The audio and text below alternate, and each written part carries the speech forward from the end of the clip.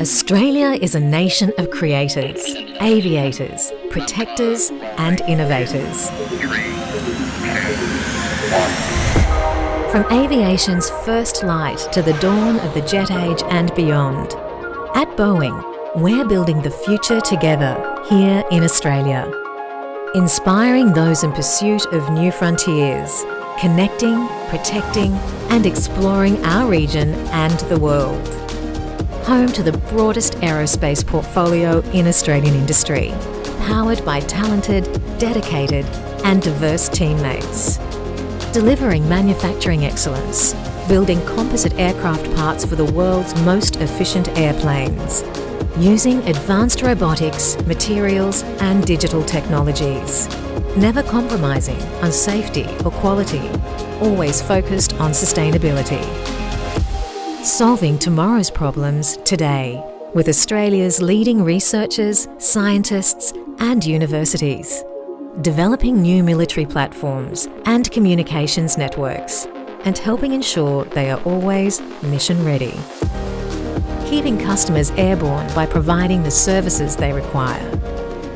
We stand shoulder to shoulder with Australians during natural disasters, on the front line and in peacetime.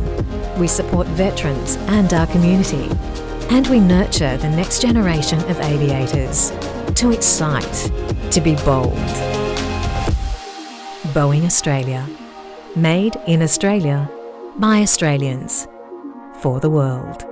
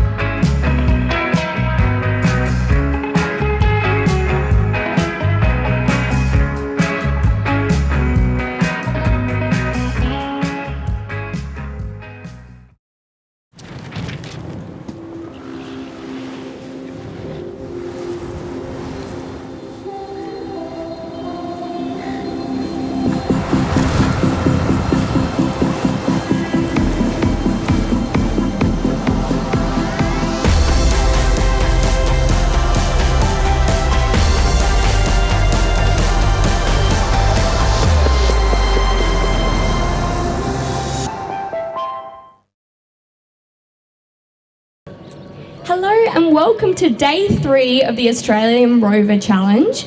We are very excited here to get into today's events. Today I am joined by Teresa and Georgia and also Grace on my right, and we will be talking you through the events of the day. Now, we would first like to acknowledge that we are on the land of the Kaurna people, and I'd like to acknowledge that the traditional owners of the land are the Kaurna people. I'd like to pay my respects to their elders, past, present and emerging. Now, I'm going to ask Teresa, what do we have in store today? So today we will be seeing the excavation and construction task sponsored by Caterpillar and the mapping and autonomous task sponsored by Boeing. Shall we have a look at the leaderboard to see where the teams are standing going into today's events? Yeah, I think that sounds like a great idea.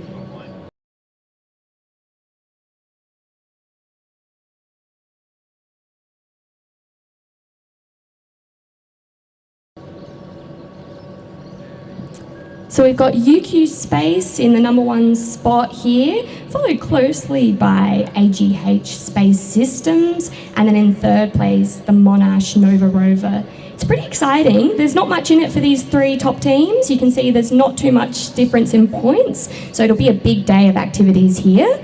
We've got a really great selection of teams today. We will be seeing 13 of those teams competing in our 2 events, and some of those events will be happening at the same time, so it's pretty exciting.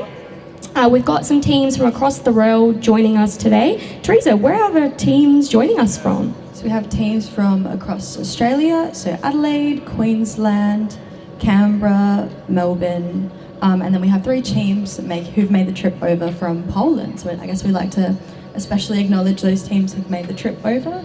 It's looking like a beautiful day here in Roseworthy, not too hot.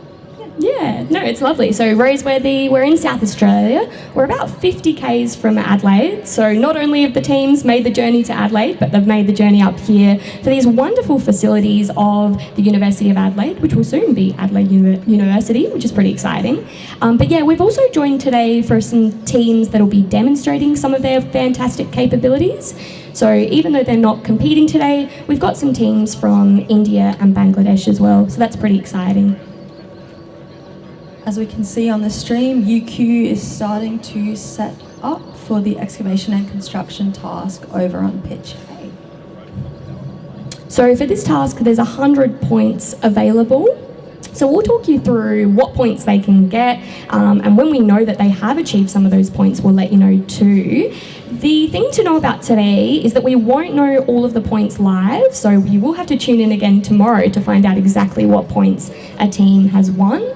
But I guess that just adds to the fun. So yeah, we're going to see what's going to happen.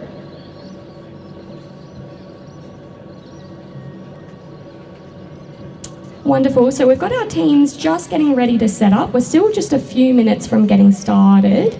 So we're going to start with the excavation activity first. And then what are we moving to next on pitch B, Teresa? We'll be moving to the mapping and autonomy task with Project Scorpio commencing at 9:15 on pitch B. As you can see on the screen there, it's 8:58 here in Adelaide. I know that there's many people joining us from across the world. So yeah, just keep note of that if you're wondering when tasks are going to start.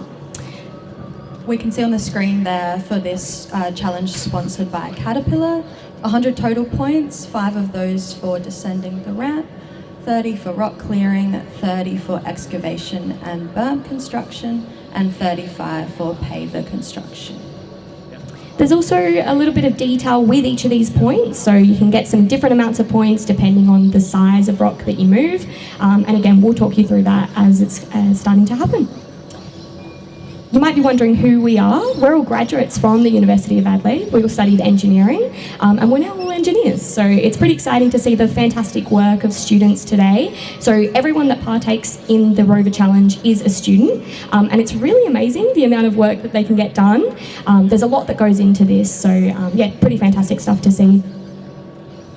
We'll also be having some interviews today, so tune in for those especially at 11 a.m. local time with the Australian Space Agency, and at 12:15 with Caterpillar, the sponsor of the excavation and construction task. Yeah, there'll be some really fantastic chats. We'll get to talk to the Australian Space Agency about Trailblazer. So if you've heard about a rover called Rover, then you might know what I'm talking about, but we'll get into that later on today. So you can see that we've got our teams. So there's a few different teams that we have competing today, but those teams are broken down into little subgroups. So there's a group of students that will be out on the field with us and they'll be watching over their rovers. But there's also a group of students that are sort of locked away. So before the challenge starts, they are able to communicate with the rover, but after that, they're locked away. So it's only the data that they're receiving directly from the rover that they'll be able to access. So I think we've got the UQ team there that we can see. You can see there's some code running, so that's always a good sign.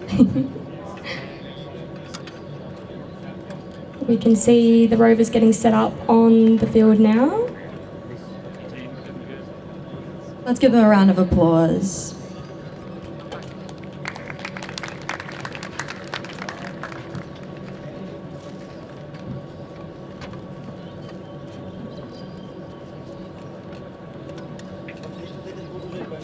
So we can see on the rover there that they have applied a digging tool. We didn't see that yesterday, so showing those capabilities of being able to switch out the payloads for the different tasks that the rovers need to achieve. This task, the excavation and construction task, is pretty exciting because there's a lot of similarities with this task and the real rover that'll be sent to the moon that Australia is building. So that's the rover, and that rover's task is to be a lunar service rover. So that's headed to the moon to pick up some regolith. So that's a fancy word for moon dust, and it'll pick up that regolith to then be put into a machine to extract oxygen. So pretty exciting. And we have movement. We see the rover descending off the ramp. So that's 5 points just for leaving the start gate and descending the lander ramp. So good to see that here.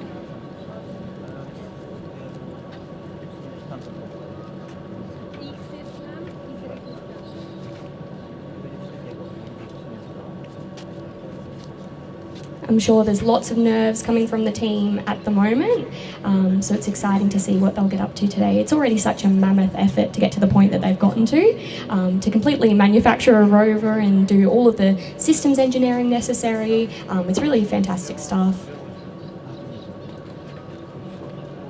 Scooping up the regolith, that looks great.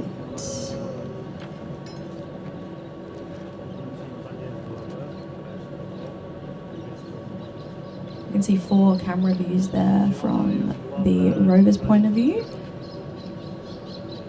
Obviously, one of the main challenges associated with deploying rovers into extraterrestrial environments is not being able to be there in person and see. So the more sensors, the more situational awareness that we can gain for these systems, the better we're going to be at achieving our tasks. This is also something that Australia is particularly pretty good at. We're obviously a pretty big country, and so it means we've got to get pretty good at remote communication. So there's a lot of those skills that some of our teams will be drawing on today, and as well some pretty fantastic abilities from our Polish teams that are competing as well. So we can see the UQ rover collecting some more regoliths. So in this task, the more regolith that you're able to collect and transport and deposit, the more points you'll get.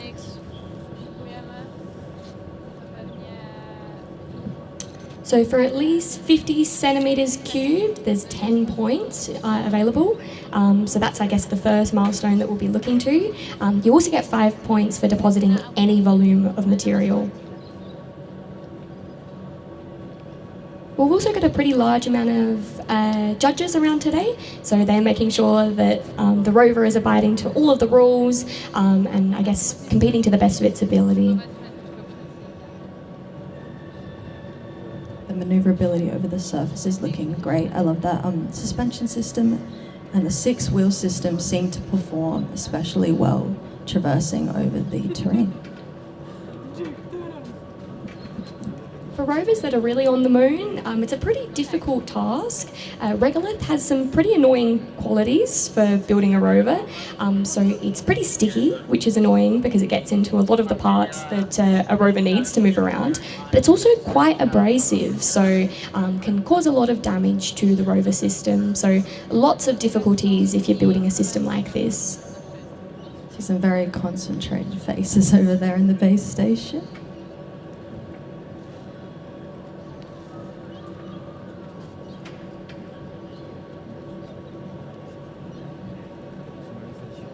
It was a great day for UQ yesterday and the day before that. They're sitting in top position at the moment, so they'll definitely be wanting a great performance today to keep that top spot. There's only about 3 or 4 points between them and second place, so yeah, it's a pretty tight competition. Looks like they're already on track to do really well in this task as well.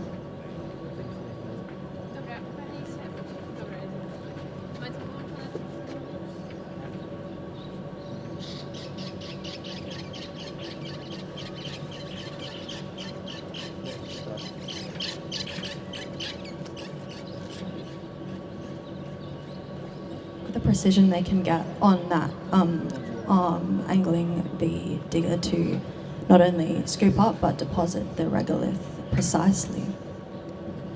And as Teresa mentioned, this is a different payload that we've got on this rover today, so pretty amazing that these rovers can really, I suppose, change shape to do the different job they need to. Yeah, it shows a really great amount of design work that needs to be done to complete this challenge.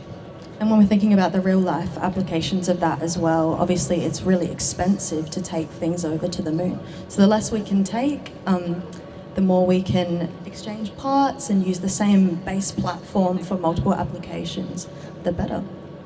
Absolutely.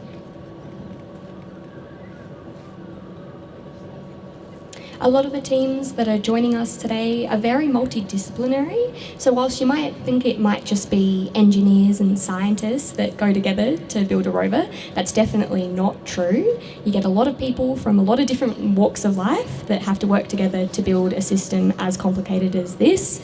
So it's really great to see the involvement of all those different students working together. What did you study at uni, Amber?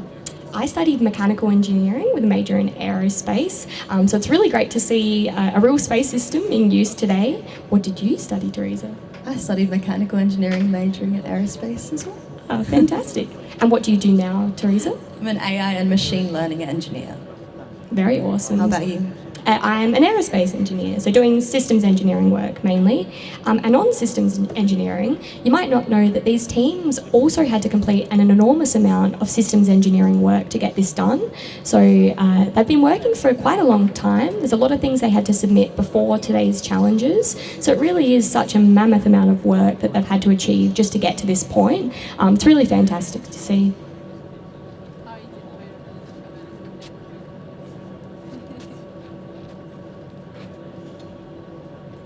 Pretty amazing to see these views from the rover itself. So this is exactly what the team will be looking at in their, I suppose, mission control. And they won't be able to see the rover actually in the field. So you want to make sure you've got cameras in pretty good spots and that they're working well. Otherwise, I suppose it would be like driving a car blindfolded. And we can also see they've placed their cameras in that elevated position across the above the rover, mitigating any potential, I guess, for regolith ingress. Teresa, I understand that last year with your honours work, you did a bit of testing on these fields. How did you find that experience? Definitely challenging. As you may know, the surface or the lunar regolith simulant is very hard to traverse, very easy to get bogged. So just to see these rovers manoeuvring so easily over the surface is a massive achievement. We can see that time on the screen now. So we've got about 30 minutes remaining. Already an enormous amount this rover has achieved. So pretty excited to see what else it can achieve in that remaining time.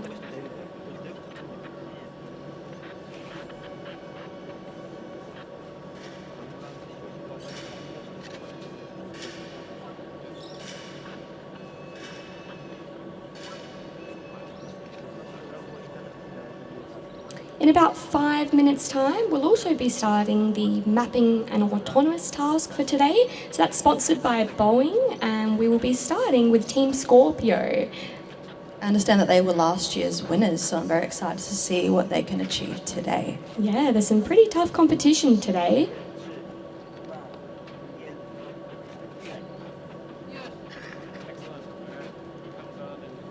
Teresa, I noticed there are some little lines on the wheels of the rover here. Do you have any ideas what they might be for? Yeah, so they're the grouses, and there's actually a lot of debate about grouser patterns. Different patterns have been applied on the Curiosity rover and the Perseverance rover used on Mars. So these patterns help us to gain traction as we're traversing across the terrain. Pretty fantastic. It's not just like designing a car for the moon. You've got to make some pretty intentional decisions about how you can build a rover to make sure it can succeed in this very specific environment. We've also seen across the past few days different means of control. So we can see here UQ is using an Xbox controller to control their rover. I've seen some joysticks. You can even interact through the user interface.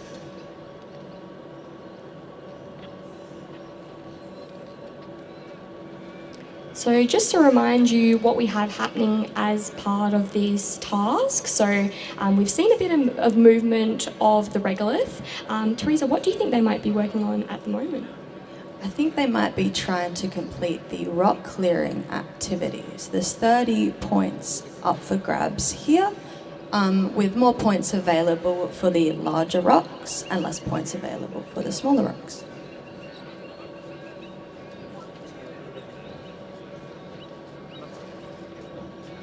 So for each small and medium-sized rock, a total of 4 points are available. We've got 2 points for moving the rock any distance from its starting position, and 2 points being awarded for placing the rock in the collection zone.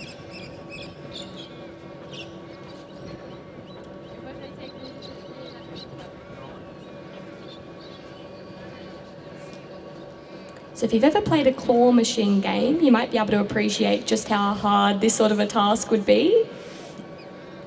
Especially when the team's not getting the same views that we are. Yeah, we're pretty lucky. We get to see exactly what's happening. I think their camera views might not be as good as ours.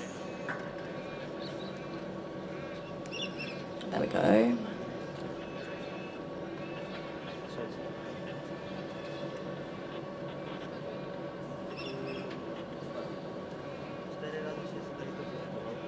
So all of the tasks that are part of the Rover Challenge are designed to sort of simulate what a real space mission would be like. There's a lot of things that a rover needs to do some really important science on the moon.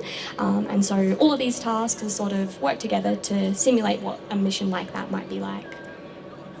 And our research has shown that regolith can actually be harnessed for its properties, even to be used as a 3D printing material.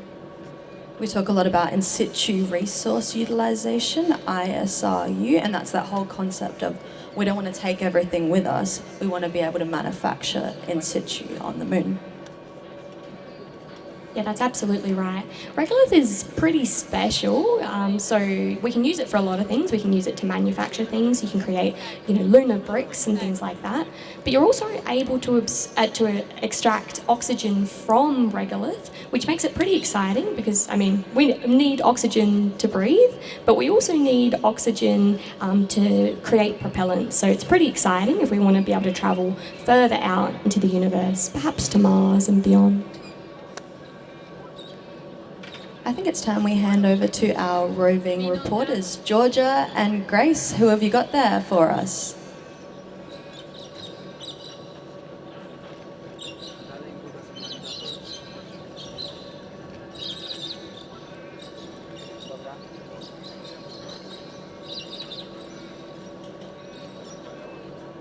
All right, might cut back to them in a few minutes.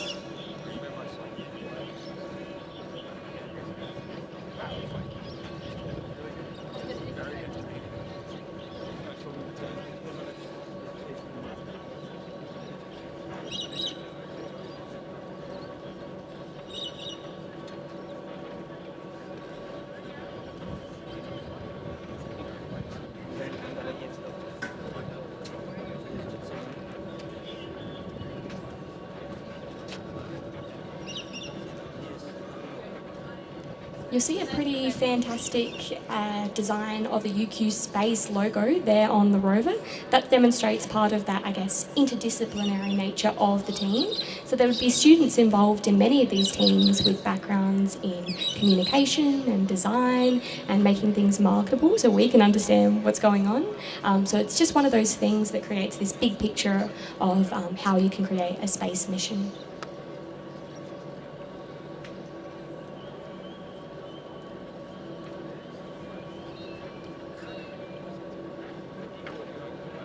Absolutely great work from the UQ team, picking up that rock and transporting it.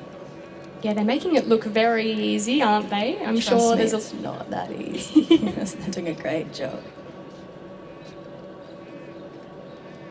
I'm sure there are some teams looking on nervously, looking at the great job they're doing.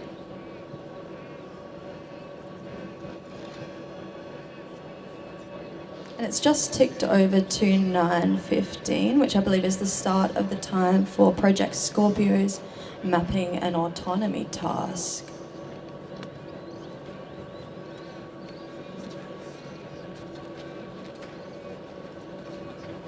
Teresa, would you be able to tell us a little bit about how you might communicate with a rover like this? Yeah, so when we go to the moon, we're not going to have Wi-Fi, right? So the teams are communicating using radio frequencies.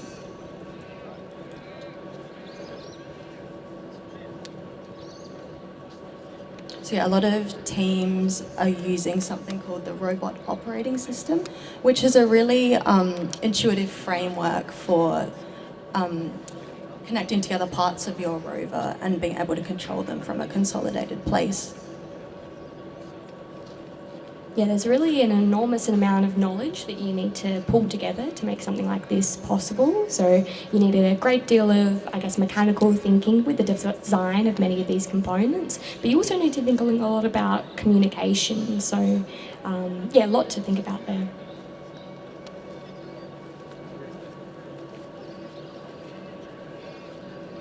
Wow, this rover just does a fantastic job at traversal. I think a lot of that would be attributed to some pretty great wheel design there, and a pretty fantastic suspension system too. I believe they're utilising a rocker bogie suspension system here.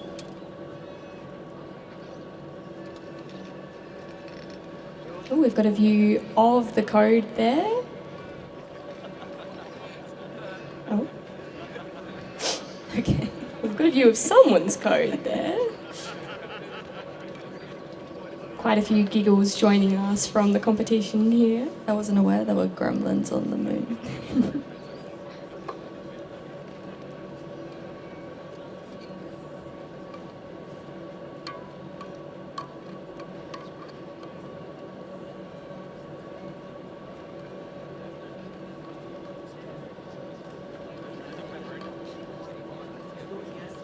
Now, I'm not sure if you can hear that over the broadcast, but we can hear the rover actually moving. It just demonstrates how hard it's working to get around. We're quite a few metres away, but we can still hear it. So, yeah, a lot going into the machinery that's making it work there.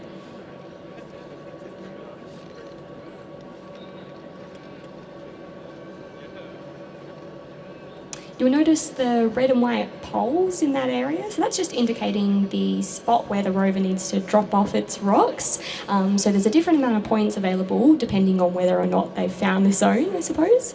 So yeah, that's part of the task as well. Nice, great job Great from job. UQ.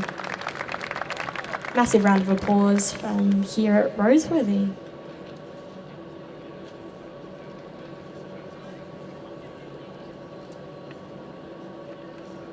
We're joined today by some onlookers in the stands, looking very excitedly at the proceedings of the day. So pretty fantastic for us to all sit here and watch these rovers get to run around on the pitch.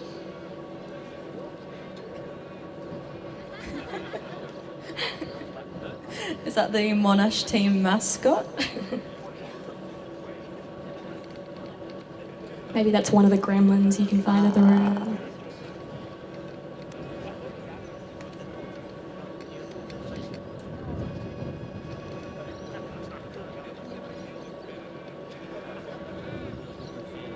It looks like they might be moving on to another activity from this task.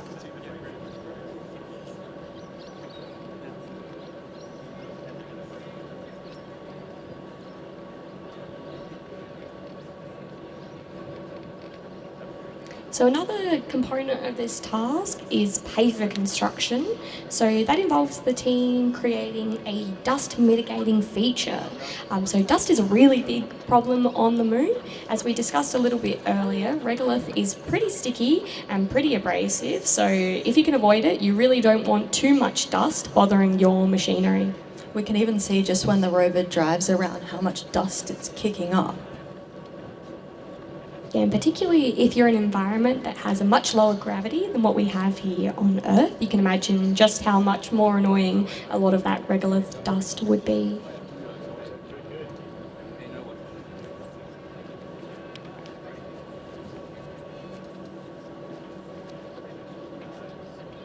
We can see over on pitch B, Project Scorpio has brought their rover out.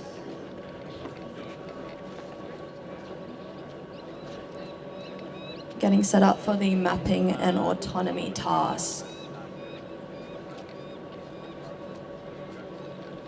So we'll notice there's a pretty different design of Project Scorpio's rover.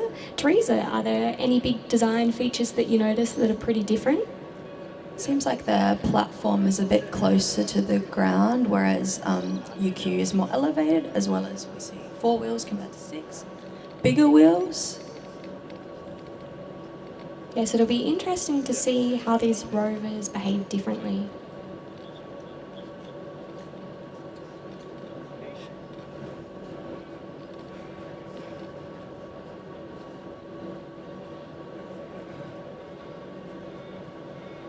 UQ really just doing a fantastic job so far.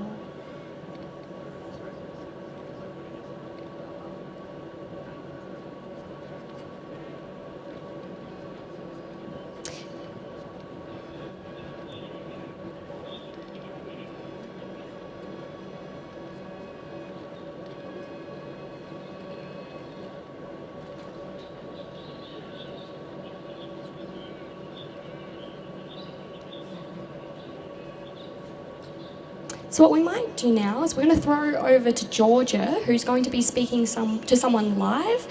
So yeah, let's throw to Georgia.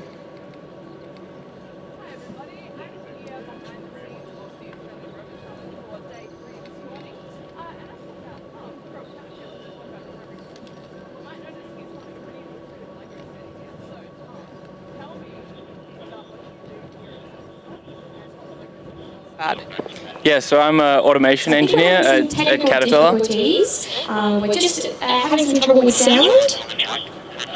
Oh, I think we're back, so we might see what Georgia has to say.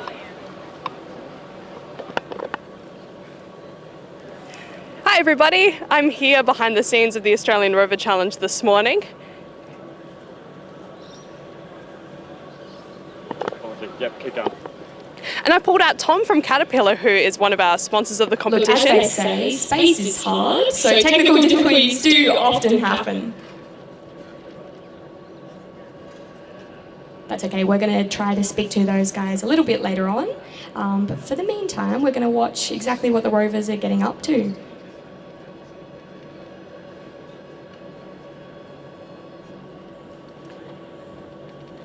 Shall we talk about what we have in store for the mapping and autonomous tasks today over on Pitch B? Yeah, sounds like a great idea. So we've also got 100 points available to complete this task, and teams have got 40 minutes to do so. So teams can compete in the autonomous phase or the non-autonomous phase, with more points available for tasks completed in the autonomous phase. So this task really just goes to show that there's a lot that we don't yet know about the moon, and I suppose this is sort of drawing upon that idea. Teresa, do you want to let us know, I guess, what the team gets before this task, and then what they're, I suppose, supposed to produce? Yeah, so as part of this task, the teams are allowed to use no prior information about the area that they'll be traversing. And throughout the challenge, they are required to autonomously traverse the area, identify objects, and then relay this information in the form of a map to the judges after. So once again, in this task, you get 5 points for leaving the start area autonomously, in this case. So we can already see that we'll be looking at that pretty shortly. And then we have activity 2, which is the autonomous landmark navigation. We then move over into the mapping task, and as a part of this activity, there's also a presentation that the teams will need to do. So they'll need to go speak to the judges and show them exactly what they've found. I suppose they'll be creating their own sort of map for the surface of our simulated moon environment. You can see the views there of the base station UQ team. They should be very proud of themselves for what they've achieved so far. Absolutely.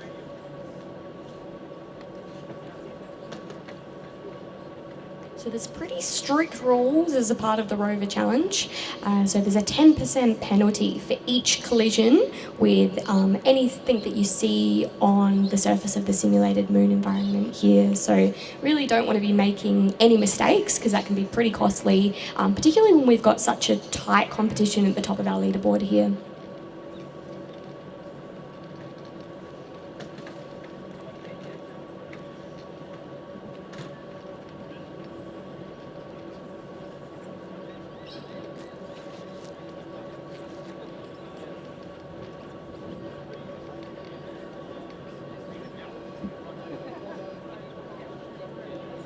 There's the Project Scorpio rover. Still waiting for them to commence the task with 28 minutes remaining. So still lots of time to achieve as many points as they can. Yeah, it is really just such a different design. So it's pretty amazing to see how, I mean, both of these teams have performed pretty well up until this point, and they've really taken such different approaches to getting there. So I guess it really goes into that piece of design, how there's many solutions to one problem. It's pretty cool stuff.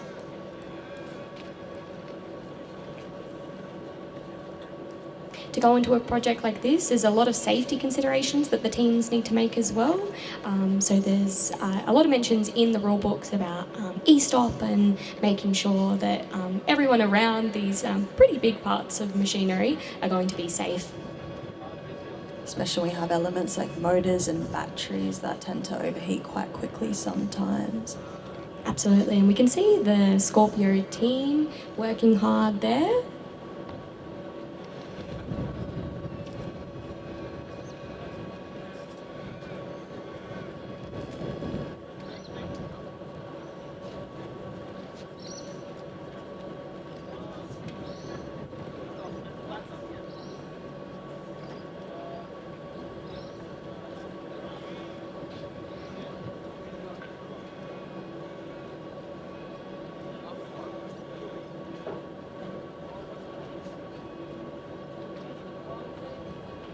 So we're hoping that we see Project Scorpio moving around pretty soon.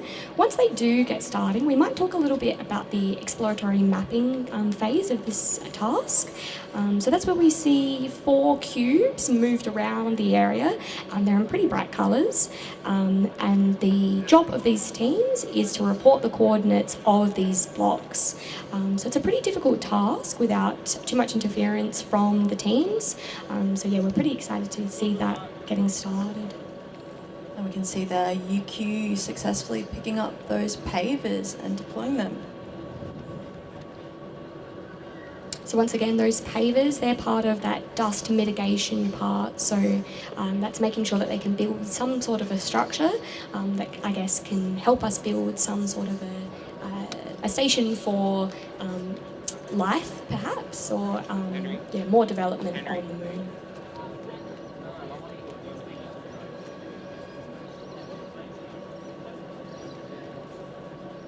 What kind of attachment do you think they're using to pick those up? Yeah, it looks like a pretty complicated piece. It's pretty amazing as well that they're using that same component that they were using earlier. So using that digger functionality, and they're also using some ability of picking up those pavers as well. So pretty clever thinking from the UQT team.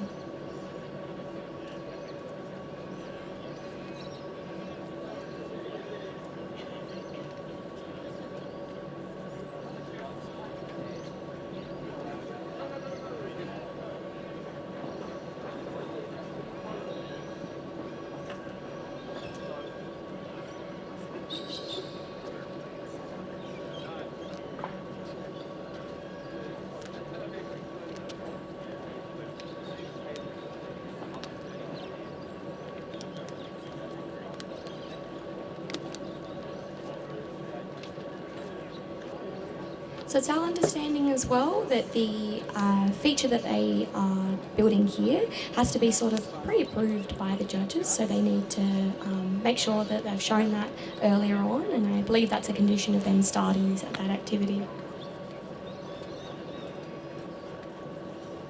You see them there using that digger tool for yet another purpose, pushing those pavers down into place.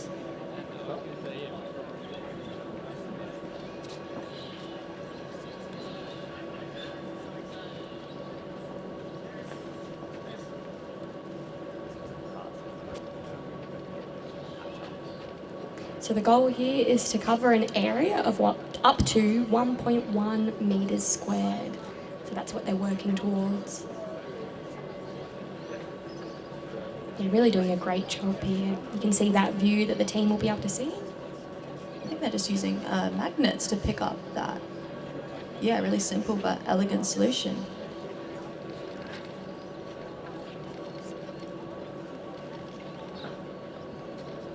You can see the rover tracks there as the rover's going up and down, dropping off these pavers. So it's something to consider as well, because that means the makeup of that area of a regular simulant will be pretty different to traverse to an area that hasn't been trodden on yet.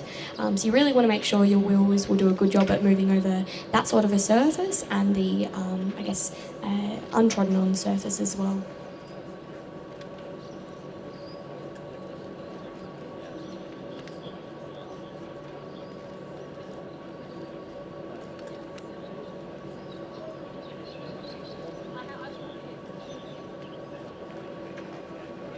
All right, so we are all ready to throw over to Georgia, who is speaking to someone live. So over to you, Georgia.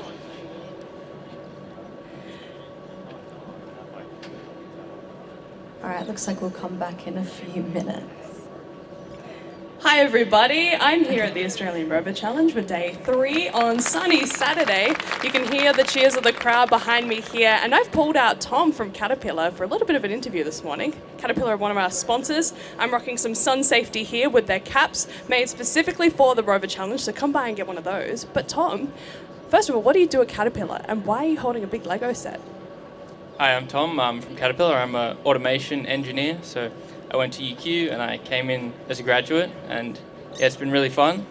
We got this NASA Lego set. Cat and NASA worked together on some pretty cool projects.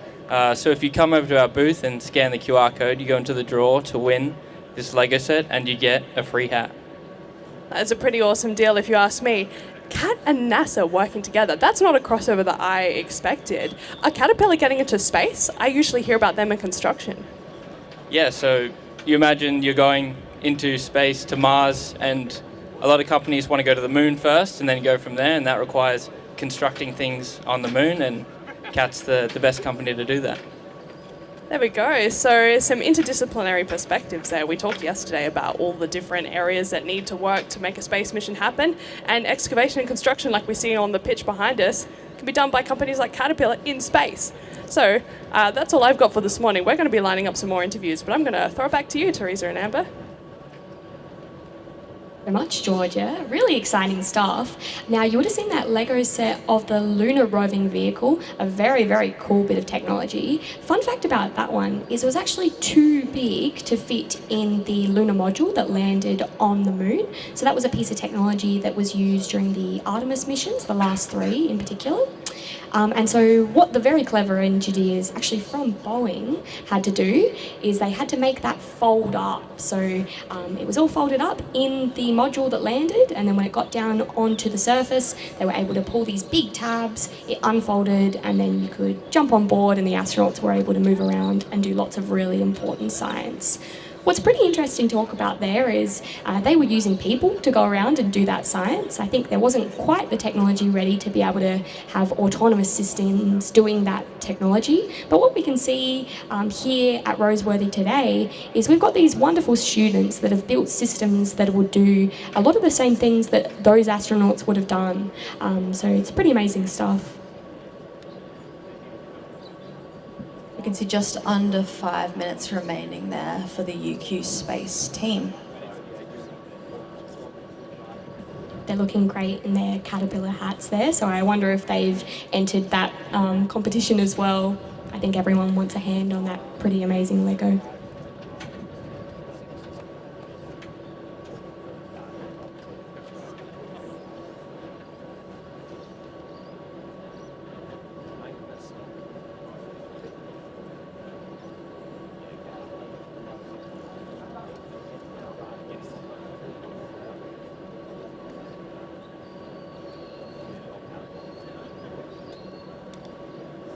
Immense amount of concentration from that UQ team there, all looking at the screen.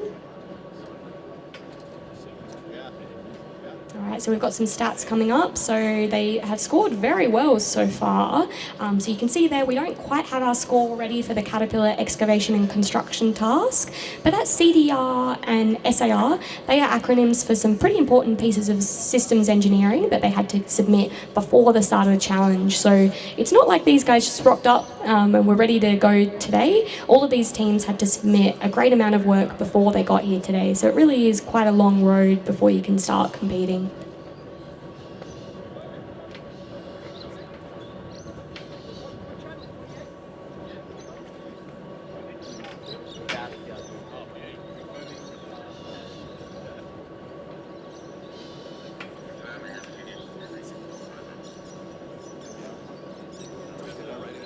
So some great work there from UQ. We can see them starting to commence their pack down procedure.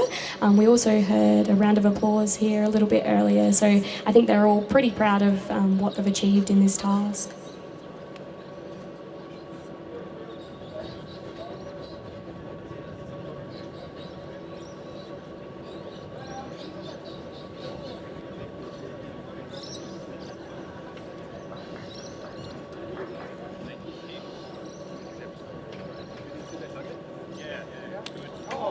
There are lots of checks that have to be done once the task is completed. There's a lot that needs to be done to work out how exactly to score this team.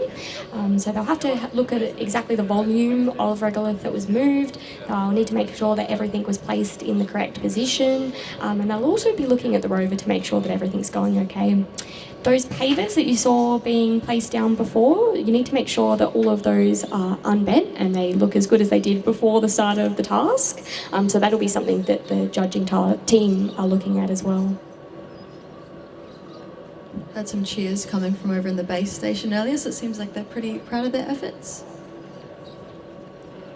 Yeah, absolutely, and they totally should be. They've done really great work.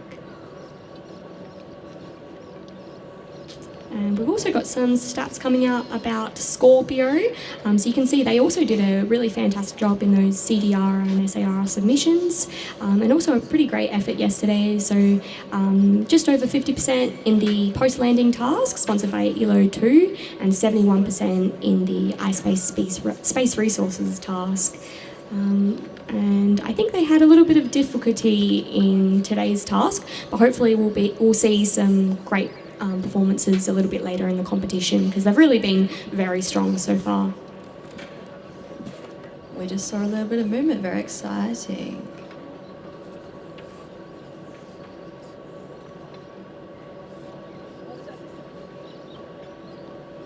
They've got an audience waiting on the edge of their seat, hoping to see them move off. Oh, we can see some movement. Obviously lots of work happening behind the scenes there. Woohoo! Great, what an achievement, just to get it up and running. It really is a very, very difficult task. Some are saying it's one of the most difficult tasks as a part of this challenge, so it's great to see some movement there.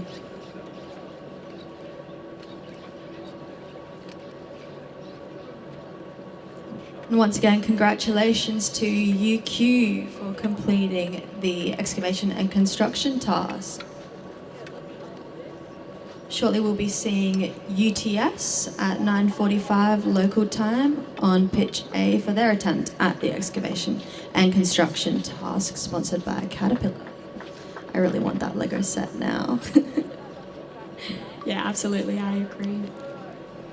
There's a lot to think about in terms of as the day moves on. So we can see now actually on the field that there's a lot of officials that are moving around, and they're actually just making sure that everything is in order. So they're re-smoothing over all that regolith and making sure everything is ready to go for the next team. They're also moving all those blocks back into their original positions, those rocks, sorry, so that they can then make their attempt of moving that into the correct zone.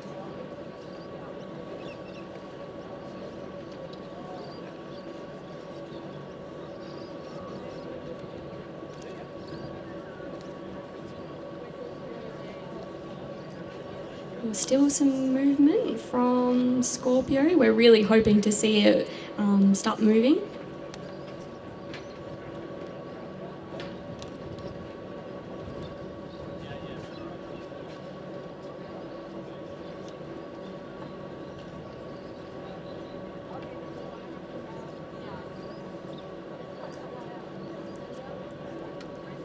So you might be wondering, well, what is the Australian Rover Challenge? What are we all doing here today? And this is a challenge that's been set up to facilitate the growth of multidisciplinary student teams within Australia. So that's something we were speaking about a little bit earlier this morning. You really need lots of different personalities together working with lots of different skill sets to make something as complicated as a rover move around on such a complicated environment. So yeah, pretty great to see. They're also wanting to provide a platform for national collaboration. So you can see all these teams, I'm sure lots of their students will be working together, and that's actually something that is encouraged. So teams actually can help each other out, which is a really great part of this challenge. Teresa, what other skills might they be learning as a part of this challenge?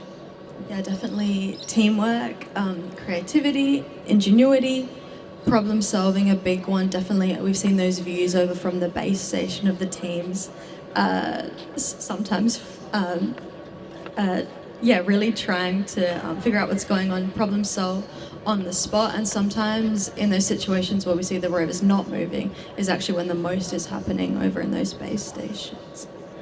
Yeah, absolutely. There would be lots of nerves when we're not seeing much movement out here, and I'm sure there's plenty of nerves when there is movement out here as well. And we're pretty lucky today. The Rover Challenge has been supported by some pretty fantastic organisations. You've heard a few of those names already, but yeah, pretty lucky. Here in Adelaide, we're supported by a really fantastic network of organisations that are working together, not just in Adelaide, all around the country, working together to build a fantastic space industry. And a big component of that is training up a future workforce. So that's exactly what activities like this are aiming to promote. And it's a great opportunity for the students who have travelled from all around Australia and the world here today to be able to network with the representatives from those companies. Yeah, absolutely. So we're pretty excited now to hand over to Grace, who is speaking to someone live. So let's throw over to Grace. Good morning, everyone. I'm excited to be with you at the Australian Rover Challenge today. Just a brief introduction of who I am. My name's Grace. I'm a recent graduate from the University of Adelaide. I studied aerospace engineering and geophysics, and I'm 3 months into my first grad position at Adelaide Airport as an aeronautical design engineer. I'm really excited to welcome Sirius from Melbourne University this morning, and so thank you for coming all the way over to Adelaide. What have been some of the challenges over the last couple of days, and what are you excited to get done this morning? Today we are not that fully prepared about the autonomous task, which is why we're currently debarking the excavation units for fully prepared for tomorrow, which is more time in terms of preparation for the last task, so sacrificing one current one which we can't get much point from to get more point from later, as a kind of time management strategy. In the meantime, we'll review something very, very funny, very, very interesting during the autonomous task. Yeah. Beautiful. And with the autonomous task coming up today, any last minute preparations happening? We'll try to give it a go, but the time is coming up soon. We'll be up like 11-ish, so we'll try our best. Yeah. Beautiful. Thank you so much, and best of luck for the rest of the day. Excellent stuff there. Thank you very much, Grace. Just a reminder as well, at 11 o'clock we'll be speaking to Aniket from the Australian Space Agency, and we'll be talking about all things Trailblazer, all things about growing a future workforce, and I suppose the agency's involvement in that. So stick around if you'd like to hear that interview. Teresa, who are we speaking to later on this afternoon? This afternoon we'll be speaking to Eric Reines, who is a program manager in Caterpillar's Automation and Autonomy division. So I'll be really excited to hear about how Caterpillar is introducing autonomy into their systems. Definitely some really cool space applications there, of course. Yeah, it's pretty exciting to hear these companies that you don't typically think of as being involved in space actually having a pretty big footprint in space. So it'll be very exciting to speak to them.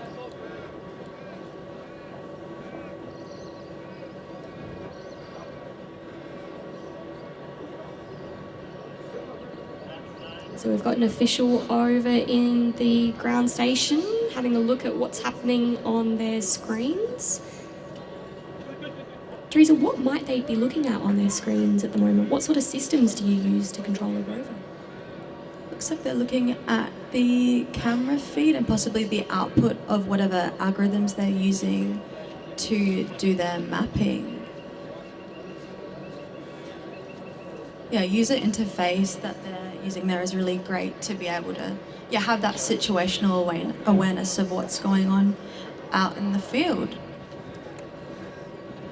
So I guess that's part of that interdisciplinary nature as well. So not only do you need clever people to, build that graphical user interface, but you also need to think about the design. You need to make sure that it's something that's readable to a team who is pretty stressed out on competition day. So there's a lot of human factors that you need to consider there. Design is very important in that component. And you need to make sure that all of your feeds are updated correctly and everything's in sync, because you don't want to be moving off of information that's incorrect, and that would be like moving a rover blindfolded, which would not be very fun. No, not at all. We did see some more movement from Project Scorpio while we were having that interview. Previously, they've got just over 7 minutes remaining in their mapping and autonomy task. So they're sitting in 4th place at the moment. Really a mammoth effort to get to the point that they've gotten to. They've got a really fantastic system, and we're hoping to see some more movement from it. There we go, and it's off. Woohoo! Got just over 6 minutes left. I think that's plenty of time to get some stuff done here, so that's pretty exciting. I guess that's that problem solving in action, as we were speaking about before. Yeah, props to the team in the base station for working through those issues. It's pretty hard to be first up in a new task, and this is a very, very difficult task, so it's already such a mammoth effort for them to just get going in this task.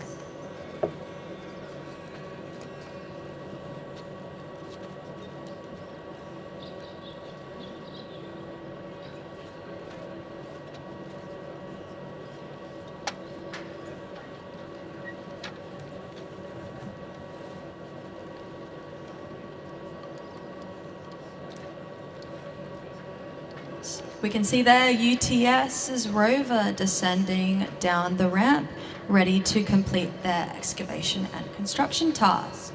Wish them the best of luck. Yeah, we can see Rocky, the rover there. I'm excited to see what it gets up to. That top-down view of the environment here lets you see all of those simulated craters. Pretty amazing to see the rovers move on those surfaces. It's pretty difficult. Oh, excellent. Big round of applause there.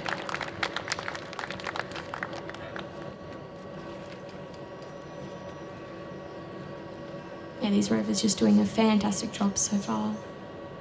I'm interested to see how they approach this task compared to UQ, especially with the paver design, because each team is allowed to approach that how they like.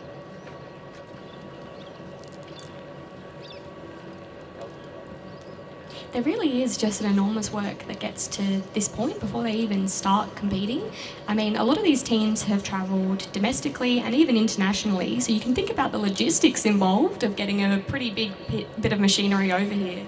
I can't even imagine trying to get through border security with a rover.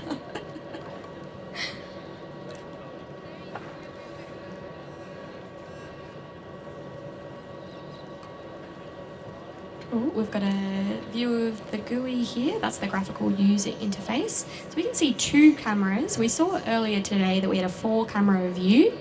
So we'll see how much we can see from there. There looks like they can see quite a bit of what's happening, which is always good.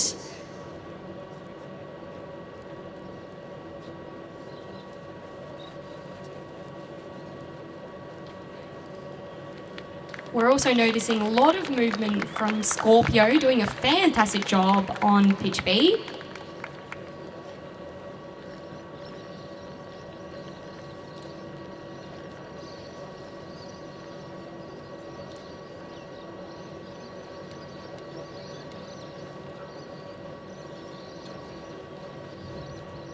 So it looks like Scorpio is moving around and scoping out the pitch, trying to complete as much of that mapping task as they can. And we're also looking at this on the screen now at the UTS Rover. We're looking at Rocky, and we can see that the payload here used to move around looks pretty different to what we saw earlier on. Sometimes teams will decide, they'll have a read of the rules early on and decide that maybe they want to design something that does one specific task very well and maybe other tasks not as well. It's all part of that, I guess, management. So it's really that trade-off of, okay, we think we could do pretty well at this, let's design something that does this really well instead of designing something that can do everything a little bit well. So it's part of that engineering trade-off mentality.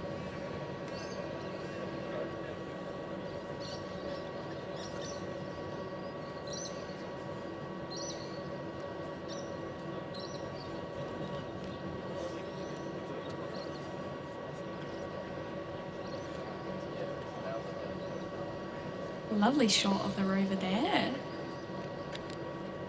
You can see some very different wheels again from the side. They're very, very thin.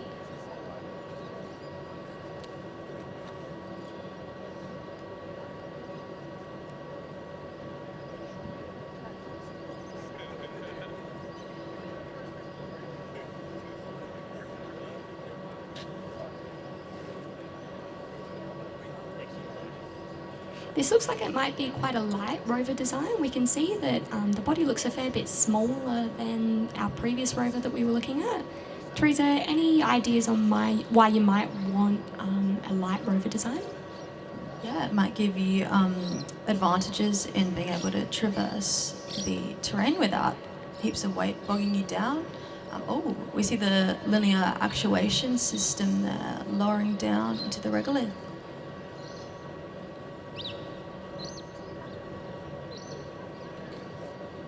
That's really cool.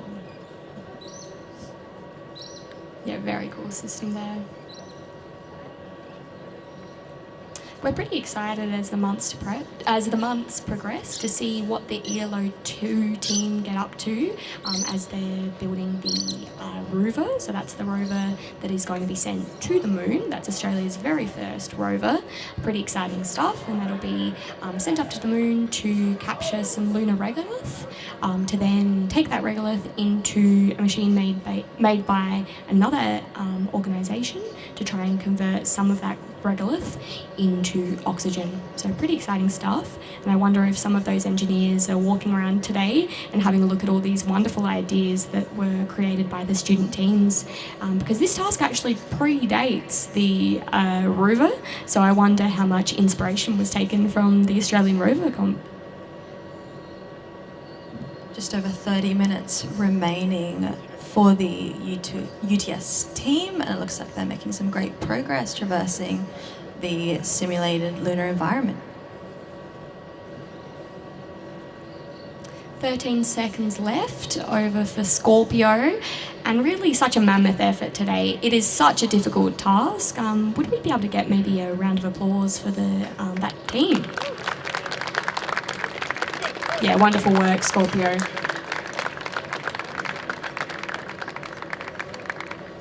So we've got the Adelaide Rover Team heading next on this activity.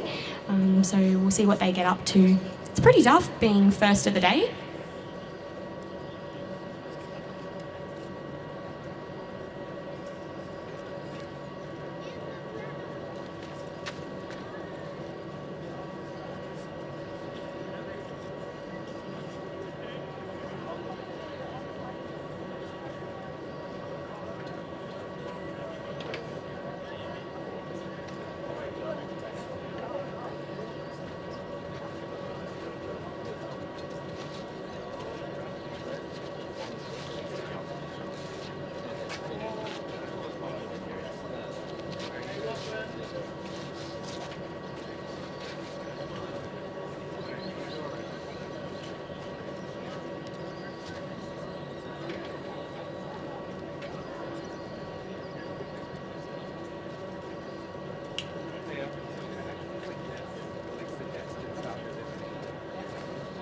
Lots of degrees of freedom of this rover here. You saw the chassis actually moving up and down as it's going through the different tasks. So I'm sure that allows the rover to approach the problem from a slightly different angle, which is sometimes exactly what you need just to get out of whatever tricky situation the rover might be. We can see now that it's moving pretty well. See where it's off to next.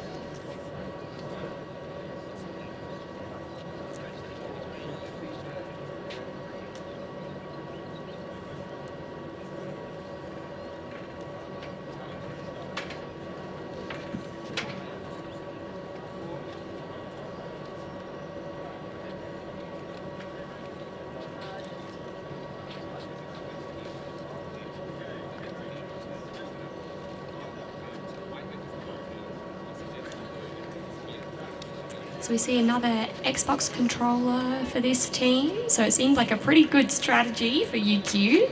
And it also looks like it's doing pretty well for UTS as well. UTS sitting in 13th position at the moment with 118.1 points. So they'd be looking to increase that at the moment. They've already gained some points just for getting started, and we've seen that they've already been moving some things around, so pretty exciting there. So there you go, you can see their scores so far coming up on the screen. So also some pretty great submissions for CDR and SAR. Had a pretty tricky post-landing activity, but scored well in the space resources task.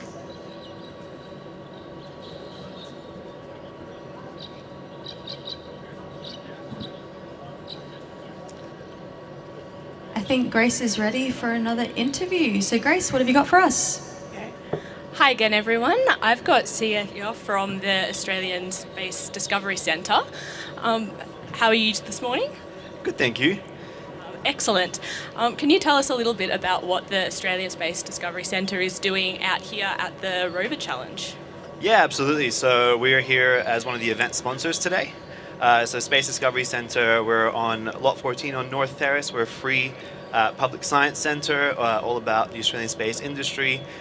So if you guys are around for the challenge for a little bit longer, definitely come visit us. Yeah. Beautiful. And the Space Discovery Centre does a lot of outreach. And is that filtering into what you're doing out here? Yeah, absolutely. So this is part of our outreach. Our main goal is to get people into the space industry, promote space careers. So absolutely one of our goals. Beautiful. And are the skills that people are learning that are participating in this challenge today, are they directly related to anything that could be used in the future to associate with the Space Centre? Absolutely. All of these skills that everyone here is developing, they're all practical skills that are really, really critical for the future space workforce. Amazing. And you have a booth inside the tent today. Are people able to come over and speak to you and the rest of the team about what's going on? Absolutely. Come to us anytime. We're all here to chat. We love chatting with everyone about space careers, where this challenge might take you in the future. So definitely come and speak to us when you have a free moment. Amazing. Thank you so much. Excellent. Thank you very much, Grace and Sia. So if you didn't catch that, the Australian Space Discovery Centre, located here in Adelaide, they're open on the weekend. So if you're visiting Adelaide and you like space, which I assume is maybe why you're here today, could be worth a visit. Lots of things to see there. Also, if you're joining us online, lots of resources online, so you can head to the website and find out more.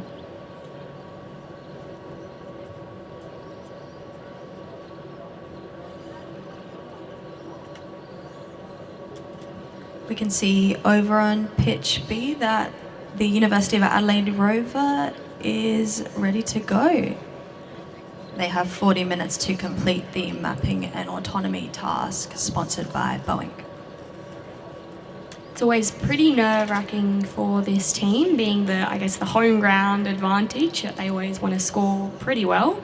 And we know that this task is pretty difficult, and so I'm sure there'd be some nervous people getting ready for this task, but I'm sure they're going to do fantastically. We've seen a complete redesign of this rover from last iterations of the challenge, so there's definitely lots to learn.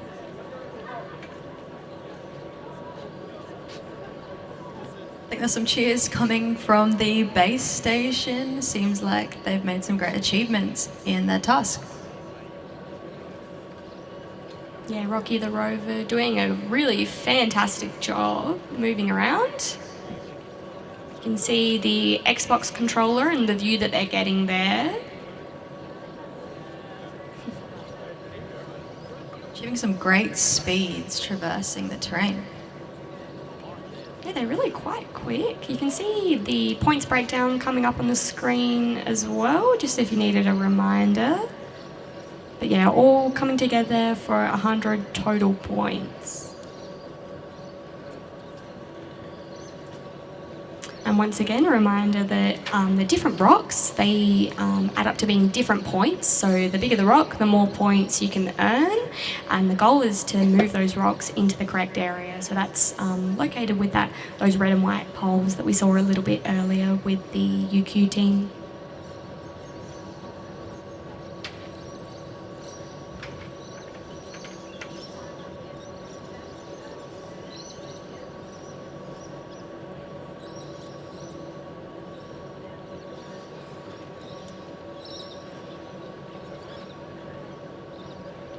Can often be a pretty difficult task for teams to decide who exactly is going to sit in that room on competition day. You can imagine that you want a team that can work really well together. Oh, we can see those rocks there. Really great view on that camera feed. So they'll now be calculating exactly the right move to make to put them in the perfect position.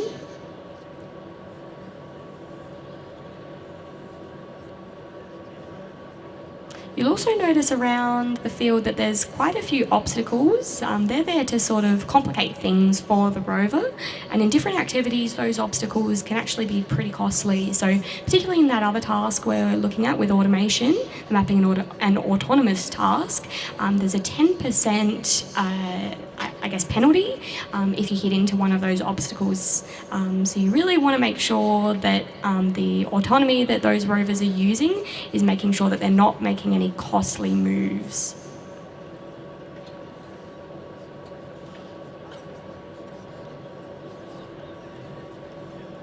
Very nice work here from UTS Rocky.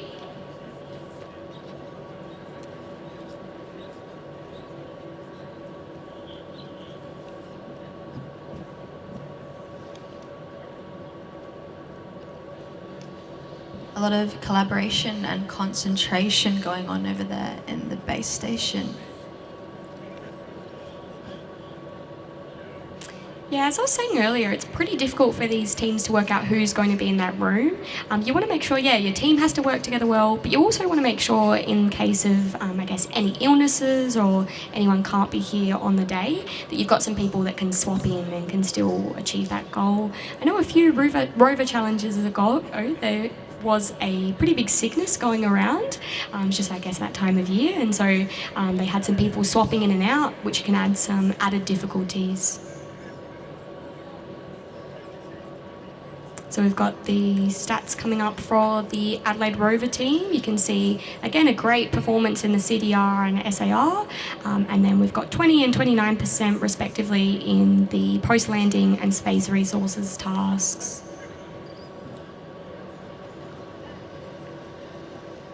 We can see over on pitch B, the Adelaide Uni rover starting to traverse across the terrain.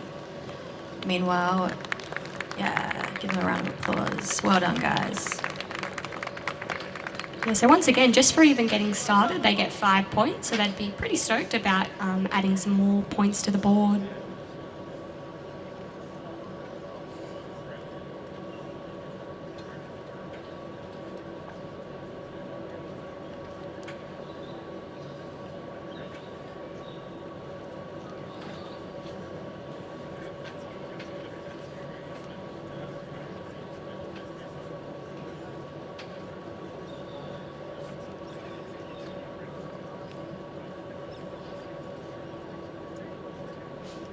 So we've not got too much movement at the moment, so I suppose the rover's thinking pretty hard about where it wants to go next.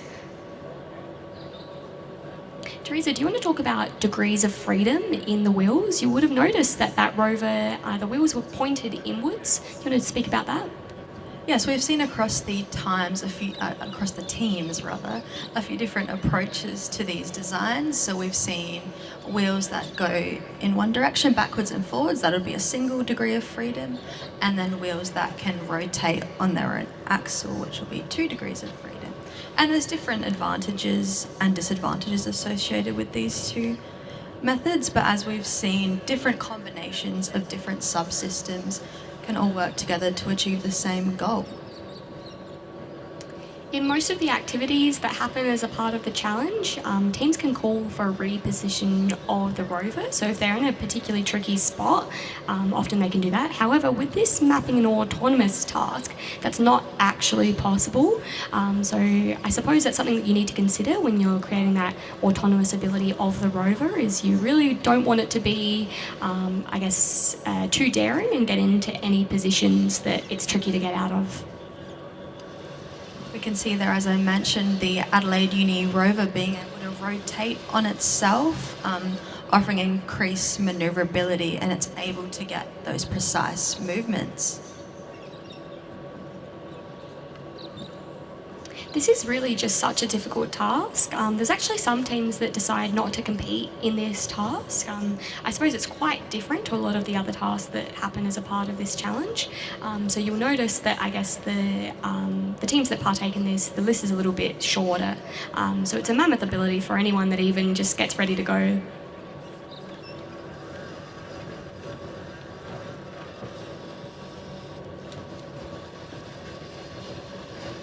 A great view there of the Adelaide Rover Team's rover moving around.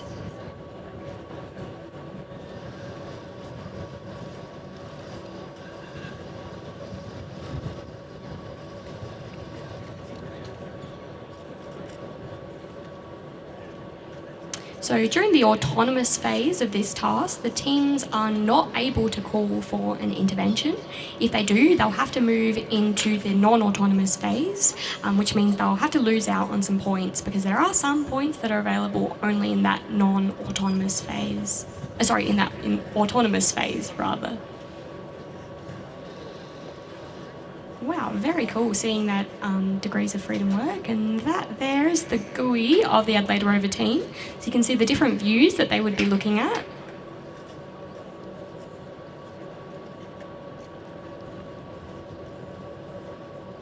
People often think that to build things to go to space, you need equipment that's pretty specialised. But in fact, often a lot of the things that we send to space are actually things that you can use typically on Earth. And we're actually looking at some movement for UTS here as well, which is pretty exciting. They're in a pretty tricky situation. You can see them there. Oh, look at all that regolith moving through the wheels.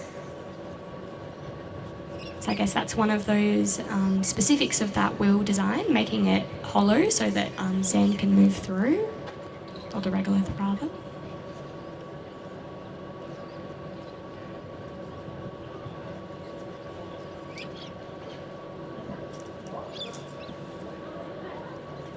I think we have another interview lined up with Grace. Let's hand over to Grace. Thanks.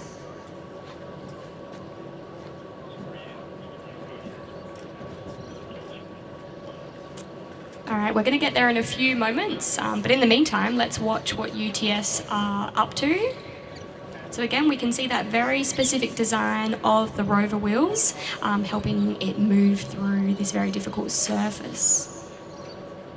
Teresa, any ideas maybe what those wheels could be manufactured from, or maybe something that you've seen in the past?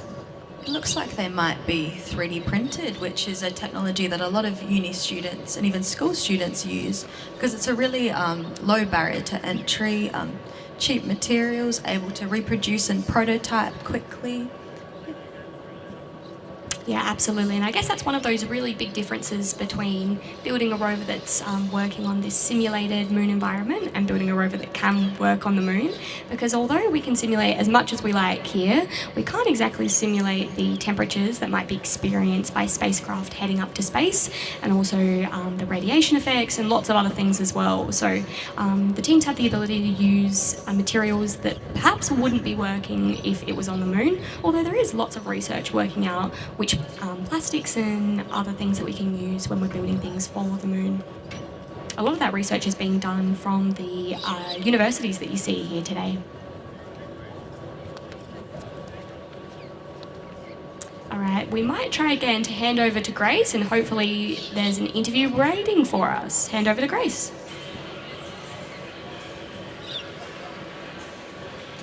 Hello, I am joining you from behind the scenes in the hustle and bustle. You can see everyone preparing for today's challenges. I'm also joined here by Don from Boeing, and he's going to tell you a little bit about what he does at Boeing, and then also about different skills and assets that students can acquire through extracurricular activities, much like what we're doing today at the Rover Challenge. So Don, can you tell us a bit about yourself? Hi there, my name is Don and I'm a system design engineer for Boeing. I studied electrical electronics engineering at UNSW and I got hired in the grad program in 2020. Beautiful. And you've got a booth here today. What are you looking for to get out of what's Boeing doing here today? What is Boeing doing here? Well, we are sponsoring the event, and I'm a representative from Boeing to come and talk to all these students and see the energy, see the drive, see the competition, and enjoy, as well as talk to them, offer them, advise them on what Boeing can offer as far as the grad program, the internship program, and how they can be beneficial, and how could Boeing be a good a pathway to them career-wise once they have graduated. Beautiful, thank you so much. We'll look forward to coming over and speaking more with you this afternoon. Thanks. Thanks, Grace and Don. That was nice to see you, Don. I actually used to work with Don at Boeing. Amber and I actually both completed internships at Boeing in our first few years of uni. Yeah, absolutely. And it's a good segue into talking about how many of these students, although they spend most of their week being a student, a lot of them are probably completing internships at space businesses around Australia, and for our international teams, perhaps around the world as well. So internships are just really such a great way for students to get hands-on experience. And competitions like this are another really fantastic way of getting involved in the industry. So it's really great to see that. There's a lot of pathways from competitions like this into internships. We know that a lot of the Premier partners actually have different opportunities available. We were having a look at the Caterpillar website a little bit earlier, who have some jobs, I think, in Brisbane and or elsewhere around Australia. And I know that Boeing has a pretty good early careers involvement, as do a lot of the other Premier partners. So lots of really great ways to get involved in the industry. And what a great opportunity for the students here today to network with those organisations, and for the organisations to see what excellent engineering those students have been doing.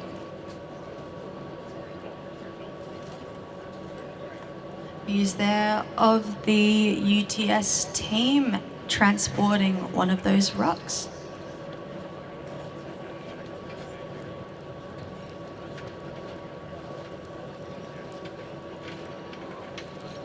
I mean, it's pretty amazing for these students to complete such big challenges. You would imagine that it's really good for these employers to see. You can see even here in this UTS rover, there's a lot of really great ingenious design that they've used to be able to get this challenge working. You can see them there approaching that red and white zone that we were speaking about earlier. So again, that's very important if you're wanting to score as many points in this challenge as possible.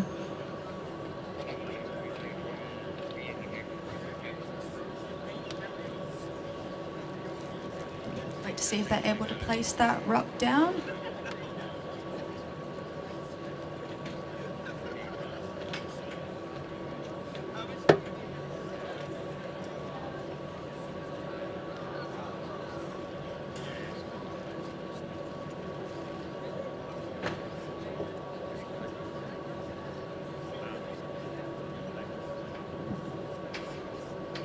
So as we mentioned before, this design is really up to the team. So we can see that the end effector that this team is using is something that looks like it's doing a pretty good job at moving those rocks. Oh, massive round of applause here. You can see as they've dropped that rock. Yeah, really fantastic work. You can see that end effector doing super well. Pretty sunny day out here in Roseworthy. Good to see people being sun safe out there as they're watching this wonderful rocky rover complete its task.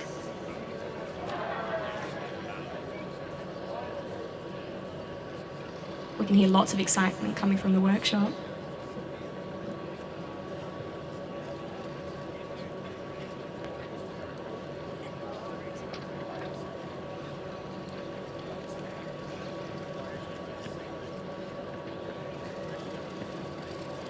You can see there one of the other teams getting ready to place their rover out on the surface to complete the next challenge.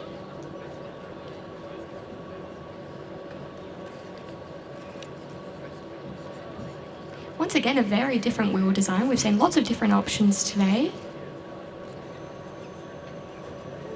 I like those orange wheels. Yeah, they look really fantastic. All of these rovers look very professional.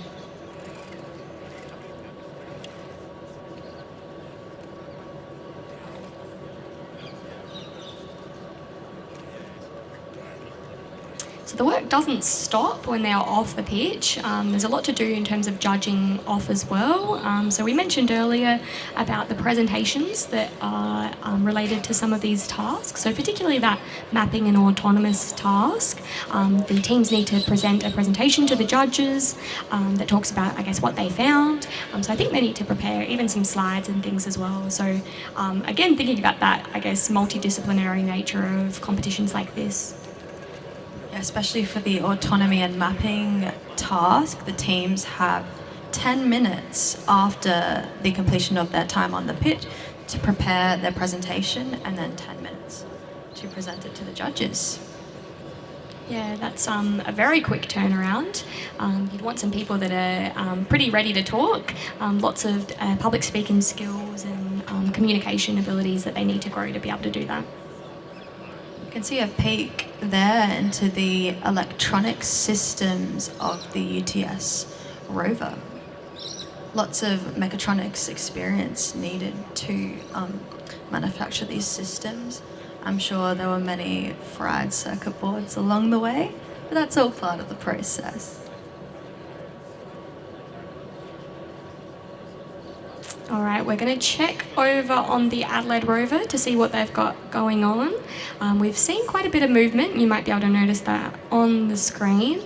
This one's, I guess, a little bit trickier to work out how they're going as it's happening, because unlike our construction task where we can see the movement of pieces, it's a little bit trickier to work out how much they've mapped correctly, but it's still pretty exciting to see them moving around.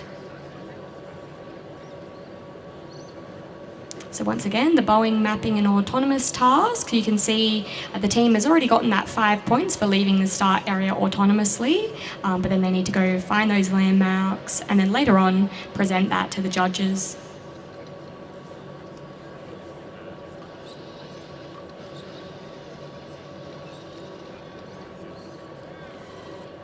Some great show of the precise movements that they're able to achieve with the system they've implemented here.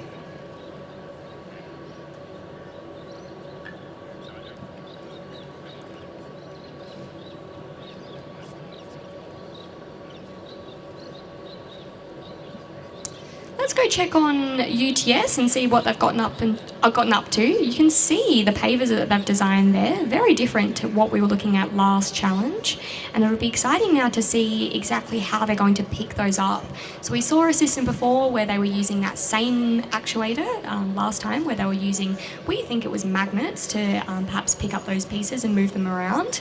And we're now going to have a look at what this end effector is going to do to pick these up. Now, Amber, it's my understanding that you know quite a lot about robotic end effectors. Can you tell me a bit more about that? Yeah, absolutely. So last year, completing my honours project, we actually designed an end effector that can be used to explore small celestial bodies. So honours projects are another example of a way that university students can get some hands-on experience. So a lot of these students might be doing undergraduate degrees, or perhaps they're doing postgraduate degrees, and they will be completing some practicals and things as part of their degree. But often as they head towards their capstone courses, they can complete something that's a little bit longer and they can achieve a bit more in that time. So for me at the University of Adelaide, that was creating an end effector, which was pretty exciting stuff, and I'm sure lots of the students here today are also working on capstone projects where they're completing some pretty cool stuff. Perhaps for some of them the Rover Challenge might actually be part of their capstone course. I'm not sure, but that's pretty common in a lot of these student competitions. Yeah, sometimes it's not until you're working in a project with a whole team of people, multidisciplinary environment, that you get that real learning, those real learnings. Teresa, would you be able to tell me a little bit about your work last year as a part of your capstone project? It had a lot to do with what's happening today, actually.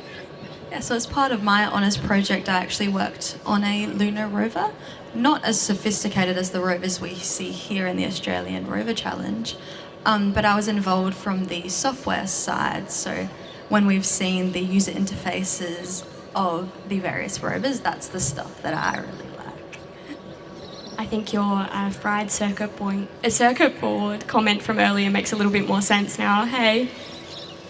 Oh wow, we can see this movement here. Oh, looks like a pretty cool system that they're using here. We can see some zip ties, we see some core flute pieces. Oh, very clever. So now they've grabbed onto that one, and perhaps they're going to attempt to drag that over to the correct location. Let's see how they go.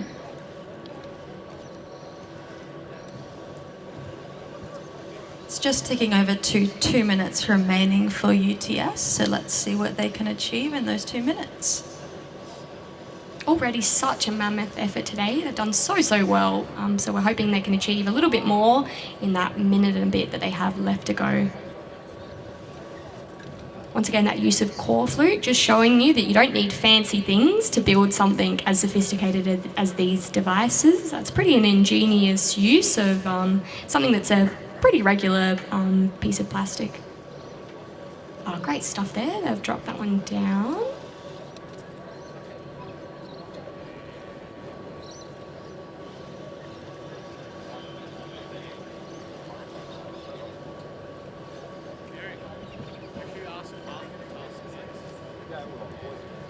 We can see part of the team of UTS there. They'd be watching on at that rover.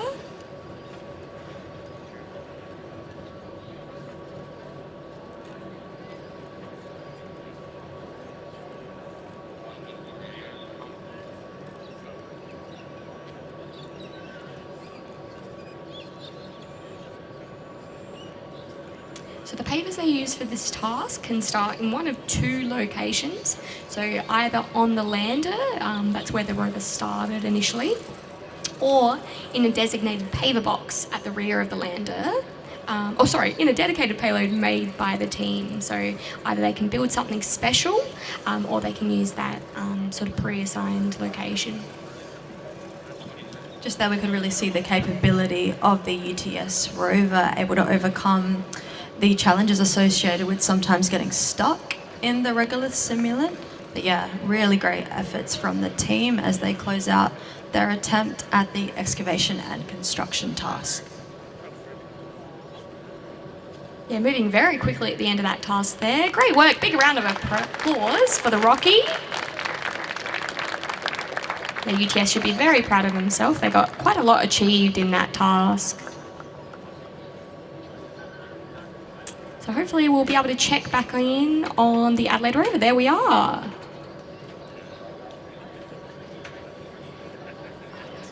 But we're not there quite yet. We're looking at the pack-up of UTS, and there we are, Adelaide rover. With those multiple degrees of freedom on the wheels there. You can see some of those markers in the background as well. I'm sure that's something that the rover is using lots of to be able to orient itself.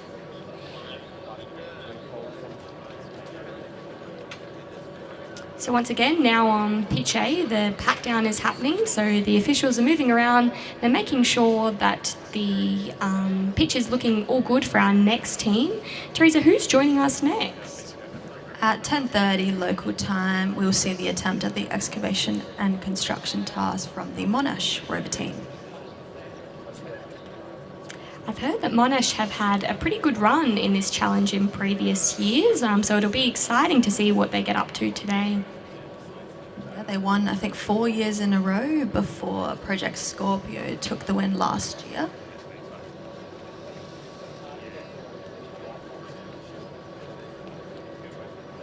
They're sitting in third place at the moment today, so they'll be pretty eager to get some points on the board to see if they can move up higher on that leaderboard.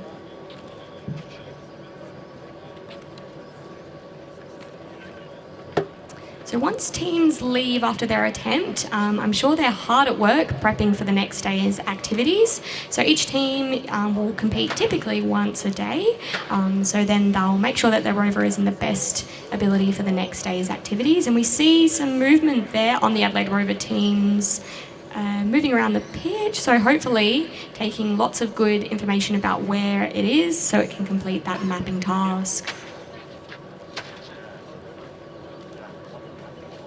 Really a very sophisticated design there, looking great.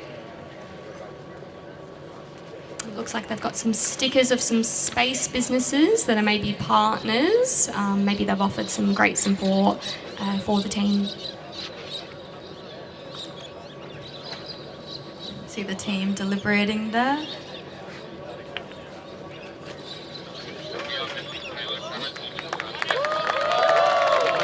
Round of applause for the Monash Rover as it comes out onto the pitch. Sounds like they've got a great amount of support here at Roseworthy today.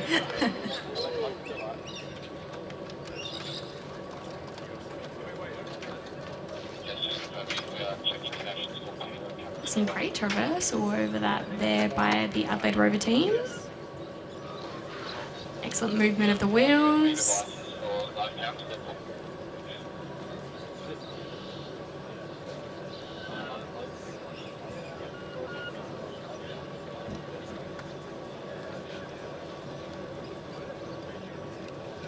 Able to get some really nice traction over that terrain with their wheel design and suspension system. I understand they've moved from a 6-wheel to a 4-wheel design this year. Yeah, and it looks like it's performing pretty well so far, so I'm sure they're all pretty pleased with that decision. Lots of deliberation happening there. It would definitely be a very tricky task, as for a great deal of it, you're just having to sit there and watch and hope for the best.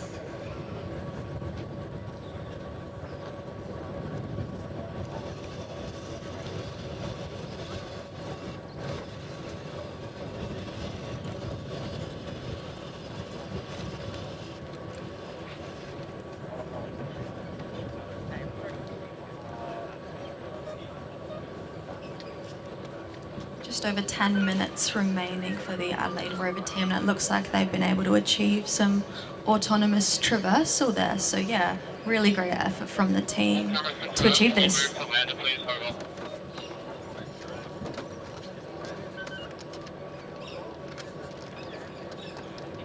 So a reminder of what points they're working towards in this task. So for 30 points, we have the autonomous landmark navigation. So before starting the comp, the teams, we've got a big round of applause as the Monash Nova Rover starts to take its position. An enormous amount of support coming here from the crowd. And we can see it looks like they're following a similar approach to UQ with that digger end effector, perhaps taking some inspiration from our sponsor Caterpillar.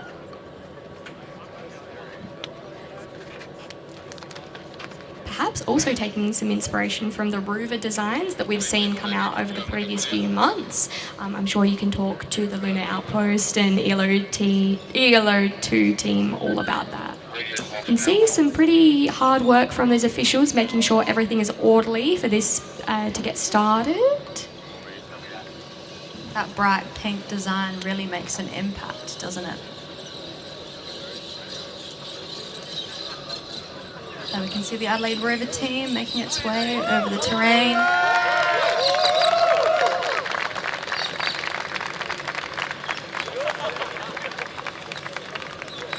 As we see the Monash rover start to descend down the ramp and make its start on the excavation and construction task.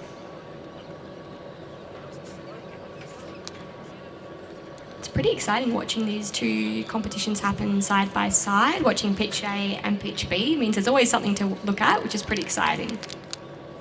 So just a reminder, once you're off of that lander, that's 5 points added to the scoreboard. So pretty exciting even in those first few moments of the challenge. And once again, 40 minutes for these activities. All right, 5 points. Great work, Monash. Some great fanfare happening. So once again, they are aiming to complete the rock clearing, excavation and berm construction and paver construction. So let's see what they attempt first. It's also pretty interesting to see how each of the universities treats these sort of extracurricular activities differently. I know for many universities that for students this is their main way of getting hands-on experience, so there might be a pretty strong focus on activities like this, whereas for other universities perhaps they've got it embedded into subjects and things like that. So there's always a pretty different approach from the different universities. See some insight into the Monash base station. There are lots of camera views helping them to gain awareness of what's going on out here on the pitch.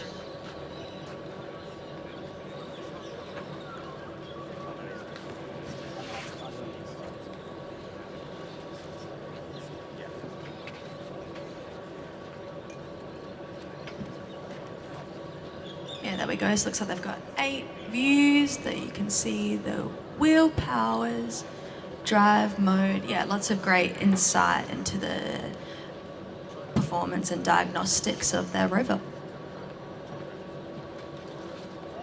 Yeah, fantastic views that we can see there. There's some excitement.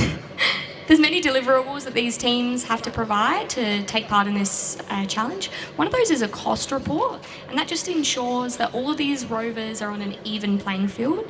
So each rover has to be $35,000 or less, and that's everything that's required to operate or field the rover. So it's pretty nice to make sure that all of these rovers are on an even playing field. Yeah, great stuff there. Now we can see them able to successfully pick up that regolith and start transporting it over to the deposit area. Yeah, we're hoping you can hear the fans at home as well, because there's some great noise from the supporters for the teams here.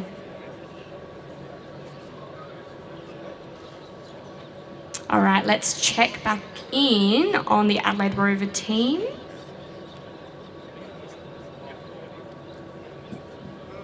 So just over 5 minutes remaining there. I wonder if the team at the back are getting ready for their presentation. A massive round of applause for that movement again.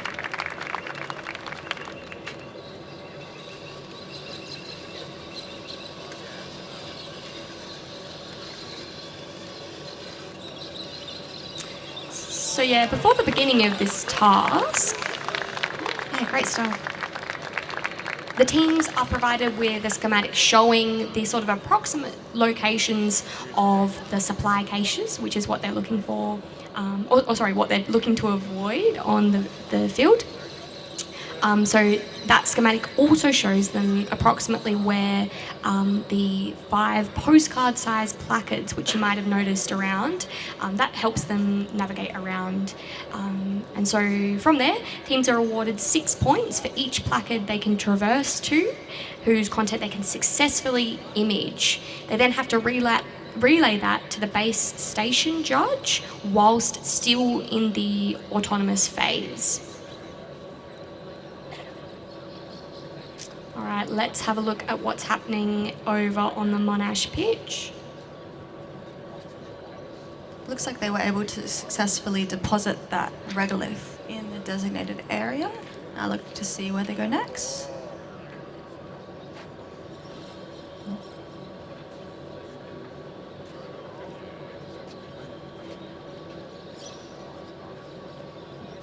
You see that fantastic pink design of this rover.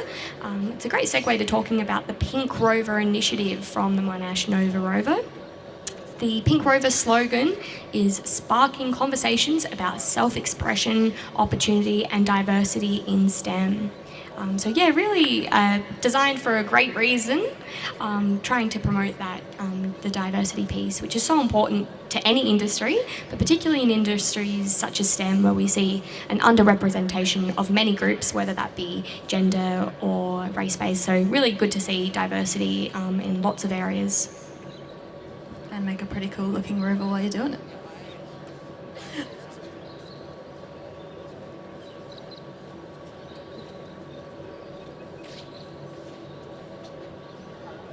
Great job from the Monash rover once again, able to successfully depositing that regolith. You can see that end effector there, it's very sophisticated. You can see there's two components that can move there, allows for a really great way of depositing that regolith into the location that's set out by those red and white poles. So there are two different zones that we can see on the pitch. One where the rovers have to move the rocks that we spoke about earlier, and one where they have to move as much sand as possible. The more sand, the more points, and you get a few points just for putting any amount of sand in that location.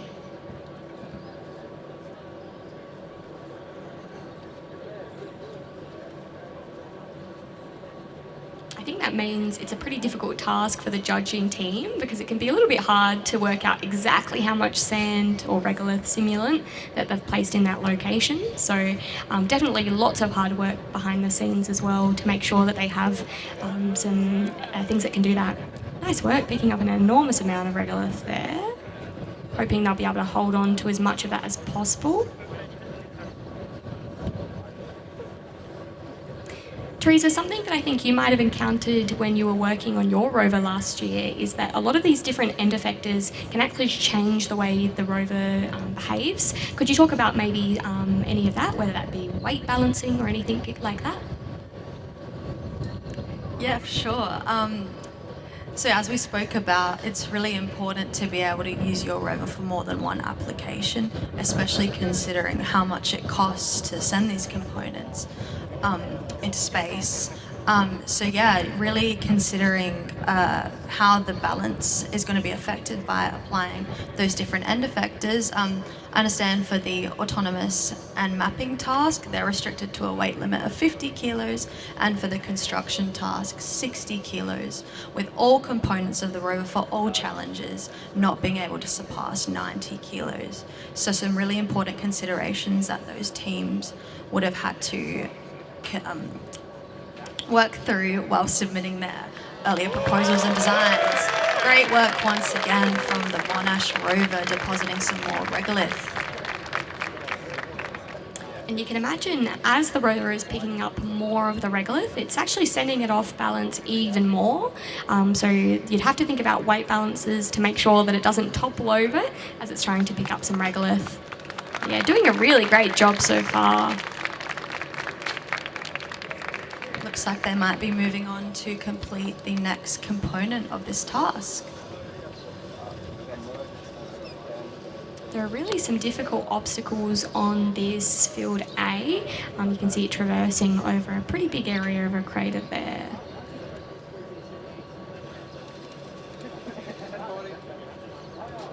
Let's have a look how the Adelaide Rover Team is going over on pitch B for the mapping and autonomous task. Looks like their time is up, so a round of applause for the Adelaide Rover Team for their attempt at this very difficult task.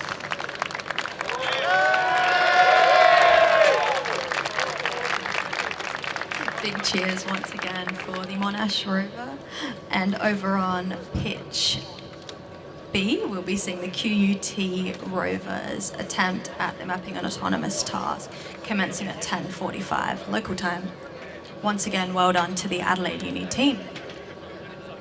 All right, we are going to move over back into pitch A. We can see the Monash Nova rover moving out of that crater now. Really some very difficult traversal there. Does look pretty fantastic in that pink colour, hey? Even the wheels are coloured pink.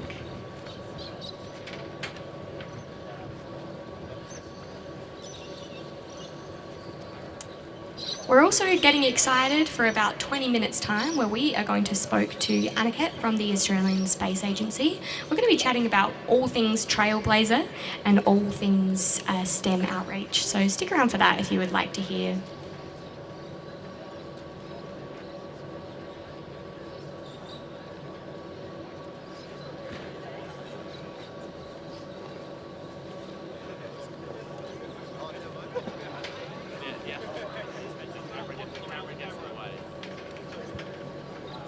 Yeah, we can see the Nova rover attempting to pick up a rock that's actually coloured a pretty similar colour to the rover itself, so that's pretty cool.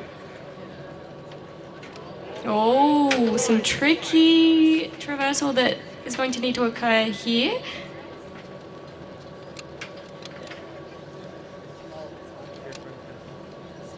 Just seeing how much interaction between these systems must be going on behind the scenes. A lot of efforts from the mechatronics engineers to the mechanical engineers to the software engineers. Huge effort just for them to get to this stage.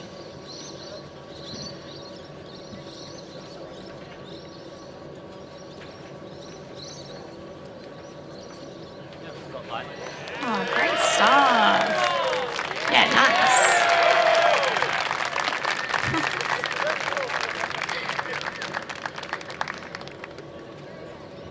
I think we might need to interview some members of the Monash Rover Team to figure out what's going on over there in the stands.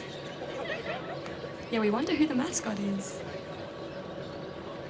Just a reminder that whilst Monash is completing this task, behind the scenes, the Adelaide Rover Team is probably very furiously working on their presentation to the judges. That's something that Scorpio would have conducted earlier on today as well. So really lots of hard work happening behind the scenes. Looks like they're making their way over to the area where they're required to deposit that rock that they just picked up.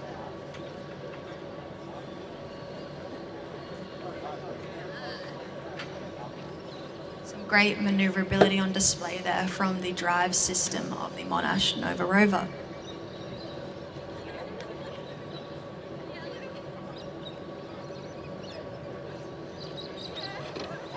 Fantastic. As Amber said, those two components of that end effector working together to effectively drop that rock down. Yeah, really some great stuff there by the Monash team.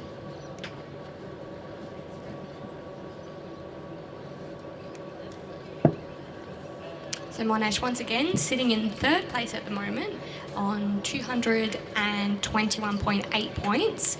We saw earlier today UQ Space, which are currently in first position, doing a really great job of this challenge. So I'm sure all of the Monash supporters will be wanting to make sure that this goes super well so they can try and catch up to that second place and later that first place position.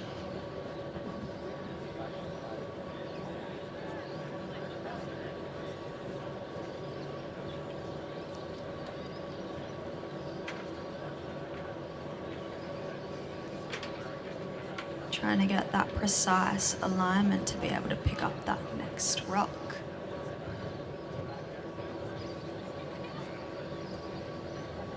We've got just under 1 minute left also to see the QUT team commence their mapping and autonomous task over on pitch B. Very nice, Monash managed to pick up another rock.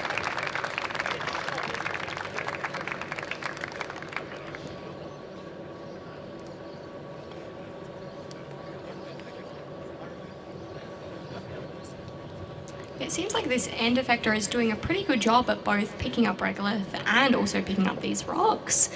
So it seems like they've made a pretty good decision there.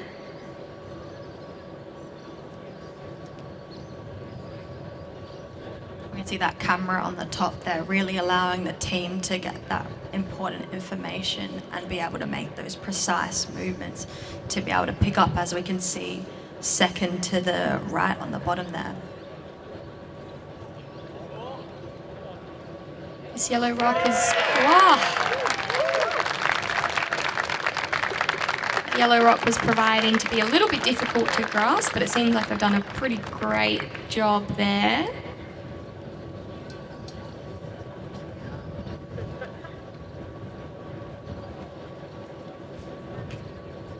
So we're excited in a few minutes to see QT head over onto pitch B.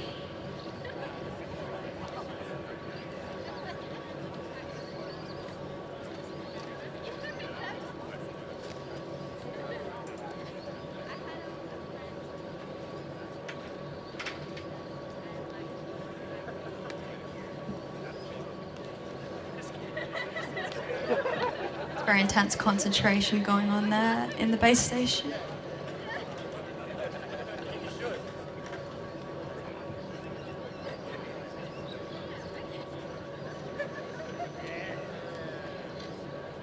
Very nice.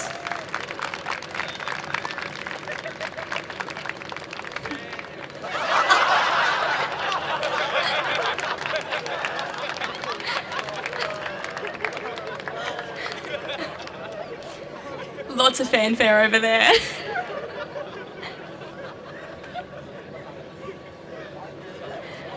Really great to see so many fans out here for Monash and for all of the teams. It's really exciting to see.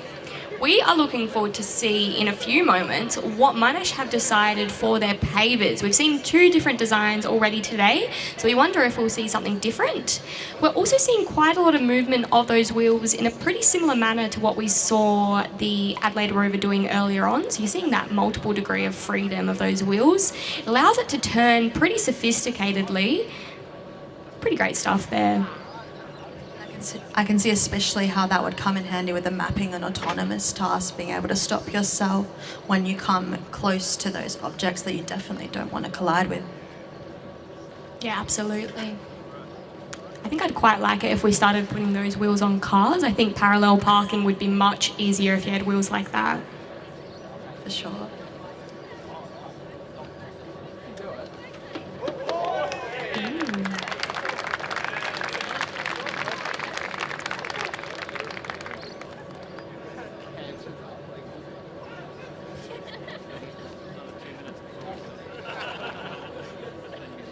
It looks like we've also got an Xbox controller in there as well. So it looks like all 3 teams today have been using an Xbox controller to move around their rover.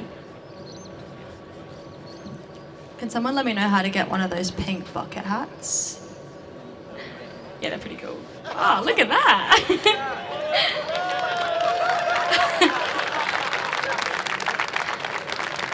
Oh, I think Monash are having so much fun out here. I wonder if there's any pink 3D printing filament left in Australia.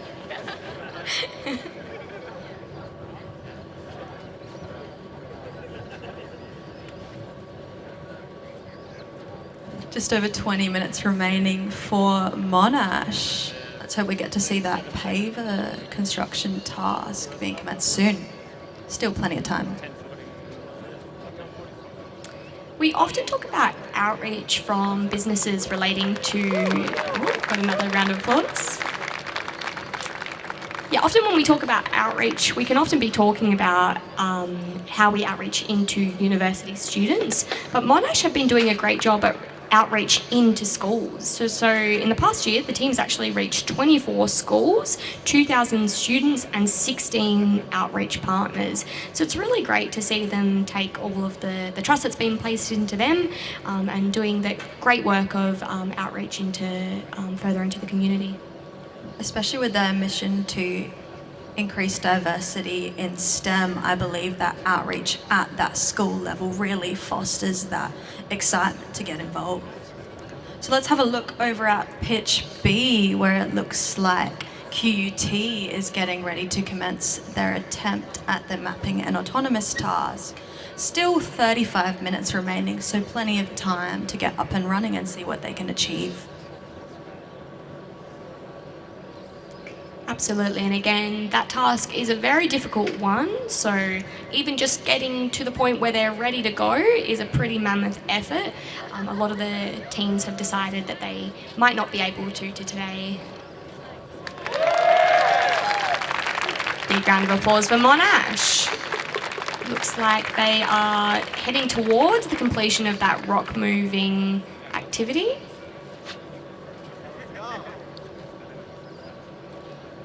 Great on the spot turning, pretty fantastic stuff.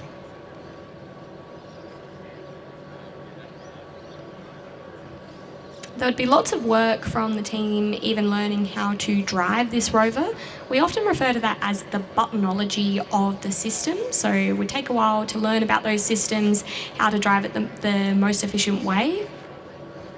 You also want to consider implementing as much redundancy as you can when you're in a stressful environment like this, being able to use the most intuitive means of controlling your rover, and that plays into the user interface design as well. You want to be able to have all those views and all that data available at the ready so you can be able to quickly diagnose and hopefully solve any problems you encounter in these very short amount of times to complete these tasks.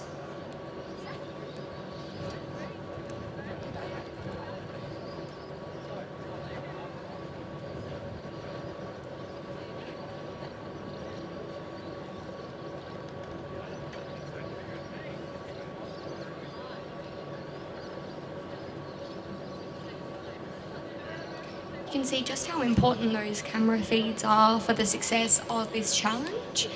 That's also the case when we're heading to space. Perhaps you've heard of satellites taking selfies or something silly like that. There's actually a really great scientific reason that satellites will have cameras of the self view of them. So when we're talking about satellites, that's really helpful in working out if a satellite has sustained any damage, so that they can make the best decisions about how they move forward with a mission. And that's obviously also very important for rovers that are exploring other terrains out in space. You need lots of great cameras to make sure you can work out you're in the right position and moving exactly where you need to go.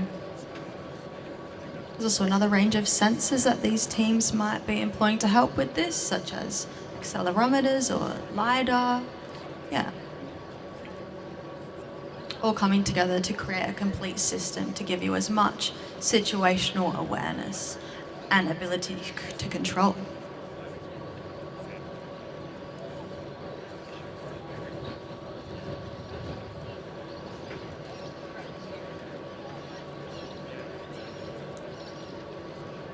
Looks like this rover might be gearing up to start the paver component of this challenge. We'll see where it's headed next.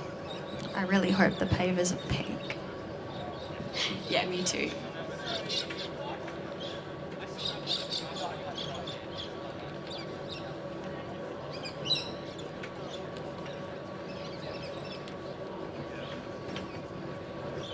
So we see another end effector here that's starting to attempt the rover component of this, the paver component of this challenge. So once again, this was creating a dust mitigation component. There's lots of excitement from the crowd here. We see lots of them moving towards the field to see if they can get a better view of what's going on.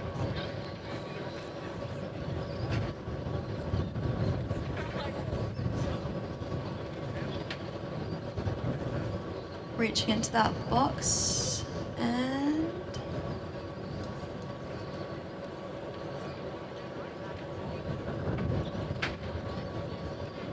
the suspense is building.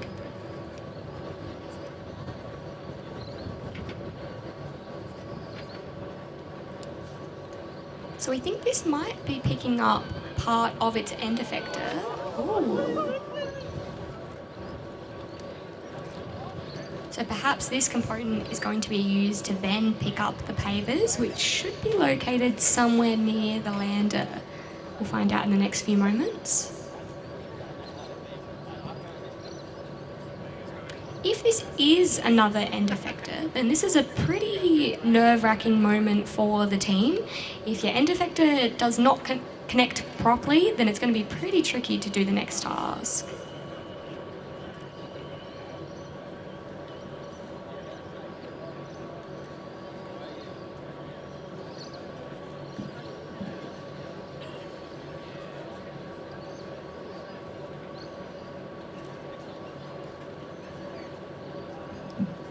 Once again, the point of view of the rover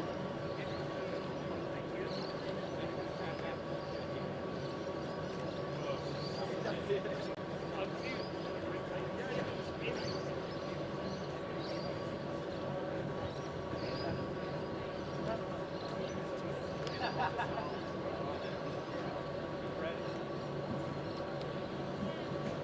can see there many of the partners of the Monash Nova rover on the side of that rover there.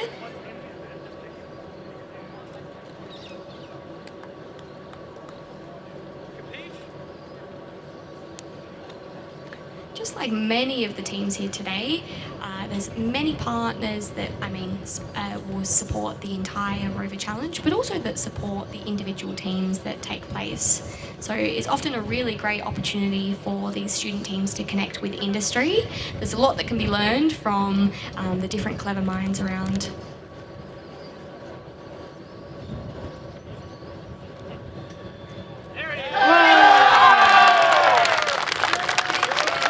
Big cheers from the crowd as they successfully attach to that piece.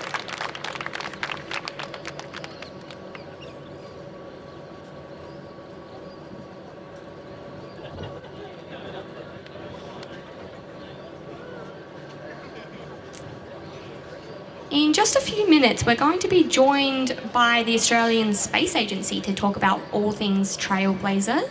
So if you'd like to hear that, keep listening. That'll happen in just a few minutes. But for the next little while, we're going to keep watching the Nova rover and see what they get up to.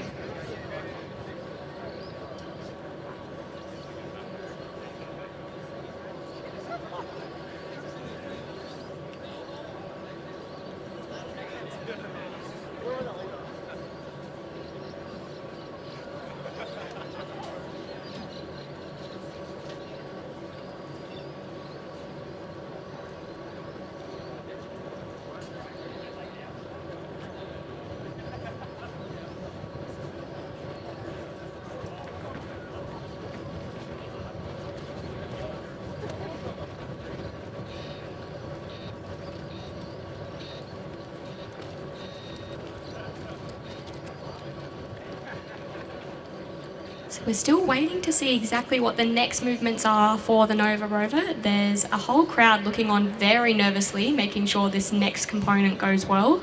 This is a pretty big part of the point, so they want to make sure that this goes as well as it possibly can. Pretty exciting seeing the rover light up there.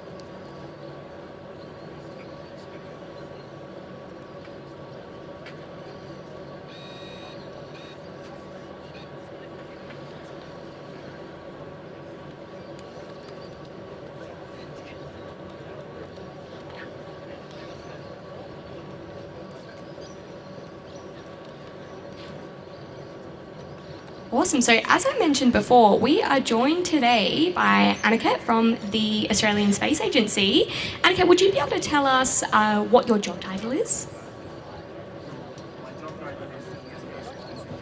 With the Australian Space Agency, I'm currently working on the Lunar Trailblazer mission, popularly known as the Rover. Yeah, absolutely. What a fantastic job title. It's a very exciting job, something that a lot of the people here today are very excited to see progress. Now, we've got some questions here for you that we would like to ask to learn a little bit more about Rover and the Australian Space Agency's involvement in, outreach into Australia. So the first thing I would like to ask is, so we now know that there's several Australian universities that compete in the Australian Rover Challenge, and this year we've witnessed the largest international turnout to date. However, alongside this competition, we've also seen an enormous amount of involvement from schools. And so particularly we've seen the Mini Mammoth Games here showcasing their roving rovers game. So from this, we would like to ask, how do you see a competition like the Australian Rover Challenge inspiring the next generation of space enthusiasts? It's very vital for competitions like these to happen. So To give a background about these things, I did my master's in aerospace back in 2015, and we didn't had a lot of space ecosystem. But as you can see from the establishment of Australian Space Agency and thereon the outreach activities that has happened, one of the things was the Australian Rover Challenge. And as you can see, within past 4 to 5 years, the competition has grown. In terms of growing, it's not just the competition, but you would see what it has done to the ecosystem itself is universities are more and more keen to be a part of this competition, not just in Australia, but around the world. And that's why you could see there are so many teams coming in and putting in their applications and trying to compete in these competitions. Absolutely, yeah, thank you. So around the competition, we've also seen ELO2's Rover prototype around. So I'm sure a lot of people are pretty keen to hear how this project is progressing. I reckon just to give a background again with the Trailblazer project. So the project started as a grant program, which had 2 stages. We have concluded the first stage, and ELO2 has come up as the winner for building the rover for the second stage. We are in progression of doing certain reviews in upcoming months, and we are trying to have our rover landing on the lunar south pole by the end of this decade. It's very, very exciting stuff. It's already Absolutely. been a very exciting few months to get here, and it will continue to be a very exciting few months. We're going to just have a look quickly now at what's happening on the pitch, so we can see that perhaps that piece that was picked up a little bit earlier holds all the pavers inside. It's a very different design than what we'd seen a little bit earlier. See the team looking on. Yeah, big round of applause for the Monash Rover. Some great support out here today at Roseworthy. Yeah, it's really great to see these teams make the journey out here, especially to this really fantastic facility that we have here at Roseworthy. So this is the Exteris facility. And Annika, I would actually like to ask you about this facility. We understand that there's lots of facilities that will work together to help the rover's development. So we would like to know how crucial these government, industry, research partnerships are to such an important initiative such as Rover. It's very important to have infrastructure in development of projects like Rover. For an example, whenever we have to have a test facility, facilities like Excavation can have some excitement from the rover, from the Monash team for their rover over there.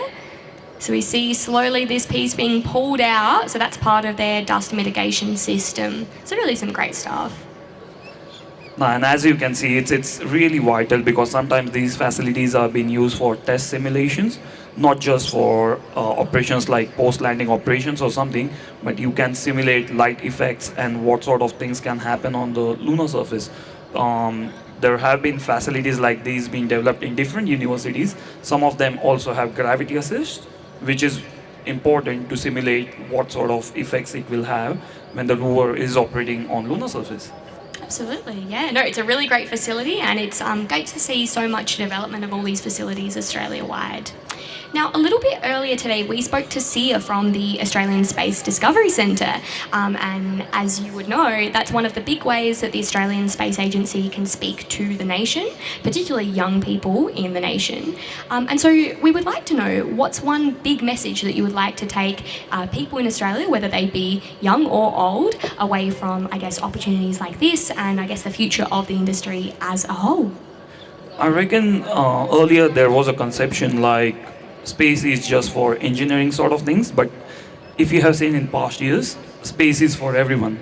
I have folks coming in, whether it's in ASDC or during different public community engagement events, and there have been students asking questions like, I'm from medicine background, can I be in space? And I say, there is a sector called space medicine. I have seen few teams over here. They comprise of people who would...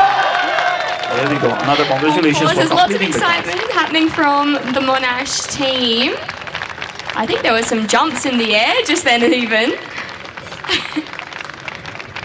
Excellent. We're seeing that dust mitigation system be pulled further out. Yeah, wonderful. Great stuff, team.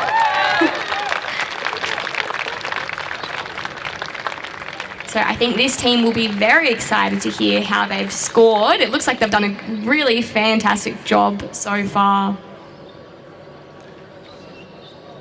Excellent. And yeah, those really key messages that can be taken by people that are watching on today. Yeah, and as I was saying, it's spaces for everyone. There is another initiative called Plants for Space. So now, even if you're from field of botanicals and things like that, you can be a part of space. You don't just need to be an engineer or a scientist sort of areas. I was gonna say, like, few of the teams over here, they even have their media and publicity teams. They have professional photographers with them. So all these comprises of a team. It's not just an engineering team who's developing on the things. Talking about the engineering team, I have felt like with the Rover Challenge, it's not an years of like development. They have a heritage of working for 4 to 5 years, and that's when they have reached to a stage like Monash and the other Rover teams where they can do this task very easily. They are not as easy as they look. It's very hard, and there is a lot of engineering to go behind that, and it's absolutely fantastic to see university level students are doing that. Yeah, it's really exciting stuff. They've actually just achieved an enormous amount, and I'm sure that people like yourself and other industry professionals are looking on with lots of excitement, because a lot of these people will be ready for the workforce very, very soon, and I'm sure there's lots of inspiration that can be taken from competitions like this. We've loved talking to you today. We were wondering, are you still going to be around for a little bit longer today? If there's any people that are excited to learn more about perhaps the agency, or maybe are there some places online that you could send people to find out more about the agency? Yeah, definitely. We'll be present over here today and tomorrow as well. Our booth is just inside the tent with all the teams, so feel free to come and ask any sort of questions. And I would like to say that agency is on the forefront of outreach activities, and we would like to see most of them as the future space workforce. Absolutely. Thank you so much for joining us. Thank you for having me. Thank you. Cheers.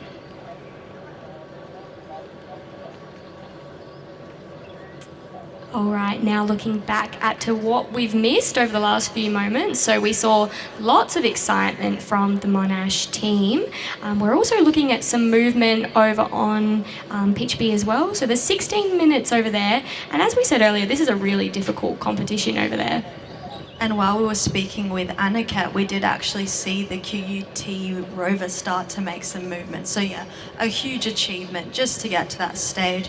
As we mentioned, not all of the teams are actually participating in this challenge because of the associated level of difficulty. So yeah, a great achievement from the QUT rover just to get to this stage. We see some insight there into their base station operations.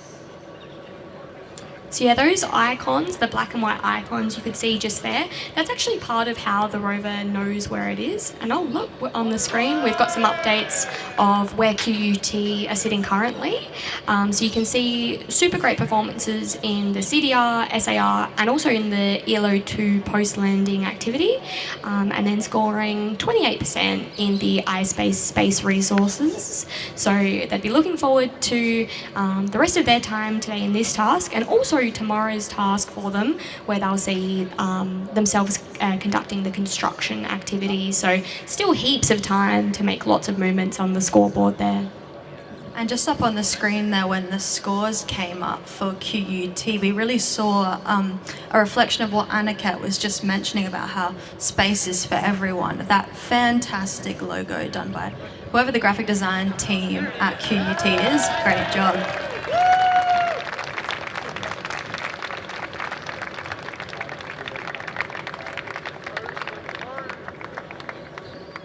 So we're looking at some mapping that's been created there.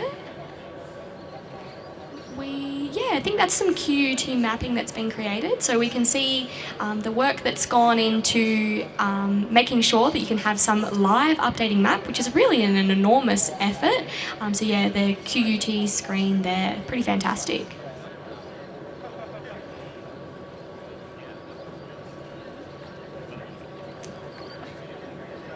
So a great effort from the Monash Nova rover. Excellent stuff. So they'll pack themselves down, and then we'll see this pitch getting reset for our next team. We'll have RMIT joining us for the excavation and construction task, sponsored by Caterpillar at 11:15 Adelaide time. Once again, a great job from the Monash Rover Team, Nova Rover Team. Bit of a tongue twister. Yeah, it sure is.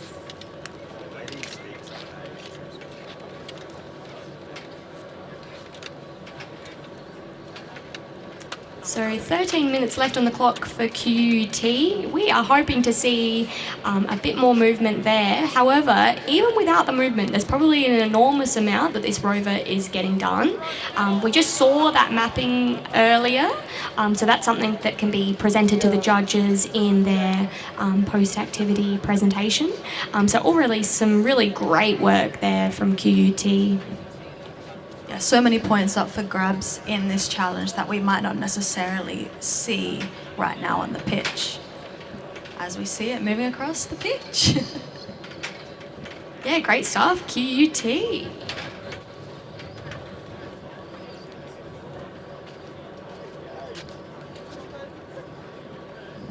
And it looks like we've got quite a different wheel design again. But it seems to be doing a pretty good job at moving on this very difficult surface. Clearly, all these teams have done an enormous amount of testing to ensure that their design is going to work on an environment as complicated as this one. It's actually a really big part of the design process is testing. So there's testing at all stages, typically, of a big project like this. It's a really good skill that these individuals would take into the industry. Yeah, it's not only about testing individual components, which we would sometimes call unit testing, when you integrate those components together and then see how the whole system functions together.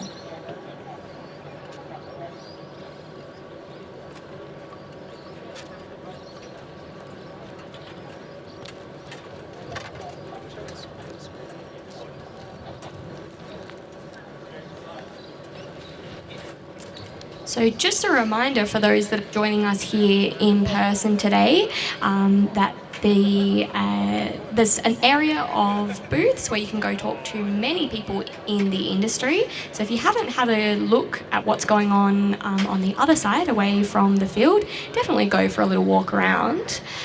But there's still an enormous amount that we are expecting here. So in a few moments, we'll be joined by another team on pitch A as we watch QUT finish their last 11 minutes of the activity.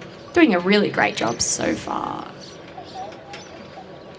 There's some views of the action going on in the tent.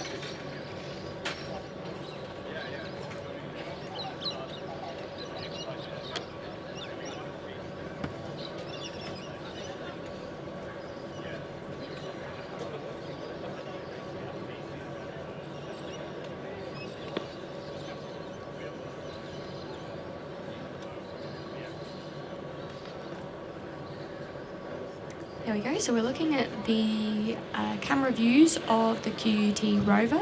So that's what the team can see. However, as we discussed a little bit earlier, if the team is still in their autonomous phase, there's actually not a lot they can do. They have to watch on and hope all of the enormous amounts of hard work they've done can get them through to getting as many points as possible. And it looks like from the mapping information we saw earlier on, that this team is really doing a great job so far.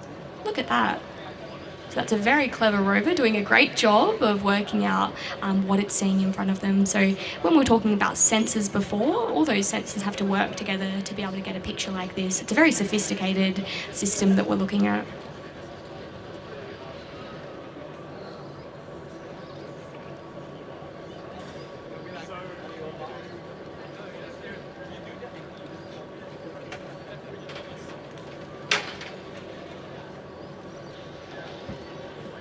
So I noticed that this rover is called the Roar. I wonder if that's paying homage to Brisbane Roar, which is their local A-League team, but it stands for Remote Off-World Autonomous Robotics. Pretty clever name, I think. Love a backronym. Yeah, it's awesome. Space loves them, hey.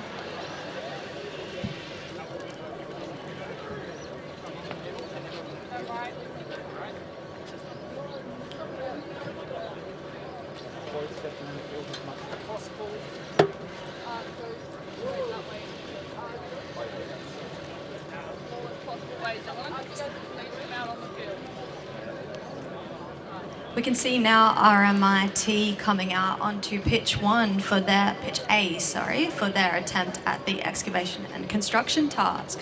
Can't wait to see what they've got in store for us. We've seen some varying designs this morning, especially with the paver element of the task. So yeah, really looking forward to see what RMIT can achieve.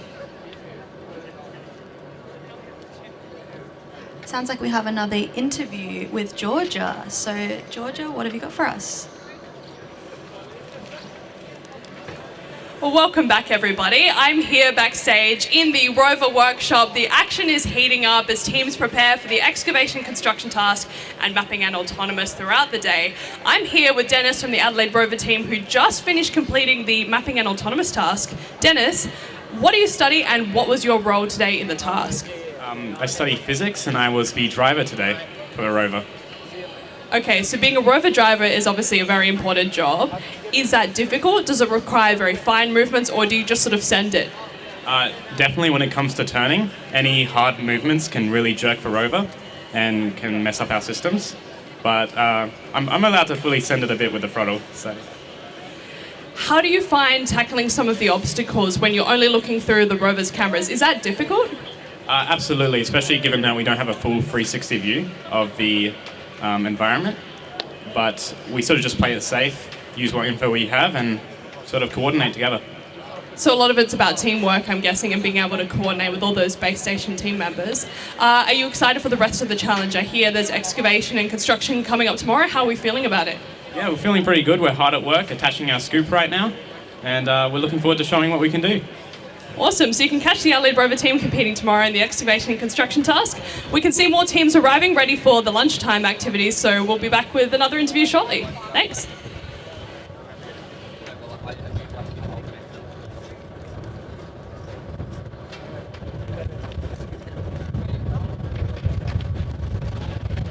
Thanks for that. Really exciting to hear from one of the drivers of the Rovers. It's pretty exciting. I can imagine it's a very, very stressful job.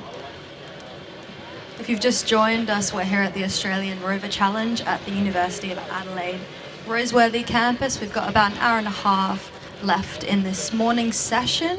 We've still got quite a few teams to see. RMIT and UNSW to complete the excavation and construction task, and QUT about to finish up their attempt at the mapping autonomous task, and then we'll see UniMelb as well. I'm Teresa and this is Amber. We're two recent graduates from the University of Adelaide in Aerospace Engineering. And it's already been so fantastic this morning to see the enormous amount that's been achieved by these teams. We're now looking at another competitor moving down. So just to remind you, you get 5 points just for moving off of the landing environment. So they've almost achieved that there. This is the RMIT Rover Team, and we're pretty excited to see what they get up to today. There's a breakdown of the score again, so 100 total points available, and as you can see, 5 points for descending the ramp, then 3 different activities. So we've got a rock clearing activity, we've got an excavation activity, which involves moving as much lunar regolith simulant as possible, and then there's also a dust mitigation activity. So that involves moving pavers to create a structure that the team has pre-designed. We've already seen some really ingenious designs this morning from UQ, UTS and Monash, so can't wait to see what RMIT brings.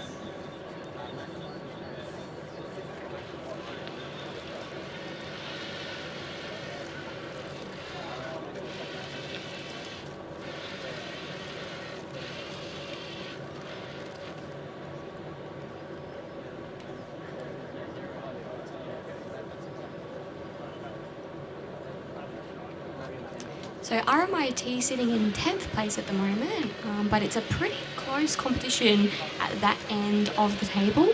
So they're sitting on 142.4 points, but 9th place, the UOW Rover Team, are sitting on 144.2 points. So there's not much in it. So I'm sure this team will be pretty eager to get as many points as possible and try to climb their way up the ladder.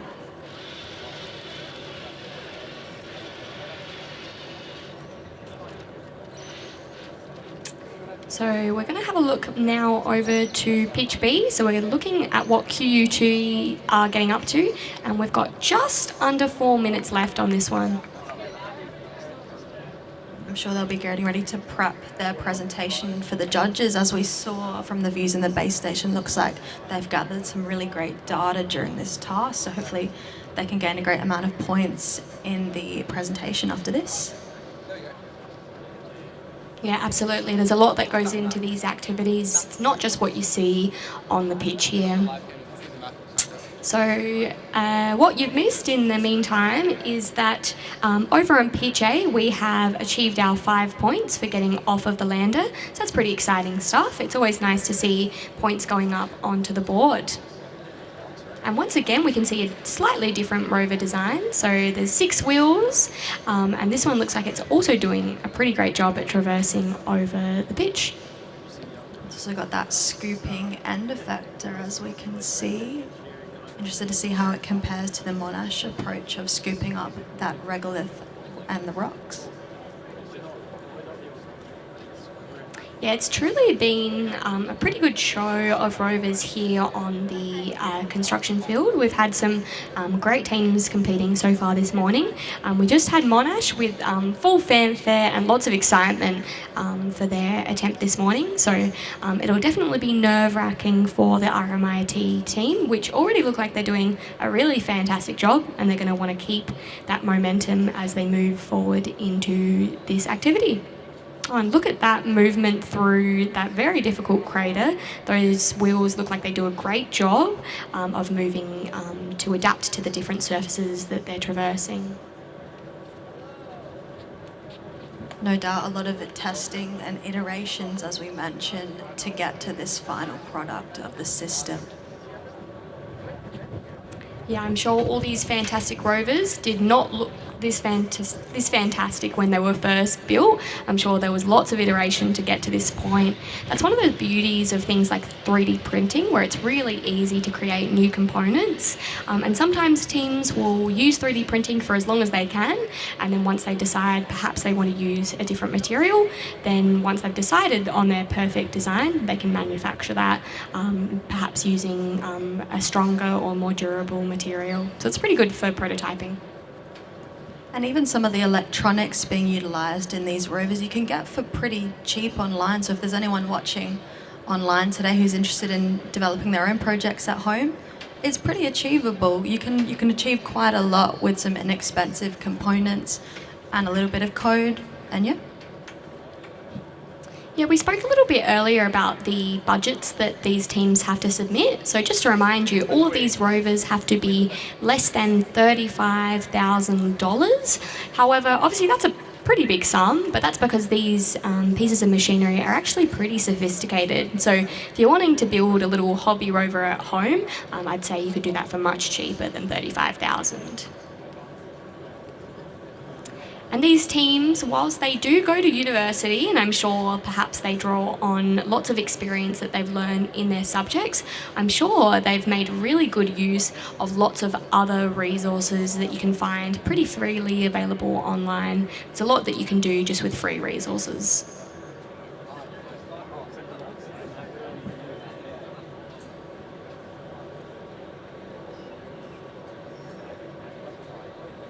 So 30 minutes remaining there for the RMIT team, as I believe that the QUT raw attempt at the mapping and autonomous task has been completed. So congratulations to the QUT team for what they've achieved in this task, and best of luck for their presentation in 10 minutes time. Yeah, great stuff, raw.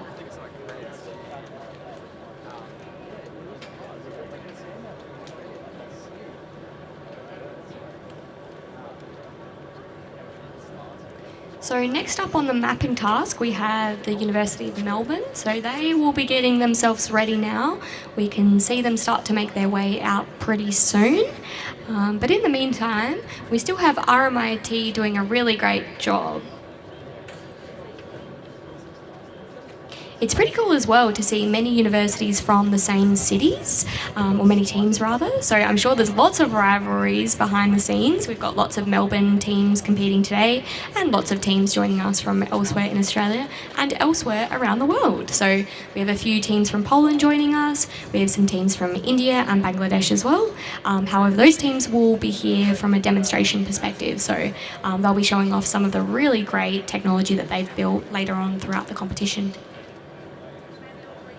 And even if not competing, still such a great experience for them to make the trip over here and demonstrate those capabilities for us, our industry sponsors and collaborators. Yeah, and what a great opportunity to show off our great facilities here up at Roseworthy. We're about 50 k's north of Adelaide here in South Australia, and these facilities are the University of Adelaide's part of their Exteris, which will soon be Adelaide University.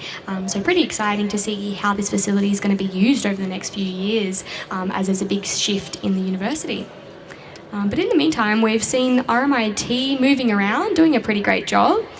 So you can see that it's at the moment pretty close to one of the locations where they need to deposit as much regolith as possible. So reminder again, for any amount of regolith that they deposit, they get points. And then from there are certain quantities that they need to hit to get as many points as possible.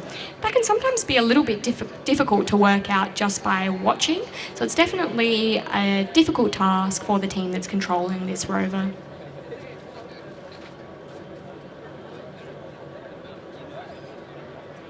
There's an enormous amount of detail that this GUI or graphical user interface is getting on the RMIT device, so you can see lots of information there.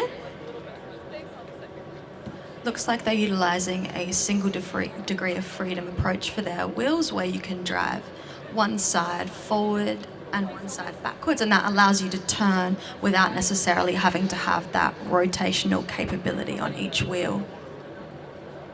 Yeah, and it appears like that's what we were seeing with those red and green arrows on each of the 6 areas on the right there. So it's a pretty great way of being able to see exactly where the rover is moving.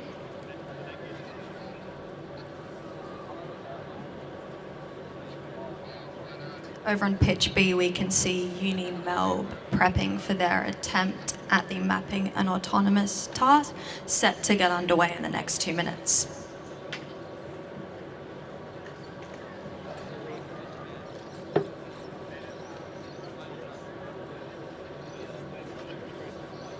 So the UniMelb Rover Team are sitting in 8th position at the moment.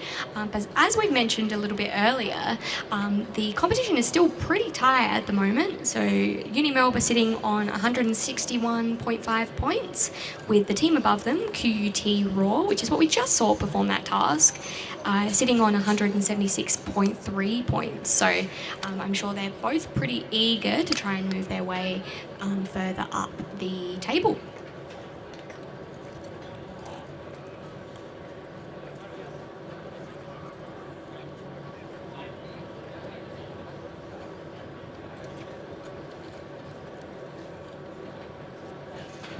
Once again, we can see that user interface from the point of view of the rover as it attempts to approach the area where it needs to deposit the regolith.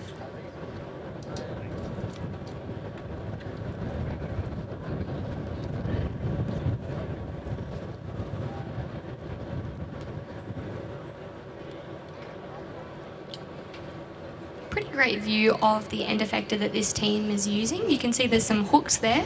Perhaps they'll be used when we're looking at our dust mitigation activity later on. But you can also see that they're utilising the scoop that a few teams have used today. That's done a pretty efficient job at picking up as much regolith as possible. So I'm sure they'd be hoping to score quite big on that component. One thing about the scoop is it sometimes can be a little bit more difficult in picking up the rocks. We've seen with the scoops earlier today, though, that that's not really been too much of a trouble. So it seems like the scoops have been pretty effective so far, and we're excited to see how this one performs.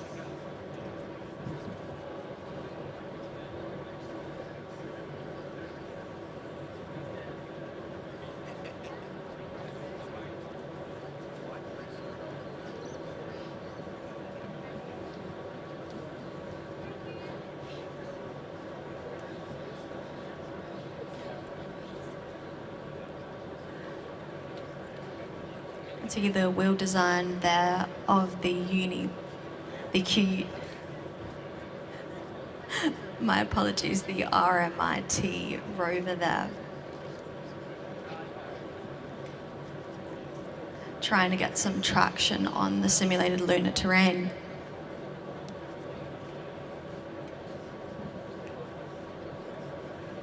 So with this regolith delivering activity, there's a volumetric scan conducted before and after the run. This is the way of working out exactly how much regolith they have deposited. So 5 points are awarded for any volume of material being deposited in that area with the red poles.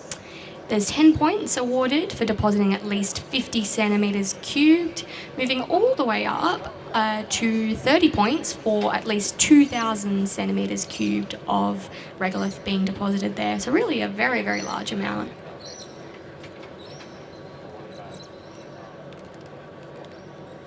The other two components of this challenge are the rock clearing challenge, which we mentioned before, sometimes can be a little bit of a challenge with the scoop. And then there's also the paver construction challenge, which is that dust mitigation activity.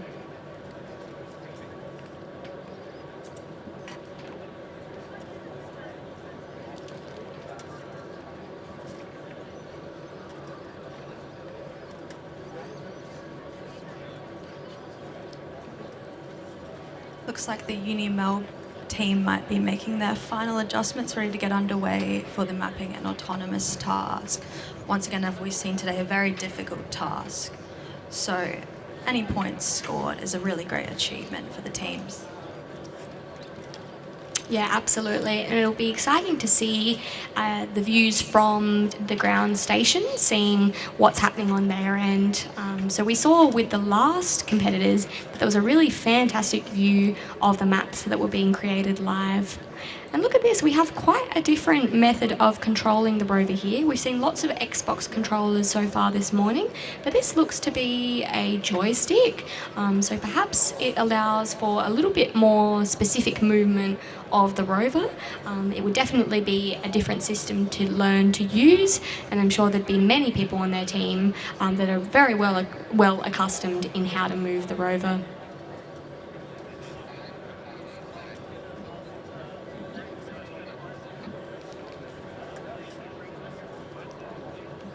As we can see here on pitch B, the UniMelb team getting set up. It appears as a Thomas the Tank Engine type design. I like it. Yeah, I think it looks awesome. Very good way of using the wheels as part of the design. It looks great. We've seen some very fun designs so far. Looking at the two rovers out on the pitches right now, it looks like they've followed a similar approach with the 6-wheel design and rocker bogie suspension system, proving to be a very effective design for traversing the simulated lunar terrain and completing these tasks.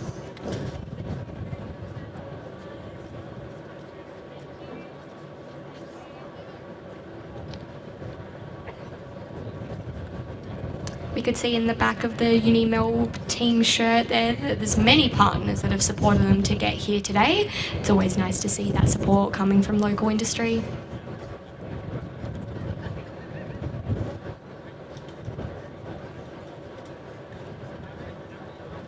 It's just about to tick over half of UniMelb's team. My apologies, RMIT and the excavation and construction task over on pitch A. Still plenty of points up for grabs in those 20 minutes. Too many Melbourne teams on the pitch at the moment, it's confusing us.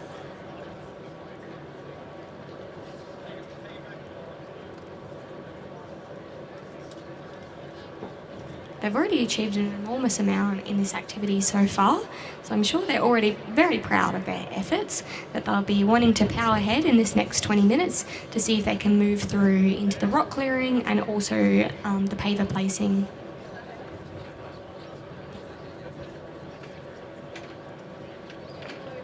Looks like there's some nice decoration on this rover too. Maybe they should have gone with some green wheels. Yeah, I think so.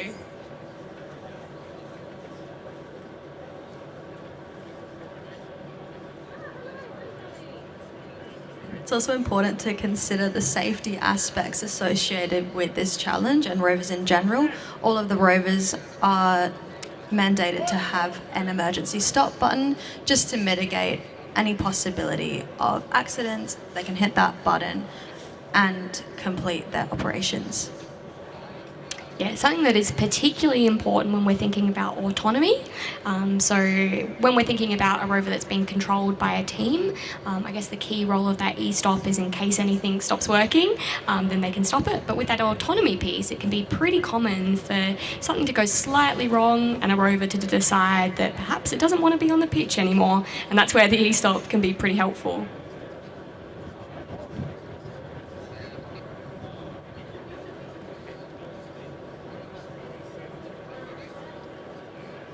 We've got an ANSYS logo on the rover there. I'm sure that's a software that many people here are very, very familiar with. Perhaps a little bit scared of as well, but it's a very useful software for simulating conditions.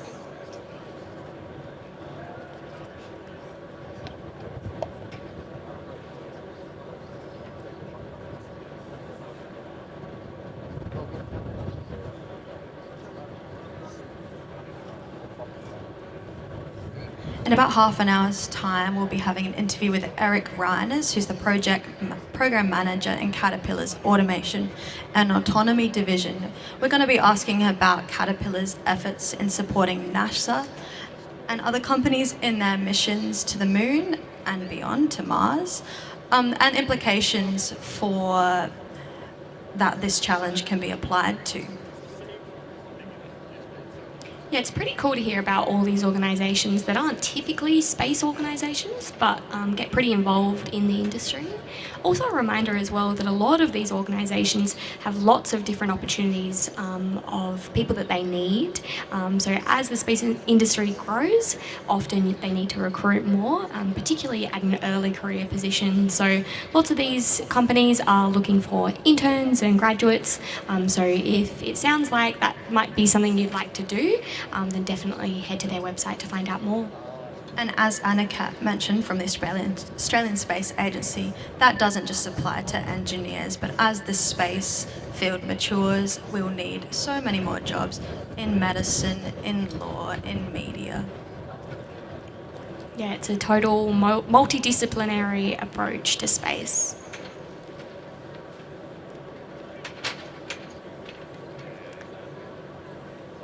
We can see the RMIT rover there actually inside the drop location for the regolith.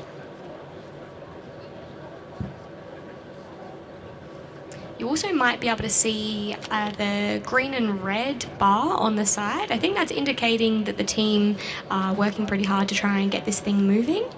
There we go.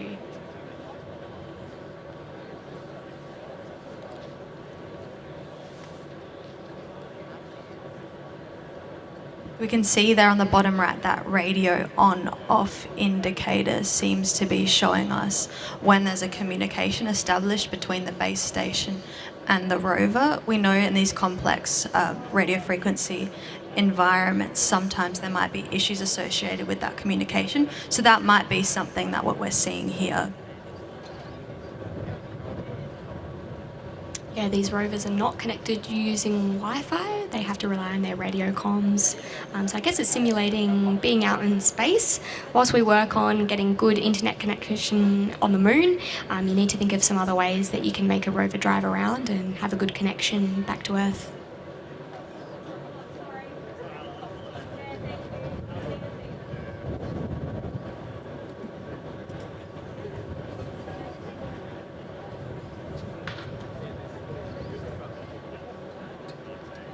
Once again, we're looking at the excavation and construction task over on pitch A, sponsored by Caterpillar, and the mapping and autonomous task over on pitch B, sponsored by Boeing. Just over an hour left in this morning session of the third day of the 5th annual Australian Rover Challenge.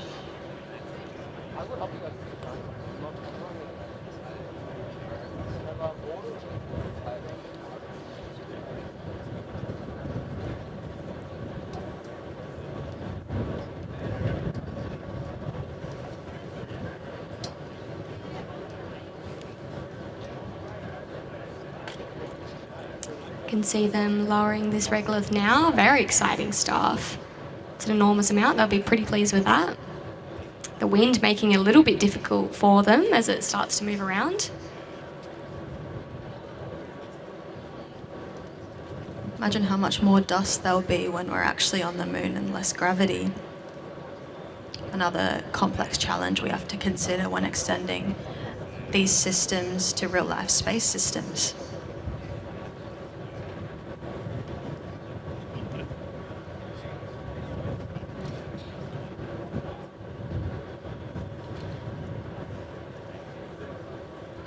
So once again, to remind you of the points breakdown for this activity, so 100 points altogether for the excavation and construction task. 30 of those points are for the task that we just saw being done, which is the movement of regolith. Those points are dependent on the amount of regolith that's moved into the area that is set out by those red and white poles. There's also 5 points that this team has already achieved by making their way off of the lander, which is a big achievement in itself. Then there's 30 points for the rock clearing activity and 35 points for the paver construction or the dusk mitigation activity.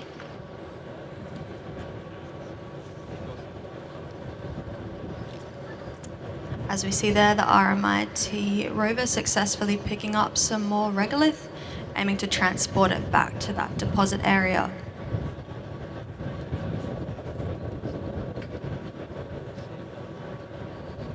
So to achieve the maximum 30 points in this part of the activity, they need to deposit at least 2,000 centimetres cubed of regolith, an enormous amount.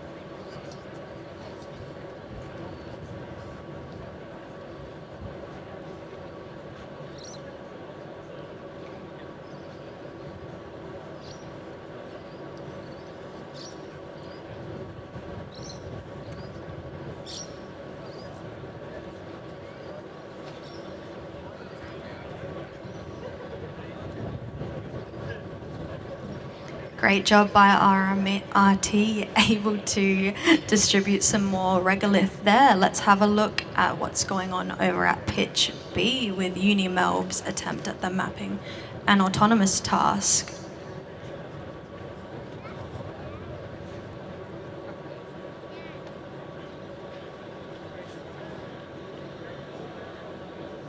Seem to be having some issues getting underway, but that's right, we acknowledge how difficult it is just to get to this stage.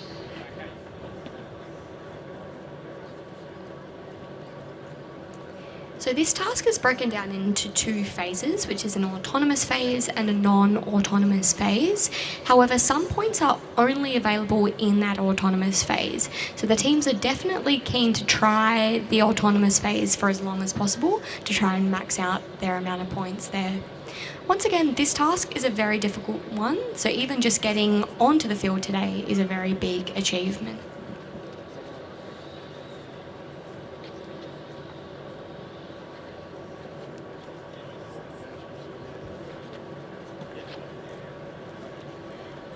Back over on pitch A, we can see that the RMIT rover has traversed over to a different area of the terrain, perhaps trying to complete another element of this task, either the rock collection or the path construction.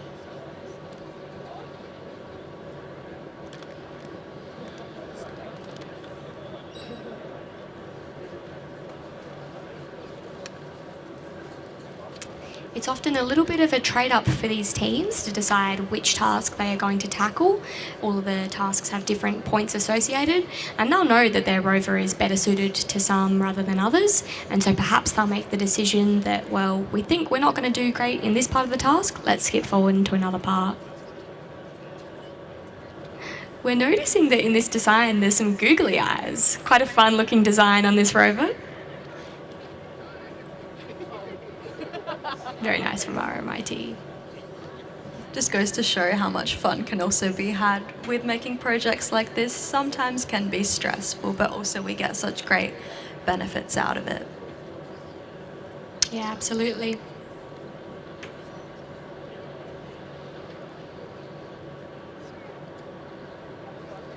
So this red and white pole is showing you the other very special area on this pitch.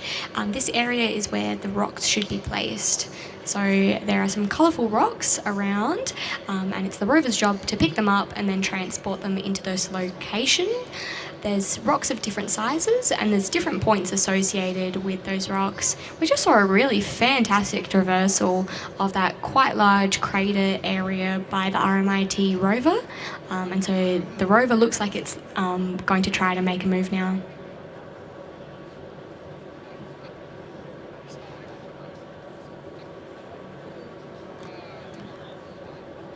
Over on pitch B, it looks like UniMelb has picked up their rover off the ground, perhaps to complete some final testing to ensure their comms are established, ready to commence this task. There's the base station team getting ready. Looks like maybe a PlayStation controller as opposed to an Xbox controller. Wonder what the rationale behind that choice is. Oh no. I think it is an Xbox controller, never mind. So that controller being out indicates that perhaps they're thinking about moving into the non-autonomous phase to see how much they can achieve with their remaining 22 minutes on that activity.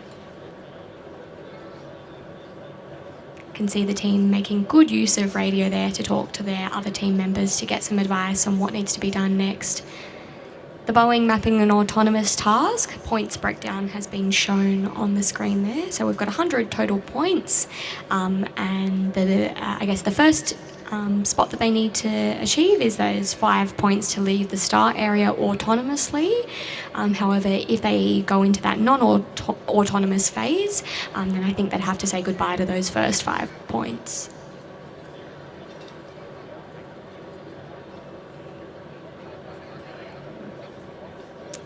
Let's have a look back over onto pitch 1 to see how RMIT are faring. Great view of the googly eyes there. But we can see perhaps they're in a spot of trouble here, or maybe they're thinking about what comes next.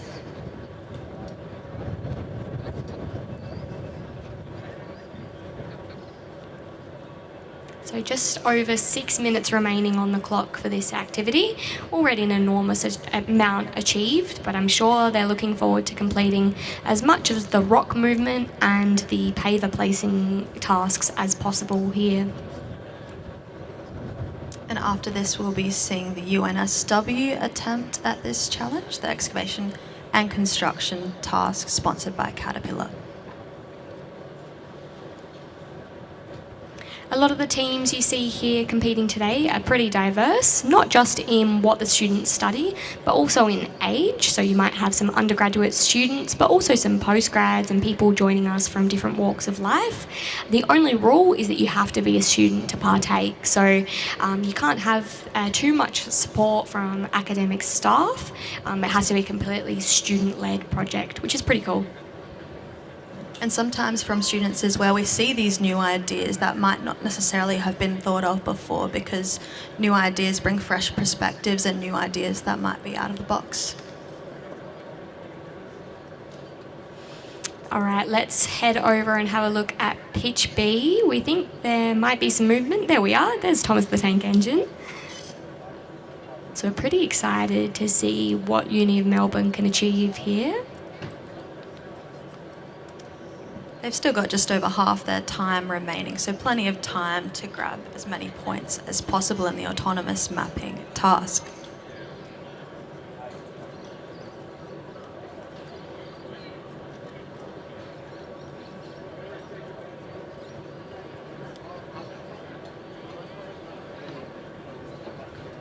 It's a pretty big weekend for all of the teams involved. They partake every day typically for all of these teams. So starts on Thursday and ends on Sunday. It's a really mammoth effort for these teams who often have plenty of uni work to do on top of this. It's a great deal of effort they have to put in to get here. In saying that, we'd also like to acknowledge the efforts of the volunteer officials who have been out here all day over the 4 days in the sun, helping the teams and preparing the environments for these challenges. And I'm sure the teams would also be pretty keen on acknowledging all the support they've gained from their family and friends. I know that tasks like this can be pretty demanding on the months leading up. I'm sure there were lots of late nights and early mornings, which is often when we ask for support from those around us. So enormous efforts from lots of people to get here today.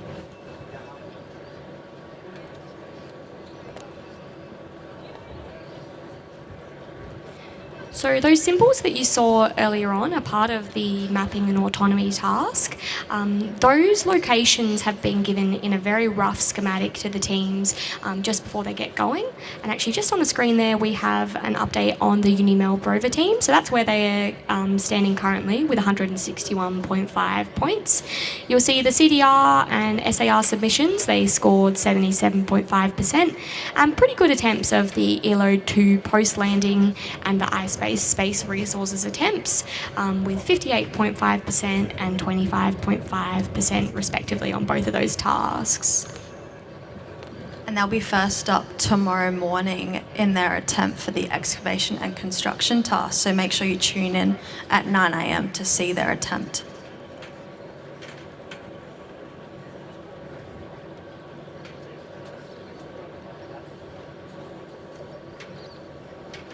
Yeah, so those black and white pieces are placards that are spread around the pitch. So there's 5 of those, they're postcard sized, and they contain some kind of text or figure. So it's the team's job to work out where they are.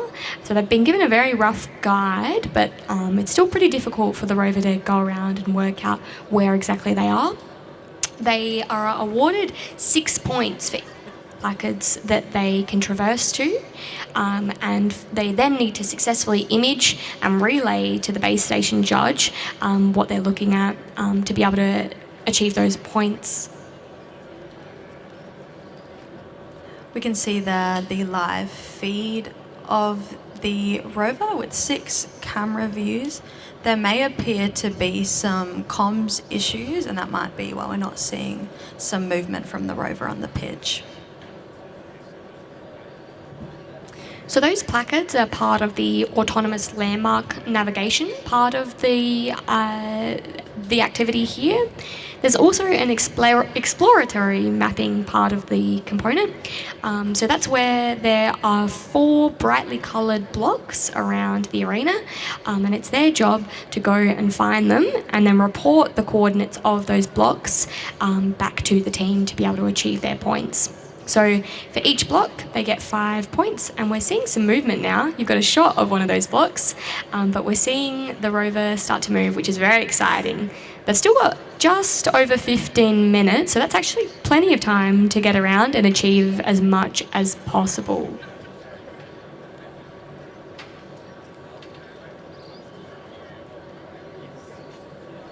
Looking forward to see how Thomas can map the area.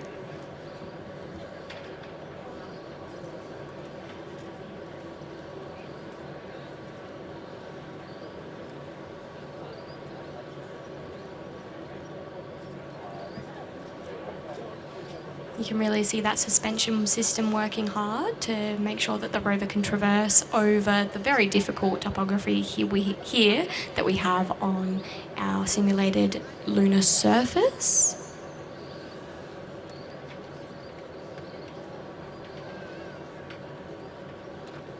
So once again, unlike those wheels that we saw on the Adelaide Rover Team and the Monash rovers, which had multiple degrees of freedom, this rover will make use of sending some wheels forward and some wheels backwards to be able to make a turn.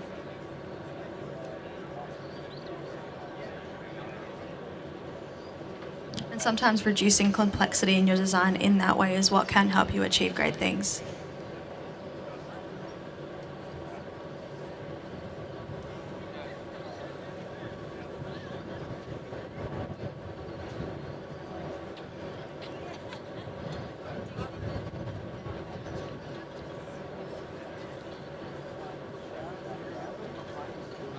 So let's have a check back over onto pitch A, see what's happening. right, so time's up over there. So big round of applause for all that was achieved by this team here. A great effort from RMIT. They should be very proud of the effort they've made here.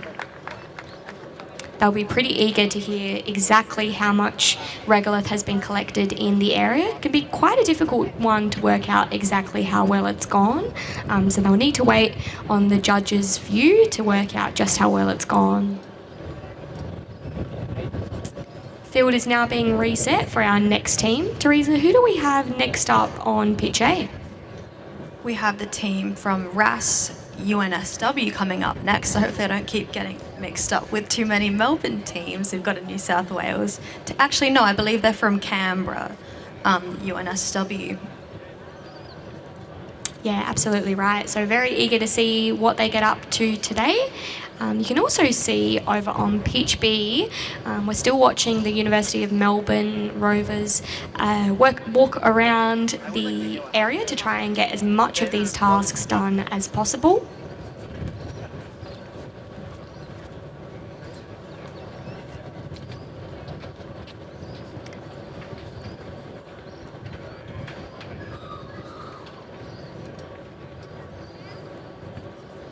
And with 12 minutes remaining, this is going to be the second to last attempt at the mapping and autonomous task of the day. As we've mentioned, it's a very difficult task, so just for the teams to have entered to compete into this task is a huge achievement. Yeah, that's absolutely right.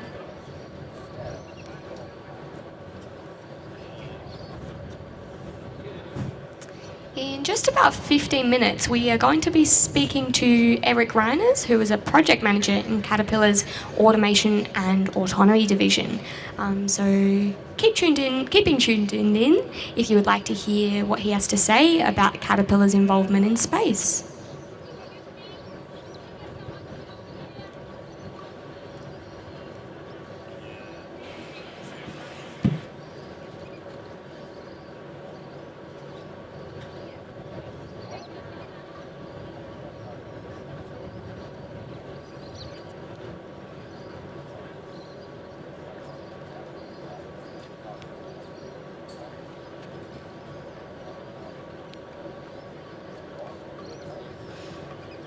You can see the team there in the base station taking some notes that may be valuable for that all-important presentation to the judges after their time on the pitch. So just to confirm, we can see the team there holding a controller, which means they are certainly not in the autonomous phase anymore, and it indicates that they are most likely in the exploratory mapping phase, which sees them moving around the broader arena and looking for the 4 brightly coloured cubes. So the team's job is then to report the coordinates of these blocks in a coordinate system defined relative to where the rover starts. So quite a lot of work that goes into that. Perhaps that's what we could see happening with that person sitting next to the person controlling the rover, writing a few things down.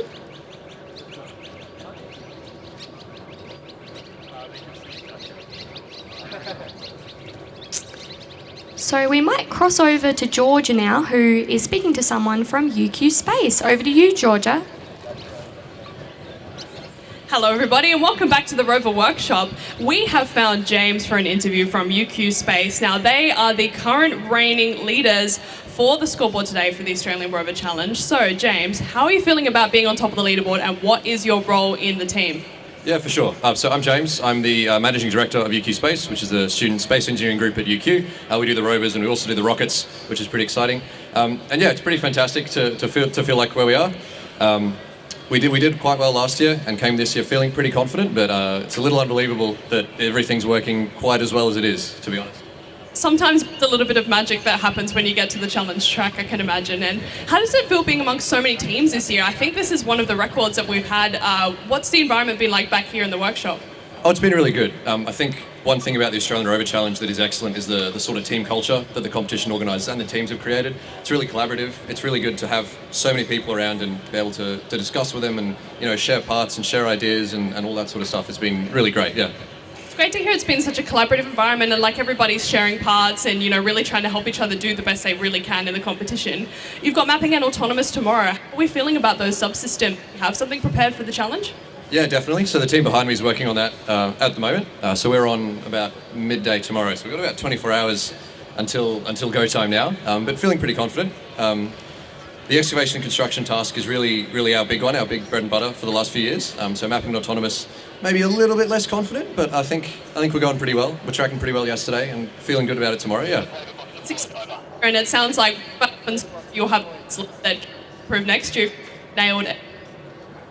Yeah, absolutely. One of the big things we really try is to take what worked the previous year and not touch it, and then keep that working for this year while improving on everything else that didn't work quite so well. So yeah, next year, hopefully even better. Awesome. Well, thanks so much, James, for joining us, and we're going to go back to the pitch and catch the rest of the action. See you later. Thanks, Georgia and UQ Space. Really fantastic to hear about that teamwork element and also building upon the work of teams previous. Really fantastic things to hear from the champs currently on the leaderboard. So exciting stuff. Now, we are looking at Pitch A at the moment, where we're looking at the RAS team, which is the Robotics and Autonomous Systems team from UNSW Canberra. So they're just in their first few minutes of this challenge. Now, you'll remember that you get 5 points for making your way off of the lander, so they'll be pretty keen to achieve that now. Great work. We can see a hard hat on this rover. That's a pretty fun design. Perhaps trying to grab some extra few points from our sponsor Caterpillar. Not quite sure if they're the ones giving out the points though. Yeah, I think it's good thinking.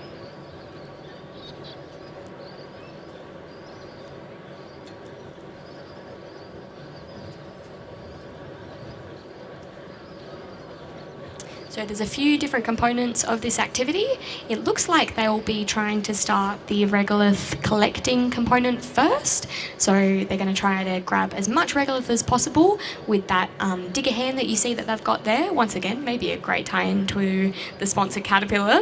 And they're going to make their way over to the drop zone where they're going to drop as much regolith as possible. So for putting any regolith down at all, they actually get some points. And then from there, they're trying to grab the highest amount of volume possible. So 5 points for just dropping any volume, and then 30 points for depositing at least 2,000 centimetres cubed.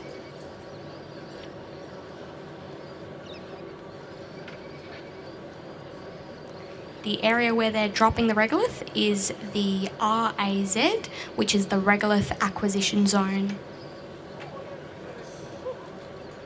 Sorry, my apologies. That's where they're grabbing the regolith from.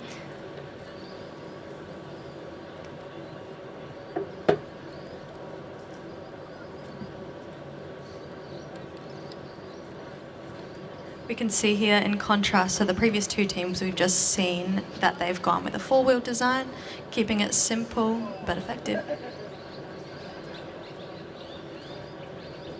Yeah, that's absolutely right. We see some good use of colour happening here.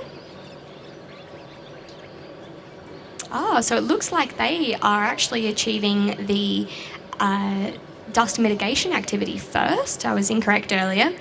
So this sees them pulling out their previously designed pavers, which you can see look to be moving all together. So they must be connected in some manner, which is quite a clever way of doing it. And the goal here is to drop these pavers to try and cover an area of up to 1.1 metres squared. And so you can see that they're using a special component on that digger to do so. I can see a very focused team over there in the base station, trying to achieve this task to the best of their ability, and it looks like they're doing a great job so far, so well done to the team. Yeah, this is also the activity with the highest amount of points, so it's probably a pretty clever idea to start there. This activity is 35 points, unlike the excavation and berm construction, which is that regolith acquiring task, which goes for 30 points, and rock clearing also 30 points. Let's have a look at what's going on over on pitch B with UniMelb's attempt at the mapping and autonomy task. They've got just over 4 minutes remaining, but nonetheless still a great achievement to get to this stage.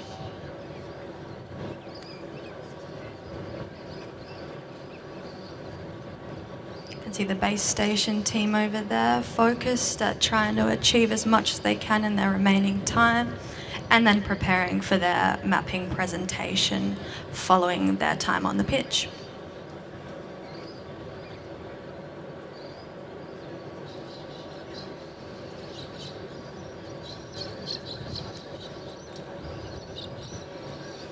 UniMelb's first up on the excavation activity tomorrow, so if you want to see how they go on the next activity, you'll have to tune in tomorrow morning.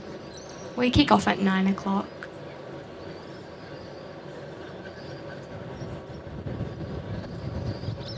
You can see UniMelb having a little bit of difficulty in the spot they're in there. Just goes to show just how difficult this environment is. It becomes sort of like quicksand if you're not in exactly the right position. You often need quite a clever person controlling the rover to try and get their way out. And it's about striking that balance with getting enough traction to move through the regolith, but then not kicking up so much sand as it becomes to come loose and then you can't traverse through it. So it's a real trade-off there that the team sort of had to consider when designing their wheels and drive system. Okay, and it looks like the team has pressed the emergency stop, coming to the end of their attempt. Great job to the team from UniMelb. Yeah, great effort from UniMelb. A very lovely design on their rover too. I think they should be very pleased with the effort they've had on this activity. And that's the last of the attempts that we'll see for this morning session. We'll see the mapping and autonomous task attempt by the legendary rover team at 2 p.m. Back to pitch A, we can see the robotics and automation systems team from Canberra campus of UNSW traversing across the terrain, continuing their attempt at the excavation and construction task.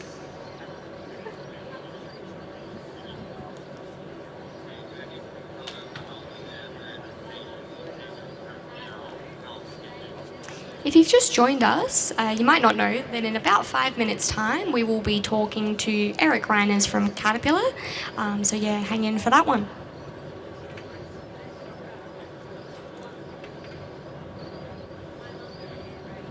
We just got a brief glimpse there of the different camera views provided on the UNSW team rover.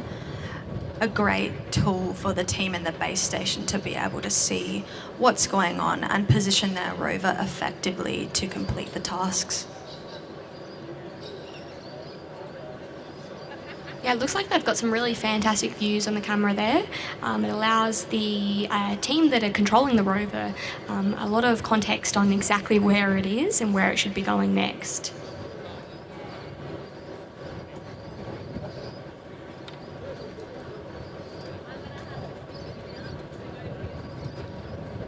Also quite clever of them to place a mirror on the front of their paver box there, allowing them an additional means of situational awareness when completing this element of the task. Yeah, so with this here, so earlier in the day we saw an example of the other method of paver collection. So in this task there's two methods. So either pavers can be left on the lander in a designated paver box at the rear of the lander, or in a dedicated payload which is made by the team, and that's in a pre-decided position. So we're seeing an example of a very clever design of a payload. Having that mirror actually gives them some added functionality for a view that they wouldn't necessarily be able to get without it. So quite clever thinking from UNSW Canberra. Once again, as we've seen multiple times today, a very simple solution to a small element of the problem that has a wider impact on the whole system and ultimately the team's success in this challenge. We can see some of their stats coming up on the screen there. A really fantastic CDR and SAR submission, 70% on the ELO2 post-landing activity, and then 30% on the iSpace space resources. So they'll be very keen to pick up as many points as they can in this activity.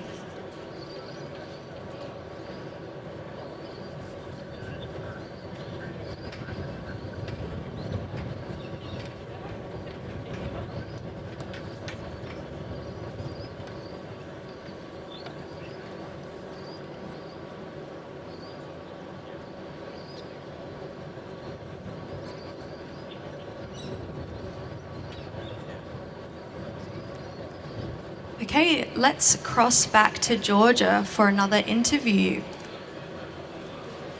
Hi everybody, it's me again, back in the workshop. Now RMIT have just finished competing in the excavation and construction task, so we thought we'd chat to one of the team members, and I'm here with Priyal, who is going to tell us, Priyal, what are you studying and how have you felt about the competition this week? Hi, my name is Priyal. So I'm in my 4th year of mechanical engineering at RMIT, and the competition has been great. It's been my first time competing, and I was just in the tent at the excavation project, the competition, and yeah, it went well. We had a last minute changes. There were some issues that came up, but I'm really proud of how my team went. Yeah. That's awesome. So this is your first time over at the Australian Rover Challenge. Welcome, first of all. What has been your main responsibility within the team? So I'm a part of the mechanical subsystem. So we have just been looking at the excavator, and that was a project that I did and completed. So yeah. Congratulations. That is a really important subsystem. Were you proud to see that in action for the task this morning? Definitely proud to see that in action. It was really good to see that it was actually working, and we picked up a bit of sand. So yeah. That's awesome. Well, we're going to cut back to the pitch now as we sort of begin to head into the lunchtime. But thank you for joining us, Priyal. And I'll throw back to you, Amber and Teresa. Thanks, Georgia and RMIT. As we can see on the screen over in pitch A, RAS UNSW continuing their attempt at the excavation and construction task.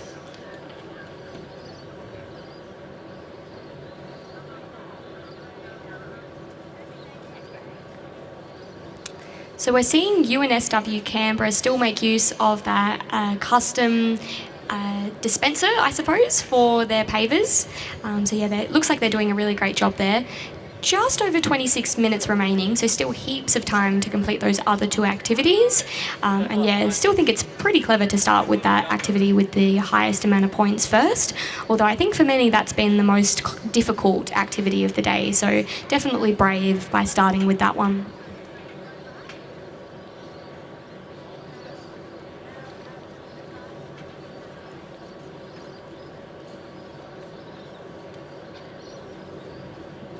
Some very precise traversal over the terrain as they attempt to take out those pavers without ruining them in any way, as we know any deformation of the pavers will allow for a reduction in points. So very important that they keep those intact.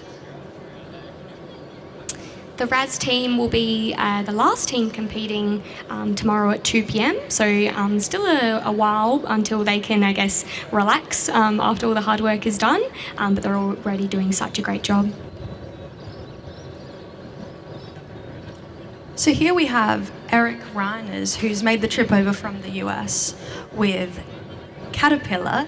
Eric is a program manager in Caterpillar's Automation and Autonomy division, Caterpillar being the sponsor for the excavation and construction task that we're witnessing right now over on pitch A.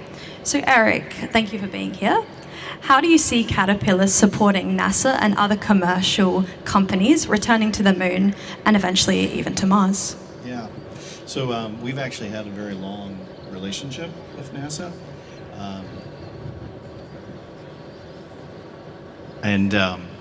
That is current today, but dates back even several decades. And so our focus has been with NASA kind of in 2 areas. One is in areas of collaboration on technology development, but more from the perspective of technology that NASA and that community would use for lunar or Martian surface capability. But those same areas are applicable for us in our industry and in serving our customers, right? And then the other area of engagement is in the area of of STEM outreach and university competition. So we're heavily involved in the NASA Lunobotics competition in the US, which has a lot of similarities as to the Australian Rover Challenge here, and obviously we're involved here as well. And so those are the kind of the two areas where we focus our engagement with NASA and the aerospace community. Yes, it's not only about those learnings that we can take from here into space, but also how that can apply back onto Earth with our applications, for example, in mining. How do you see the tasks faced by the teams relating to the challenges Caterpillar is addressing in its own R&D efforts? Yeah, so there's a direct alignment to what the students are doing in your challenge here to what we are doing on a daily basis at Caterpillar. When we look at automation and autonomy, that for us covers remote control, direct remote control, but then semi-autonomous systems we have with dozers and blast drills, for example, where just like the students are in a mission control center here, an operator would be sitting at an operation station and he would be managing multiple 3 to 5 machines as a single operator, and then all the way to full autonomy like we have with the large mining trucks and the command for hauling product. And that product's been out for 11 years, and those trucks worldwide, hundreds of them, have developed or have accumulated over 330 million kilometers driven autonomously, and like 8.6 billion tons of material hauled, which is a lot of material. So to put that into perspective, it's more than a 4-lane highway 2 meters deep all the way around the circumference of the Earth. Wow, that's pretty impressive. Yeah. When you're talking to the teams, I'm sure you've been interacting with them throughout the past 3 days. What advice have you given them about having a career in space robotics? Yeah, so my input to the students relative to careers and so on is not necessarily directed at space robotics, because that's not necessarily where we're specifically focused, but more in a general aspect and what to consider for a career. And I'll often get asked this by students through the engagement when they learn that I have like 37 years at Caterpillar. I get asked, why would you stay at a company for that long, like a single company? And so I tell them about, there's many aspects, but there's kind of like 3 primary things, right, for me. And I try to encourage the student to think about what's important for them as well as they look at opportunities. So for me, it's been growth, meaning personal growth, and the ability to do many different things over a career and keep continuing to learn. And I've had that opportunity, and that's very common at Caterpillar to be able to do that. So machine design, machine test, production, getting into agreement development, IP terms, ability to work with external entities in places like NASA and so on. The second area is values. So every company will have a value statement, right, or list their values, but it's important to understand, or is that the actual culture of the company, right? So at Caterpillar, what I had always seen throughout the years is that the values that we are stating is really just a reflection of the DNA of the company. That is the culture of the company. And that's important because that defines the environment that you're working in and day out, and you spend a lot of your waking hours of your career at work. And so what's that environment you're going to be in? And then the final area that was important to me, I think that's important for many people, is impact. So wanting to have an understanding or a perspective of what is the impact that the company you're working for and the things that you're doing having in the world, right? And so with Caterpillar, as I've looked at that over this long career, what Caterpillar really does is it enables our customers to build the foundations, both literally and figuratively, of society. So literally, where we work, where we live, where we go for entertainment, etc. But figuratively, in things like power generation, so electric power generation, Caterpillar is significantly involved in that worldwide through our reciprocating and gas turbine engines. Transportation, movement of people and goods, so road construction obviously, but also we have a whole area focused on rail and also powertrain systems for marine transport, so the ability to move people and goods around is foundational. And then of course access to critical minerals and resources in mining, which is really prevalent in our engagement in Australia, And those are critical for just a vast number of daily things that we, products that we use every day are not possible without those starting foundational resources. So that's what I encourage students to think about, is what is going to be important to them, and looking for where are those opportunities at where you're going to get that kind of alignment to what's important to you. Sounds like a company with some really great values, and that's a testament to how long you've stayed there. Yeah. Are there any opportunities available for students at Caterpillar in Australia or overseas? Yeah, there are. We do. And we have some internships opened up and so on. And so we've been encouraging the students to come by to our booth here and sign up for our talent community, where we can push out information to them, both what we have currently available right now, but also as things open up future things into the future as well. So.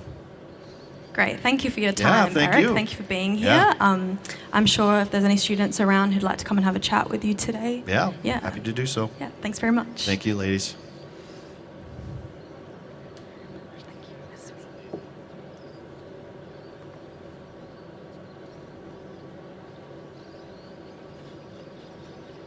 That was great. How inspiring. Now, what have we missed over here on pitch A? Well, the RAS team has been pretty busy, and it looks like they're making headway in their rock activity. So pretty exciting stuff, and they've got just under 18 minutes left on the clock. So yeah, pretty exciting stuff. They've still got plenty of time to finish up all the things they need to do. We've also seen the rover moving pretty quickly around, which is pretty exciting as well. Seeing their systems work really well here.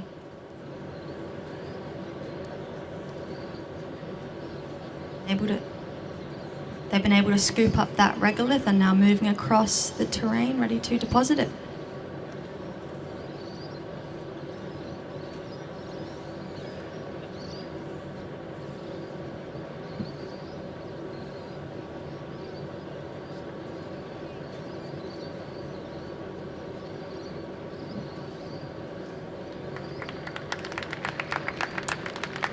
Some round of applause here from the team as they're watching on to see RAS kicking some goals here. So you can see them achieving some points, which is really exciting.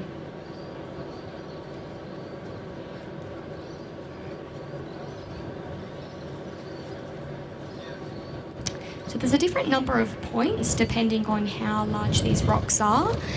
So the large rocks will allow for 7 points. So that's 3 points for moving the rock any distance from its starting position, and 4 points for placing the rock in the collection zone. We're seeing now as they attempt to pick up that small orange rock. So there's 2 small rocks, 2 medium rocks, a large rock, and a huge rock. Those small and medium-sized rocks, they're looking at 4 points, so 2 for moving the rock any distance, and 2 for placing the rock in the collection zone. This team will be pretty glad that they're not working on the regolith component at the moment, as we're experiencing some wind here. So perhaps it's a good idea that they're working on the rocks at the moment. Excellent job. Looks like they've been able to successfully pick that up and now traversing over to the deposit location.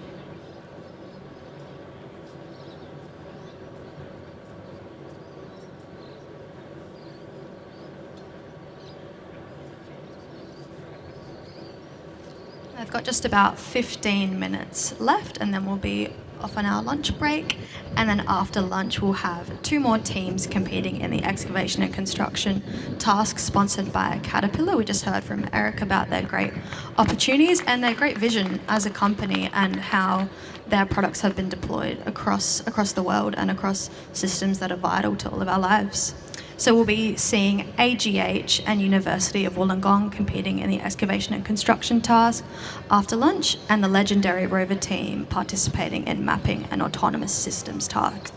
Quite a clever name for quite a clever idea for a name there, referring to them as the legendary team. I think that's smart. Their reputation precedes them. Yeah, very true.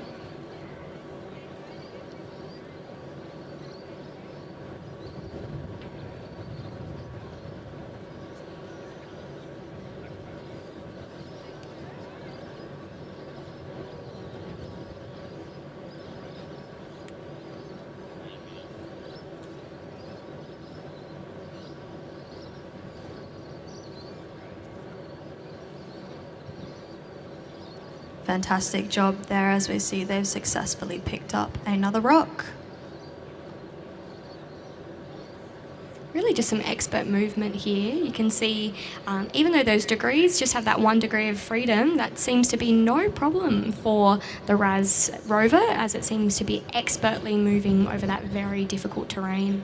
And it looks like another 3D printed wheel design. Yet again, simple but effective and inexpensive. Yeah, absolutely. And very light, which is a big benefit for these rovers as well. I wonder if they conducted their rover testing with the hard hat on. I'm sure that would change the weight balance. Higher centre of gravity. Yeah, very true. So there was some applause here as there was excitement as that rock has been placed into the necessary zone, securing some more points for this team. Doing very well so far.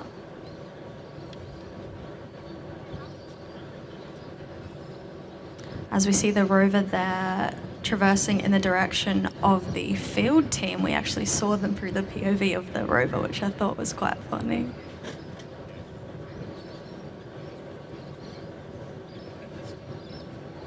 Looking on in case they need to intervene in the case of anything going wrong, but it doesn't look like that's going to be an issue at this stage because they're doing a fantastic job.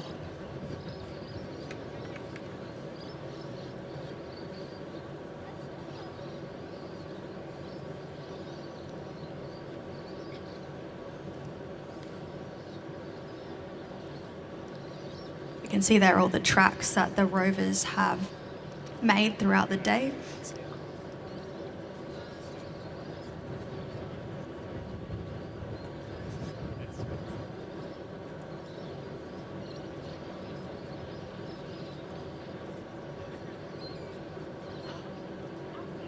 Very well done from the RAS rover. They were in a spot of difficulty, but they managed to escape that pretty quickly.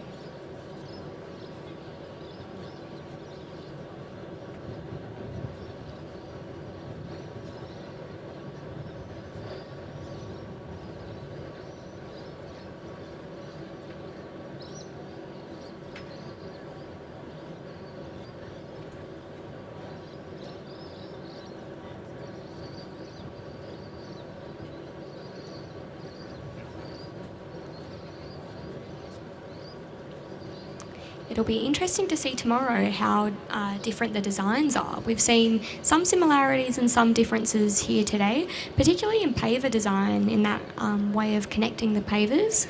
So I wonder if we'll get some difference between the teams that are working on that tomorrow.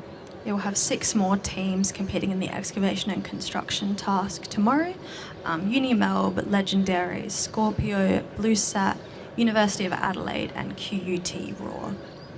And then over in the autonomy task tomorrow, we'll be having Monash first up at 9:15, then followed by AGH, UOW, UQ Space, and then to round out the day, RAS, UNSW.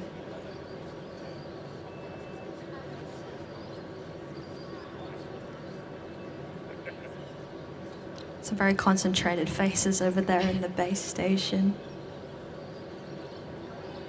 Quite a cool view that we get here as we see the regolith sort of deforming underneath as it starts to be picked up by the shovel.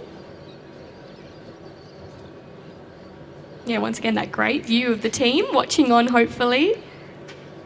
Watching through the rover.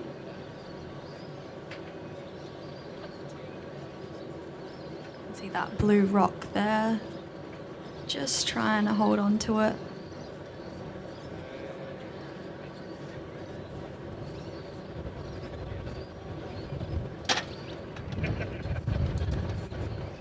This team still has 10 minutes remaining, so still a lot that they can achieve in that time.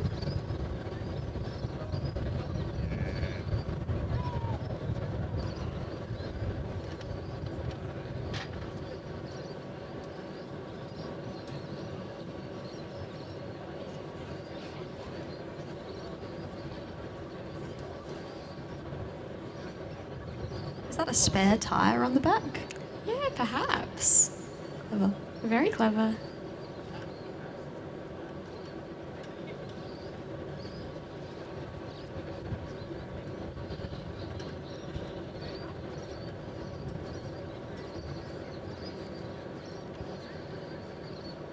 Bit of wheel spin there as it's trying to gain some traction.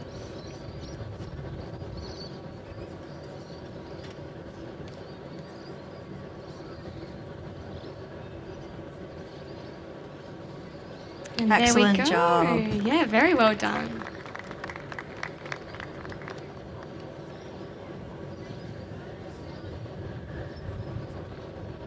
So again, just for dropping that small rock into the area, they've just gained themselves another 2 points. A total of 30 points up for grabs in this rock clearing activity, and so far it seems like they've managed to make a pretty good crack.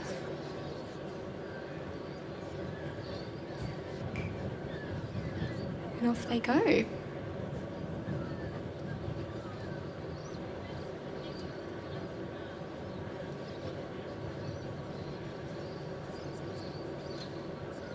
You can see there on the front left wheel just how much sand is getting kicked up as they try and traverse the terrain. The more you drive over it, the more aggravated it gets.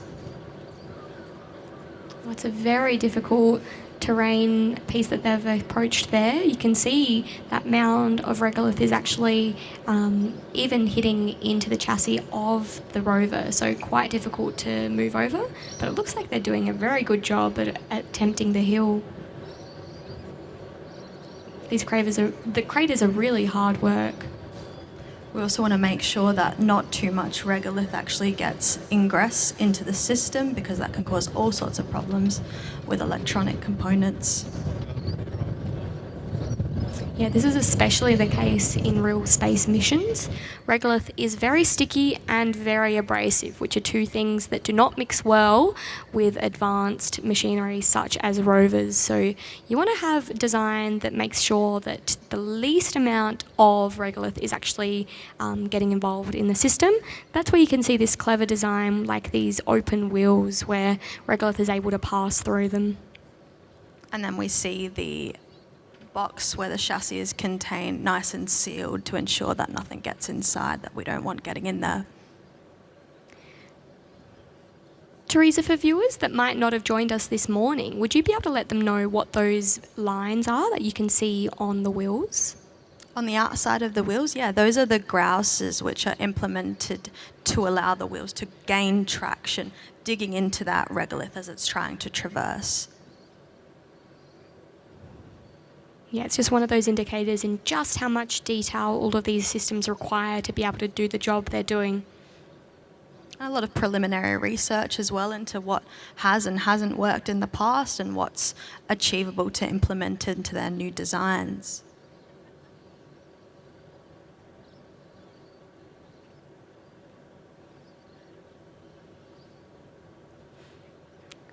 So we see the RAS now perhaps making its way into the last activity they need to complete for today.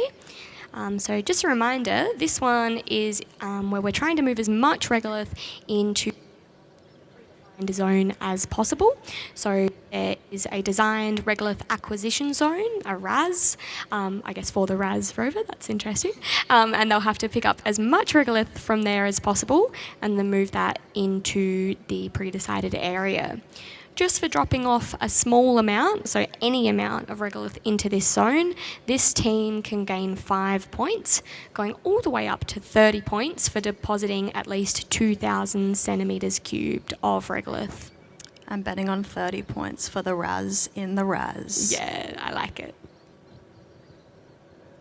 Just over 5 minutes remaining to complete this element of the task.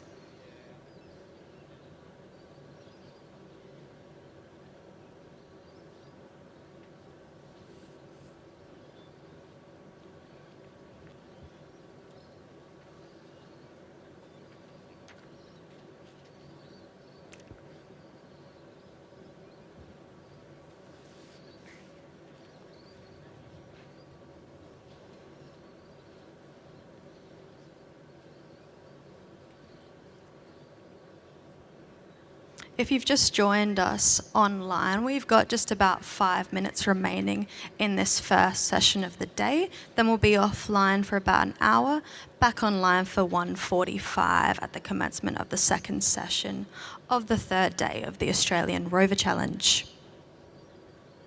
Yeah, it's been a pretty jam-packed 3 days so far, and there's still plenty to see over the next day and a half of activity. There's lots happening here at Roseworthy at the University of Adelaide's facilities. It's been really great seeing these teams work together and work to try and solve the problems that have been posed to them.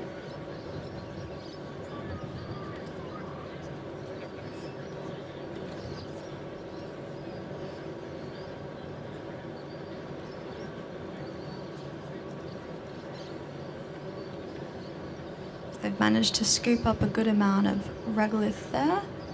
Now just trying to deposit it. The wind causing a few interruptions.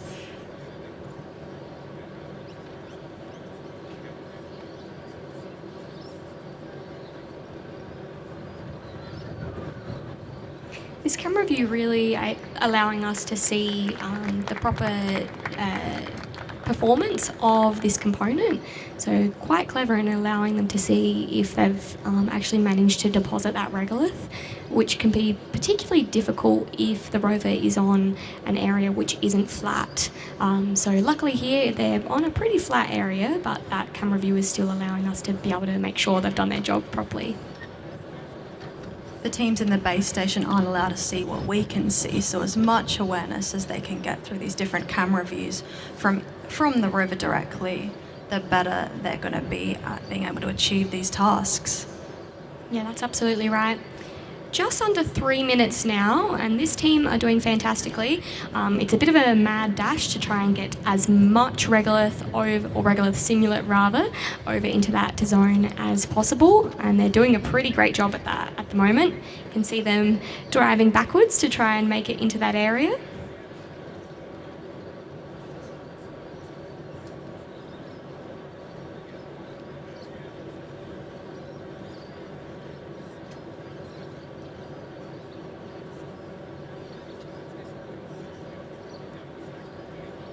Great precision in the control of that end effector, able to effectively scoop up and deposit the regolith.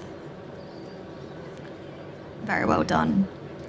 It's also pretty clever in that this design, the rover itself is actually high enough that it can drive over what's being deposited into that area. It makes it a lot quicker for them because they're not having to turn around each time they try to grab the regolith.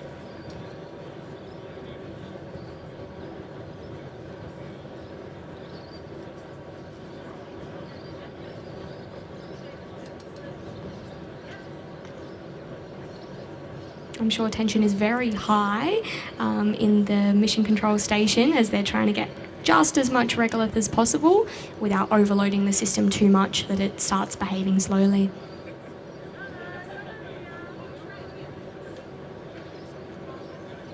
A really great capture of regolith there.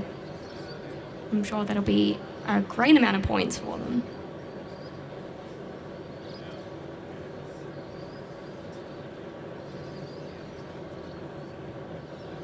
Just under 1 minute remaining for their attempt. Some great achievements, some great points scored here in the excavation and construction task.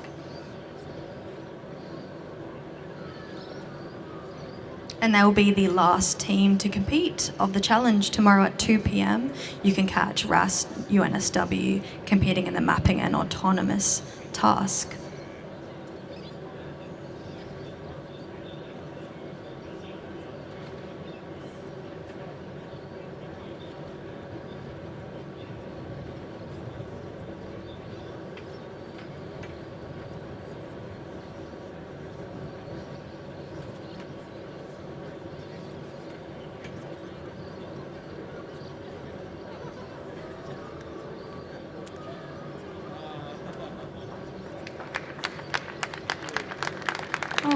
And time is up for the team here. What an enormous effort. There's a big round of applause here because they've done a really great job. I'm sure they will be very keen to hear what the judges have to say about exactly how much regolith they have captured. So yeah, really great effort there. Yeah, really great display from all the teams who have competed this morning.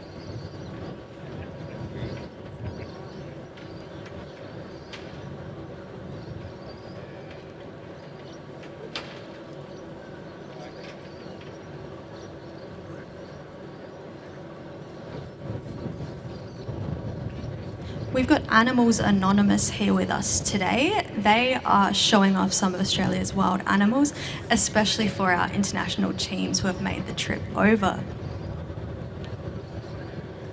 So we're looking at a tawny frogmouth at the moment. It's pretty exciting that we can see lots of things happening here at the Rover Challenge, not just cool devices here on our two fields, but also lots happening in the background. This is one of those, I guess, great teamwork pieces. It's pretty fantastic that we could have Animals Anonymous join us. And we talk a lot about bio-inspired applications in space, so I wonder if any of the teams can take anything from these animals today. Yeah, absolutely. There's actually been a lot of research done in some Australian native animals that have inspired some design for lunar rovers. I know there's lots of design work into having a kangaroo-inspired rover, so that's pretty exciting. I hope one day maybe we could see one of those ideas in the Rover Challenge. I think that would be pretty fun. Yeah, the thing with the kangaroo rover is it mitigates against some of the issues that we've seen with using wheel-based systems. Yeah, so rovers are not a one-size-fit-all situation, although a lot of the rovers that we've seen today look a little bit similar because of the tasks they've been given. They definitely come in all shapes and sizes. Thanks to Animals Anonymous for being here with us today.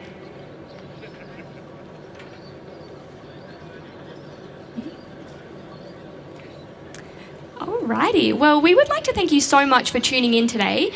We are about to head to a lunch break, and then you'll have some other fantastic commentators join you after lunch for the last few, and they'll take you through to the end of the day, and then you can tune back in tomorrow to see all of the wonderful things that these teams get up to. I'm sure they'll be very keen to get as many points on the scoreboard as possible to come out as the reigning champion.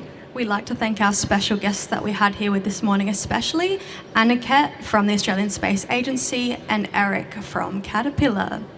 Yeah, it's been fantastic having you join us today, and we hope that you tune back in after lunch. So that'll be at 1:45 Adelaide time, so in an hour's time, to see the rest of the day's happenings. Thank you so much. See you later.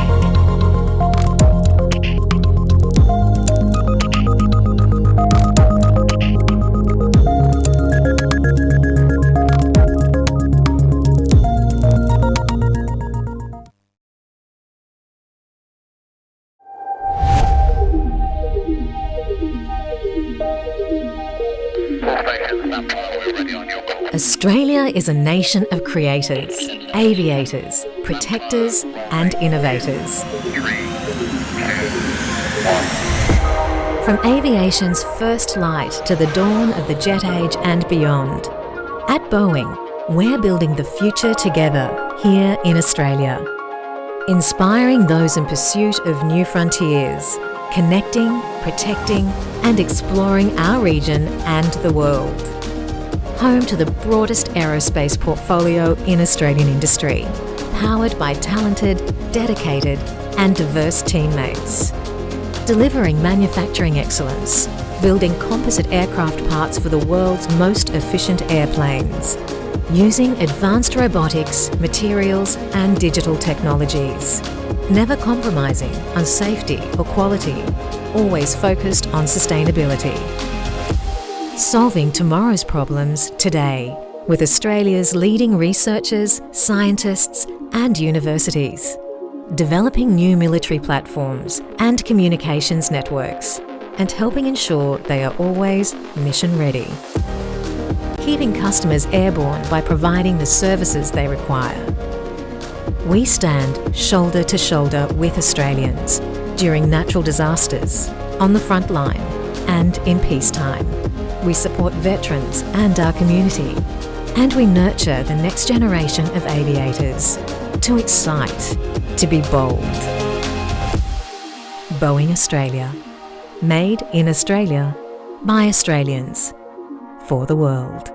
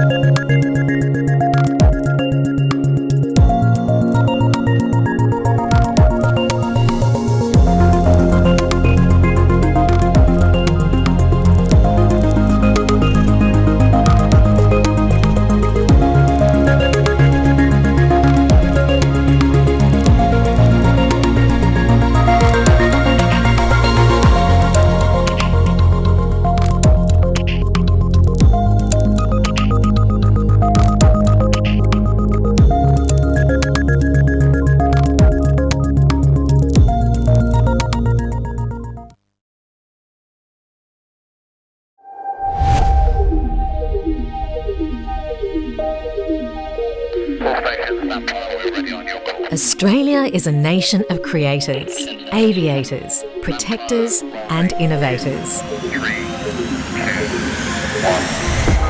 From aviation's first light to the dawn of the jet age and beyond, at Boeing, we're building the future together here in Australia. Inspiring those in pursuit of new frontiers, connecting, protecting and exploring our region and the world. Home to the broadest aerospace portfolio in Australian industry, powered by talented, dedicated and diverse teammates. Delivering manufacturing excellence, building composite aircraft parts for the world's most efficient airplanes, using advanced robotics, materials and digital technologies.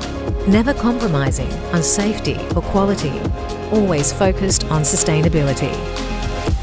Solving tomorrow's problems today with Australia's leading researchers, scientists and universities. Developing new military platforms and communications networks and helping ensure they are always mission ready. Keeping customers airborne by providing the services they require. We stand shoulder to shoulder with Australians during natural disasters, on the front line and in peacetime. We support veterans and our community, and we nurture the next generation of aviators to excite, to be bold. Boeing Australia. Made in Australia by Australians for the world.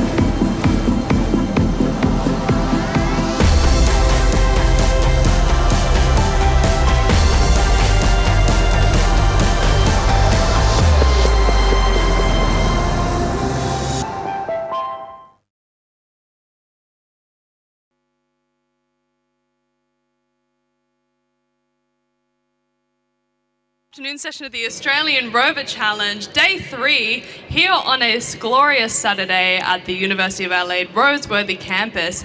If you're just joining us, welcome.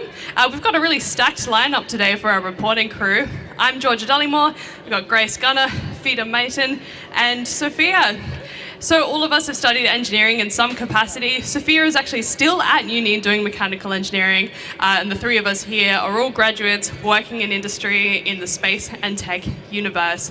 Fida and Sophia are going to be our roving reporters for today, so you'll see them around the workshop a little bit later on.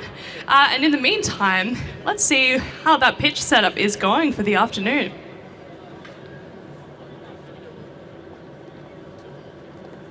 So we can see here the astronauts are hard at work resetting the pitches from the AM session this morning, where we had the excavation and construction task sponsored by Caterpillar, and we heard from Eric Reiner earlier about his role in the crossover there between Caterpillar's excavation and construction expertise and how that applies to space. Over on the other pitch, we have the Boeing mapping and autonomous task. We've seen some teams try to attempt operating their rover with no manual input. So programming their rover to identify a number of sites, using all of those cutting edge things like AI and machine learning on board their rovers.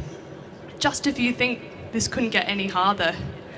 That is the current score there from AGH Space Systems. Were the reigning champions yesterday, but have been knocked off the perch by UQ Space. The competition is heating up as we head into the final attempts for these teams in the tasks for the course of the Australian Rover Challenge. We'll be hopefully seeing some updated scores coming in later today or first thing tomorrow. Grace, this is your first time here at the desk. How have you found the atmosphere here this morning? It's been amazing this morning to see everything kicking into action, the third day in and one day left tomorrow. I've been walking around speaking to all the teams this morning, and everyone's enthusiastic and their rovers are looking amazing and good to go. Really excited to see the rest of the day unfold and the rest of the excavation and mapping all coming together. So you're really keen to see AGH performing on pitch B and Legendary over on A for the mapping and autonomous stuff. That's at 2 o'clock, so a little bit further to go there. But yes, I'll pass back to Georgia.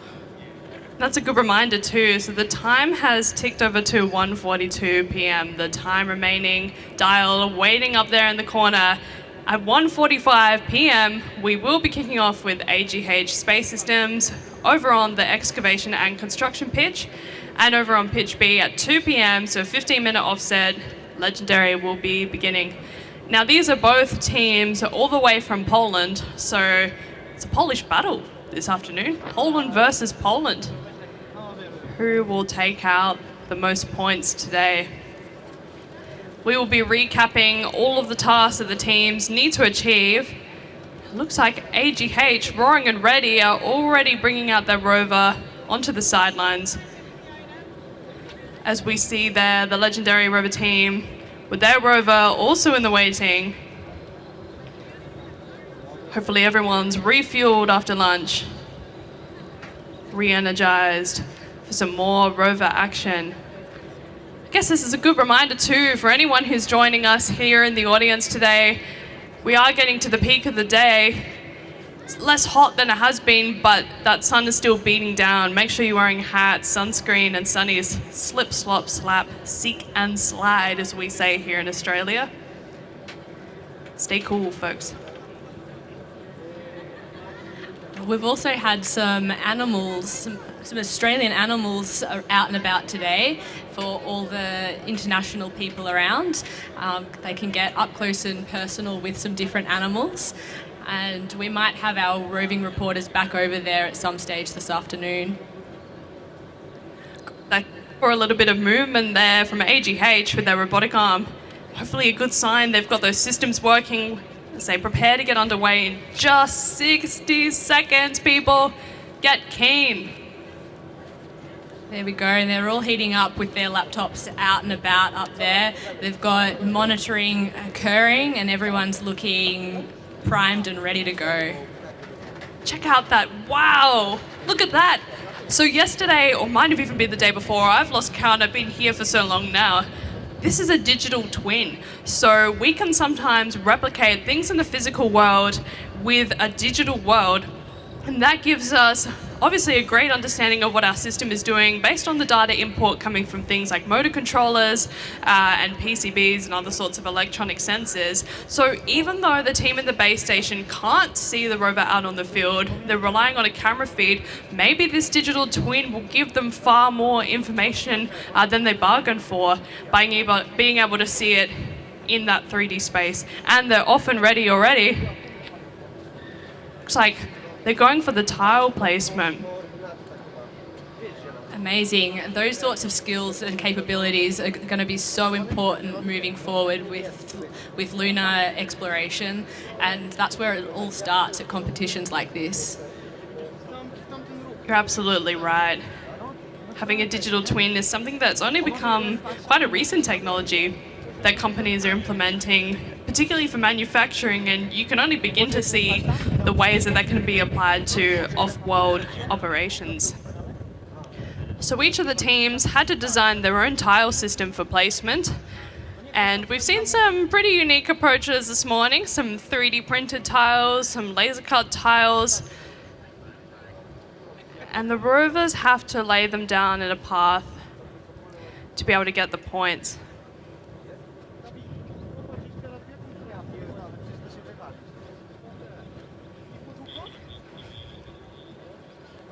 Check out the dexterity on that end effector. Just making this whole thing look easy. Grace, do we have any information? Do we know how this paver system works? What are teams required to do here? Yeah, absolutely. So there's a minimum requirement of 1.1 square meters. It all has to be connected, and there's also points available for making sure this is sort of it has an actual use, and there's points for talking to the judges and figuring out what the idea is behind their tile placement.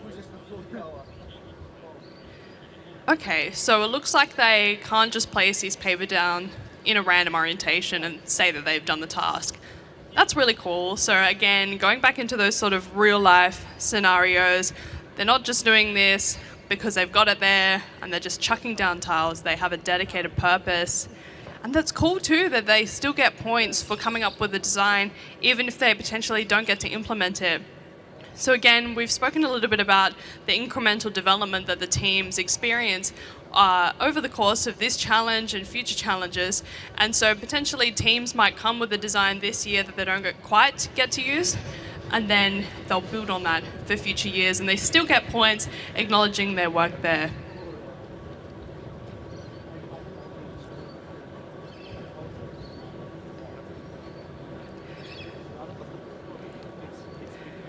So as well as studying aerospace engineering, Grace, you also studied geophysics, didn't you?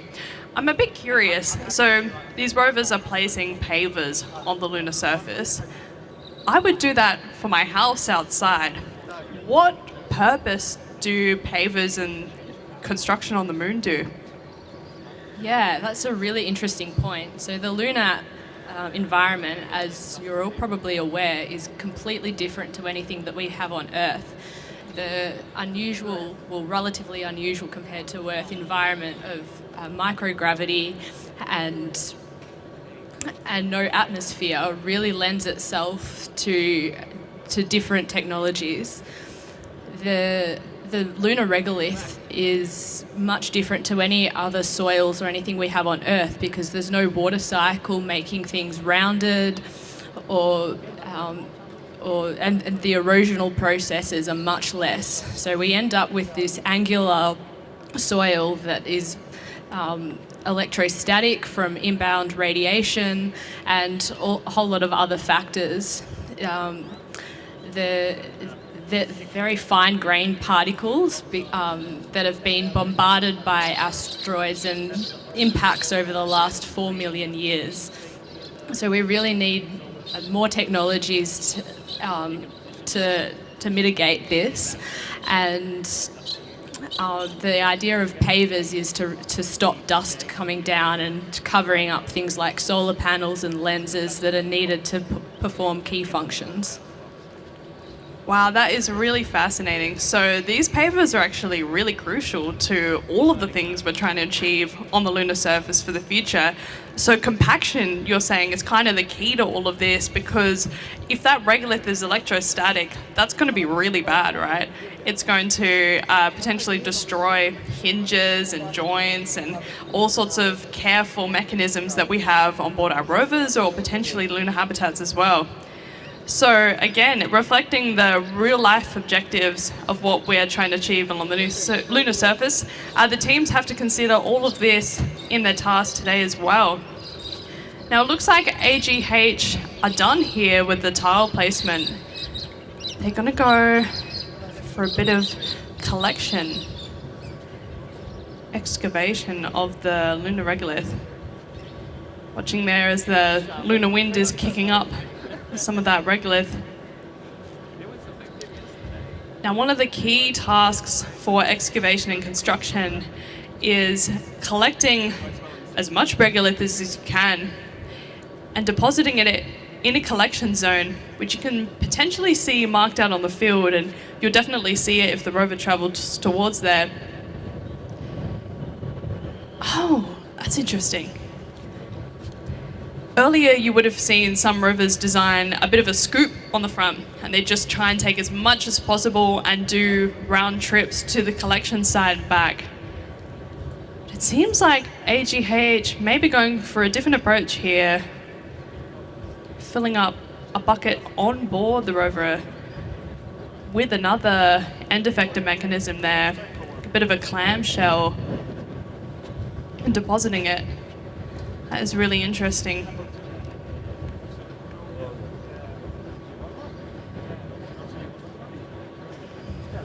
Now, the sand, if any of you have been reading the rules and regulations like we have here at the commentary booth, the sand is used for something called a berm construction. If you've not heard that term before, that is also really crucial for protecting assets on the lunar surface.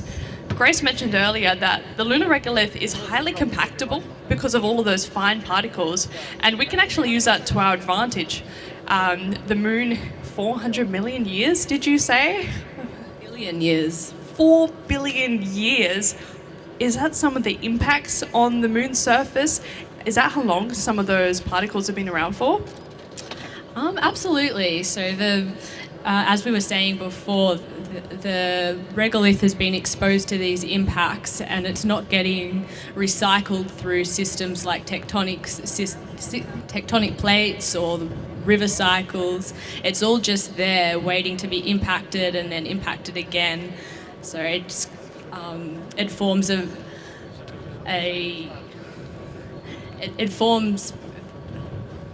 forms kind of impact craters, and yeah. And I guess where I wanted to lead with this was all of these impacts are pretty consistent over these last 4 billion years. And that's something that we have to consider if we're sending humans to the lunar surface, and if we're doing regular landings on the surface.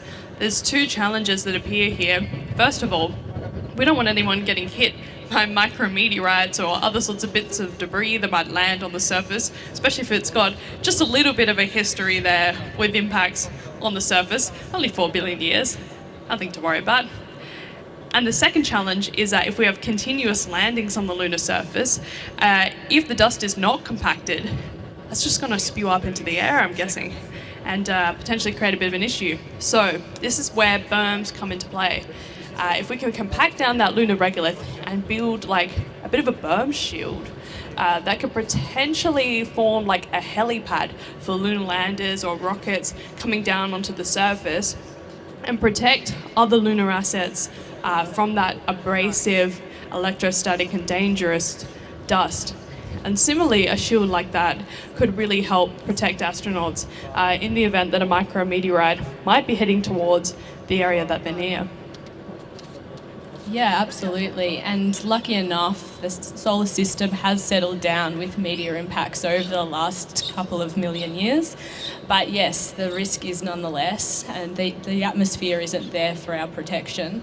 The other challenge, or the safety risk that comes with putting humans on the moon is very much connected to the regolith as well, getting into all sorts of grooves in suits and potentially wrecking seals. So these are things that we have to be really careful about when we're considering humans walking around on the moon. Yeah, that's another great point. Like, I talked about seals, but I didn't talk about the fact that could be for astronaut suits. So I guess civil engineering is really one of the foundational skills that we need going forward for establishing some of those objectives of future lunar missions. And we're looking over at Pitch B, and we can see that the legendary rover team appear to be getting ready for their attempt at the autonomous challenge. Now, what makes this challenge quite interesting for us as commentators is that there's two modes that the teams choose between. So there's an autonomous mode, which they're meant to begin in, but they can choose to forego this and go straight to a non-autonomous or manual mode. So we'll try and guess which mode they're in based on what the rover is doing. And by that, I mean, if it goes completely off course, or it looks a little confused. Perhaps it's in an autonomous mode.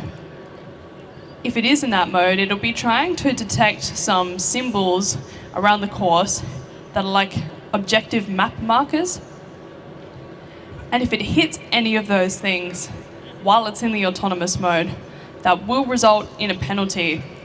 So it's a bit of a high risk, high reward situation, and that's their score there. A whopping 192.9, 90% for that post-landing task this morning. Very interested to see their approach to mapping and autonomous this afternoon.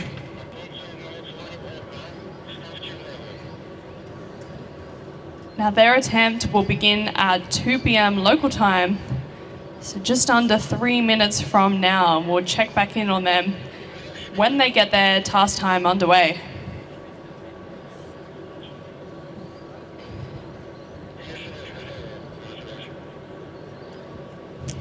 AGH still at it, trying to get as much of that regolith as they can. If this was Formula One, I would say that perhaps they were going for a one-stop strategy, traveling a singular time to the collection zone and dumping as much as they can in the collection zone. We'll see what they end up doing.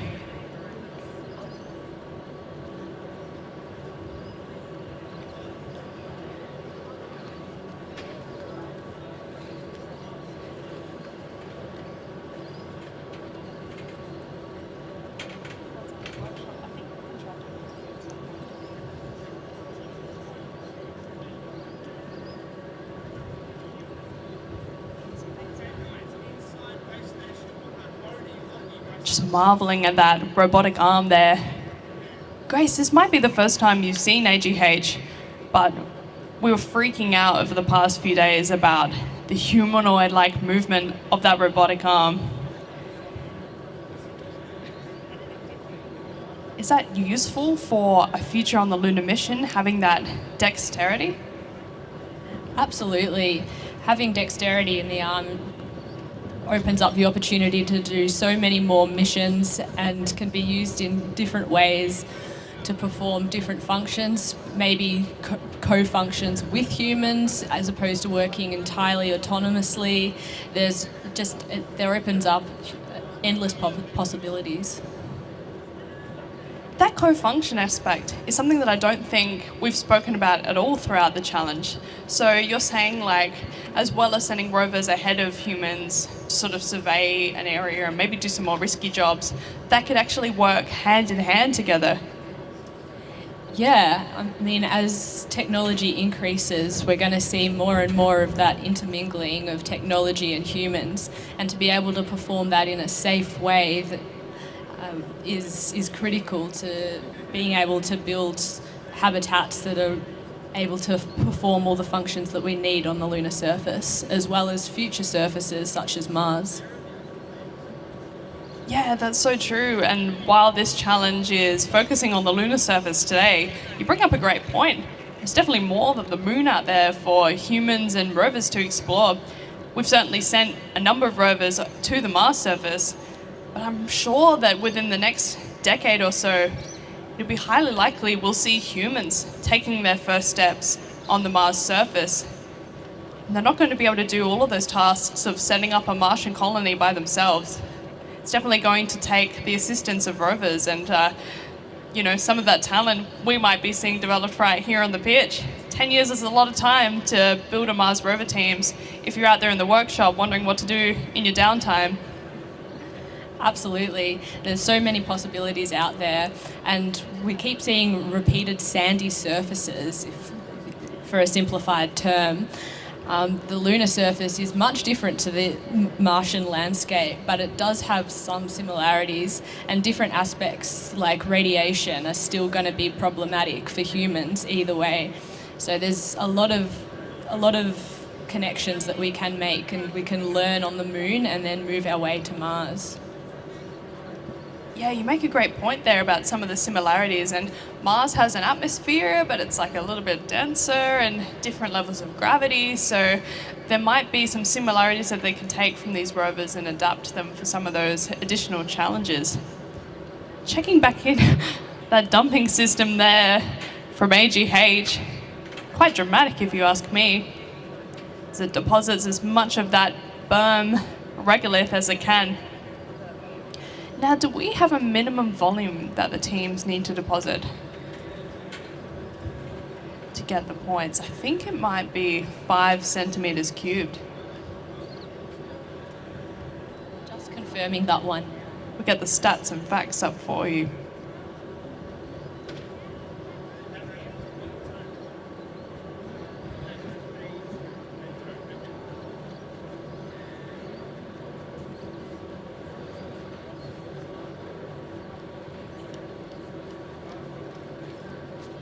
There's a reminder there of the points up for grabs. They've definitely descended the ramp, done a little bit of excavating, a little bit of paver construction. One of the other objectives is to be able to clear debris. As Grace was saying earlier, certainly a lot of that on the lunar surface from those billions of years of meteorite impacts. There's likely a strong chance that when we arrive on the lunar surface at any site, it's not going to be particularly flat. It's going to need a bit of clearing the area before it's appropriate for site preparation. So the teams also practice that too, being able to clear away some debris in the form of rocks or other types of objects.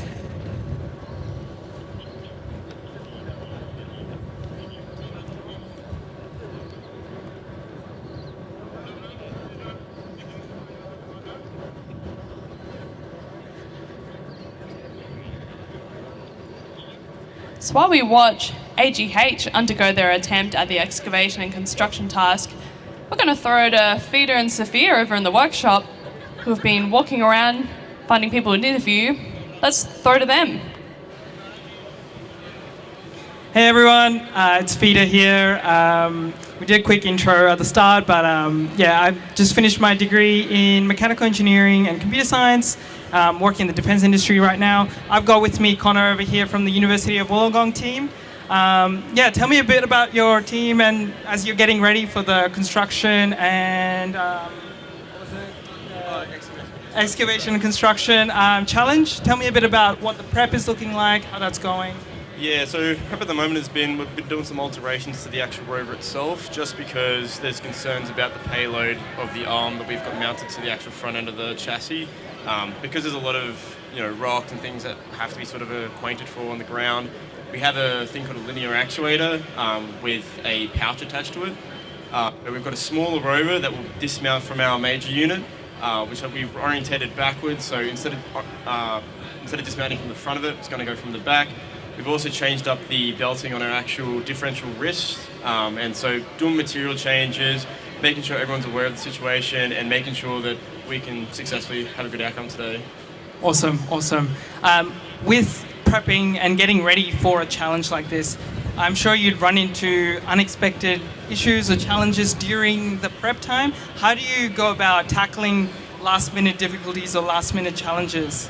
Yeah, I mean, I think every other university here would agree with me, but it's all duct tape and all zip ties. As long as it's all sort of held together and it's static, the parts that you want to move, hopefully move, and the parts that you don't want to move, just duct tape, zip tie, and keep it as stable as you possibly can.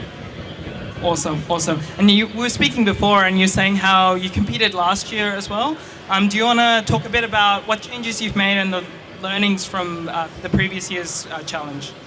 Yeah, so we competed for our first year last year, where we had significantly greater mass. We were actually overweight last year, and we've significantly dropped that down. We made a thinner chassis frame, probably one of the thinnest ones here.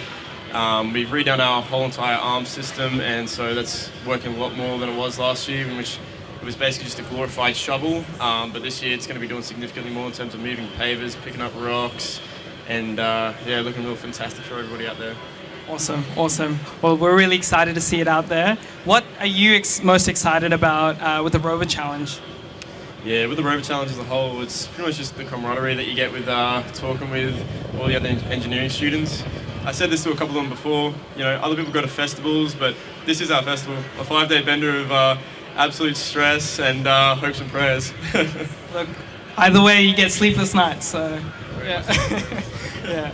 No, awesome. Do you want to talk a little bit about yourself and the degree you're studying as well? Yeah, so I studied a degree in mechatronics, engineering and finance.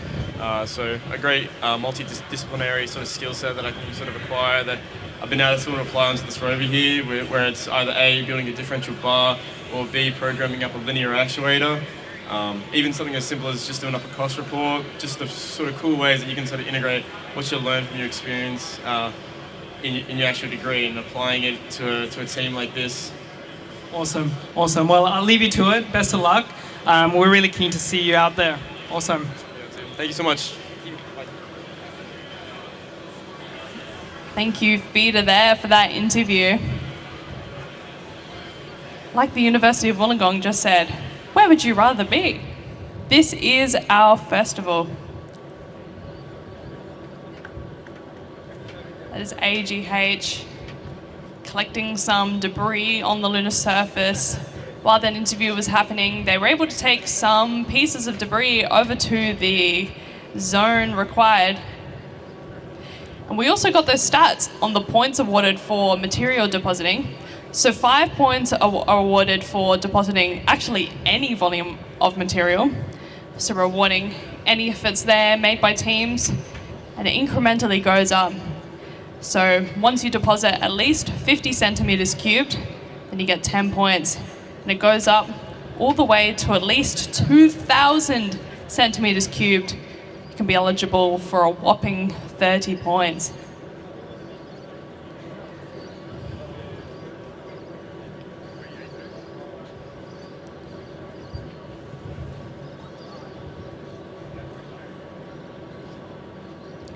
Base station team there with their digital twin up on 2 of those monitors. Fascinating how you can see the robotic arm being manipulated in that digital world and seeing it replicated here in real life. The audience get that visual there.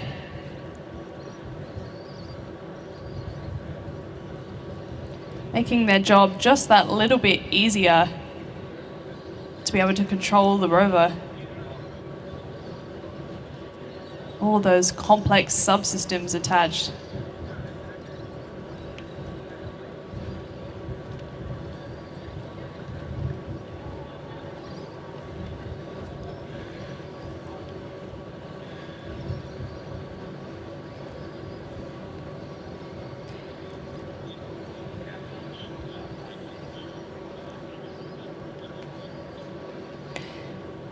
Meanwhile, over on pitch B, the legendary rover team are 10 minutes now into their attempt at the mapping and autonomous task.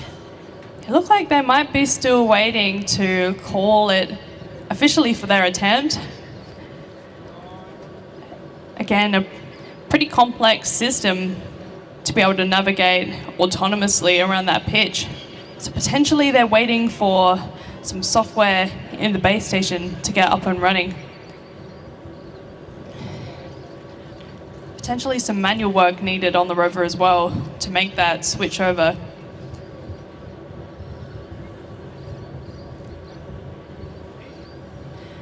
Many teams use core computer systems that are AI enabled, something that has also only really come about in the time that this challenge has existed.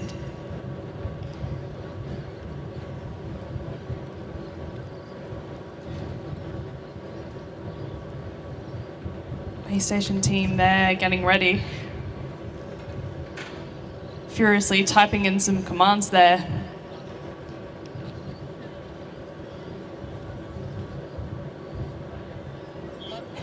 Some close-up views of their fellow team members on the camera's feed there.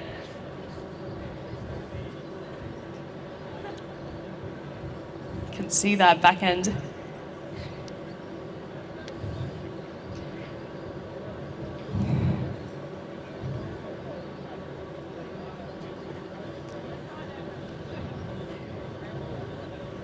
They still have just under half an hour remaining. A significant amount of time still to be able to have an attempt at this challenge. Now, calling back to what I was saying earlier, they do have the choice to switch from autonomous to start in the non-autonomous mode. If they do that, they will forego a significant number of points, but they can choose to try and go for the rest available, which involves driving around the pitch, being able to correctly identify coordinates of sides based on where the rover's travelled from its point of origin. They'll deliver this information to the judges following the task, rewarding teams for still attempting it despite not having a fully autonomous system.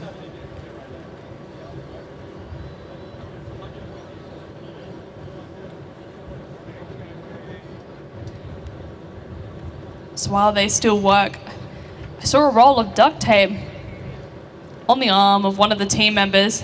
Great to see some duct tape out here on the field again today. My favourite engineering tool of choice when trying to problem solve in this challenge. Duct tape is the winner.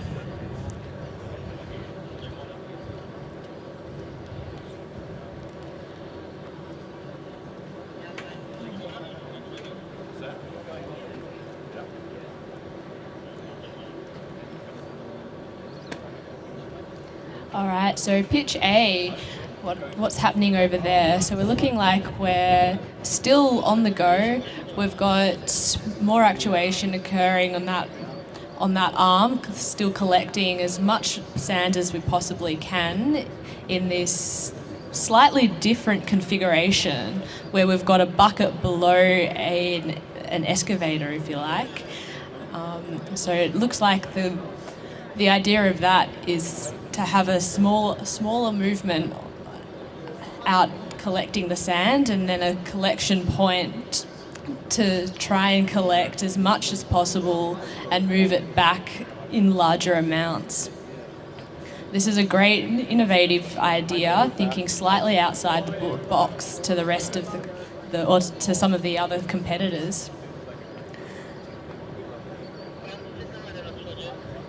And thinking outside the box, or rather inside the box there, being all on board.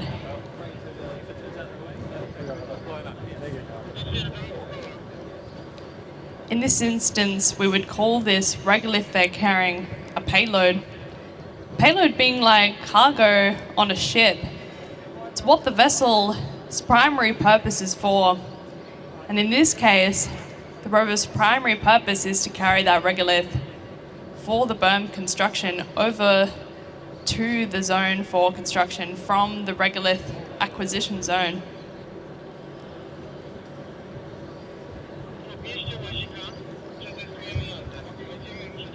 Yesterday, we saw a number of these rovers doing other things on board. In the space resources task, they were required to collect a core of frozen regolith.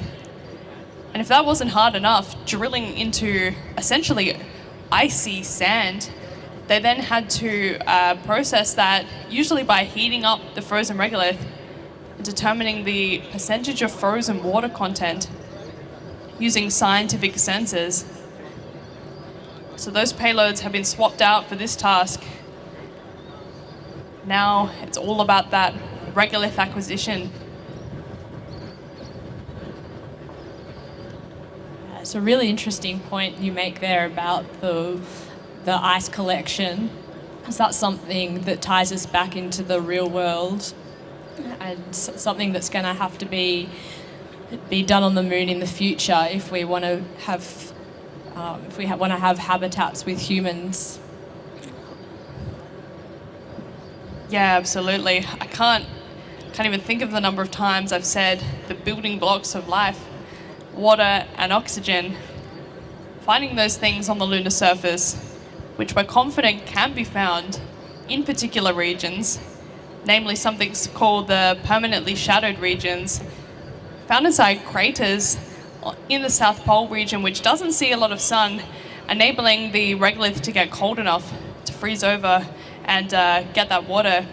If we can extract water and if we can extract oxygen, which is one of the objectives of the ELO2 Rover mission, is to extract a soil sample and then understand how much oxygen content is inside. If we can get those, then that will potentially lead us to success in having sustained human presence on the lunar surface.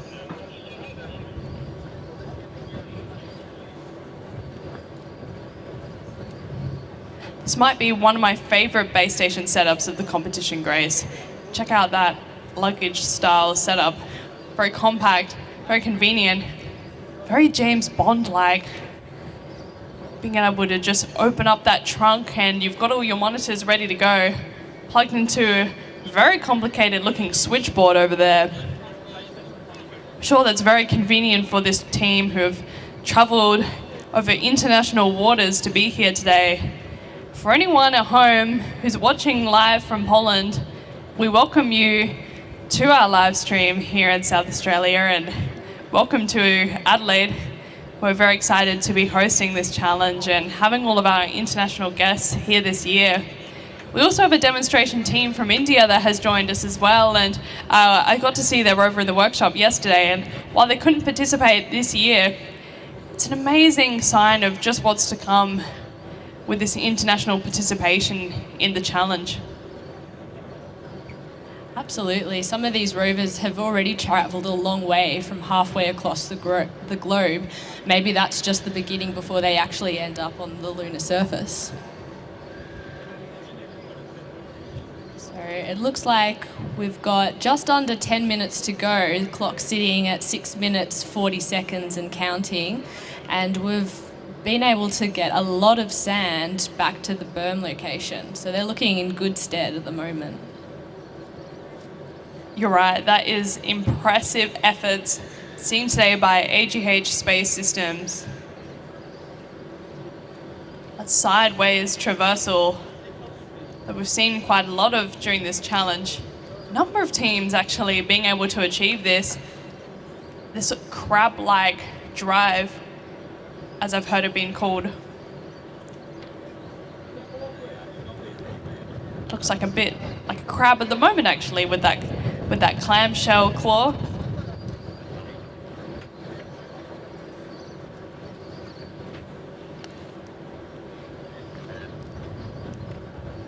They may even almost be finished with this task, and the team are wandering out onto the pitch. Is this an intervention or is this signalling time up? And it looks like it's time up. Congratulations to AGH Space Systems. Give them a round of applause.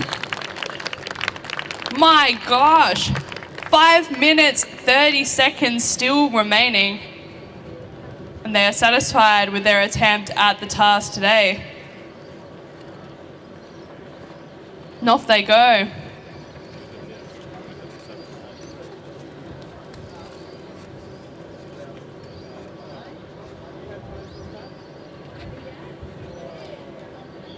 Checking back over on Legendary, just clocked over the 20-minute mark, so halfway through their time window to attempt the task.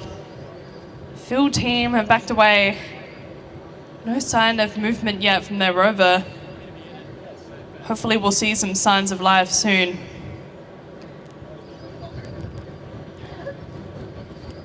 In the meantime, while we keep an eye on this pitch, Vida and Sophia have been hard at work in the workshop, finding some more people to interview and chat about their time this week. So Vida, Sophia, we're going to throw to you.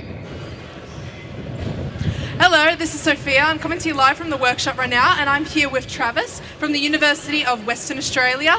Currently, his team is working on their rover, and we just want to ask you, how's everything going with the competition? Like, how are you feeling about the tasks that you've completed? I know you've completed the post-landing and the space resources task, so how's everything going with that? Yeah, well, this is our first year, so we managed to get off the platform. We had some issues with our drivetrain, and we had to basically do a big overhaul overnight, get some stuff going.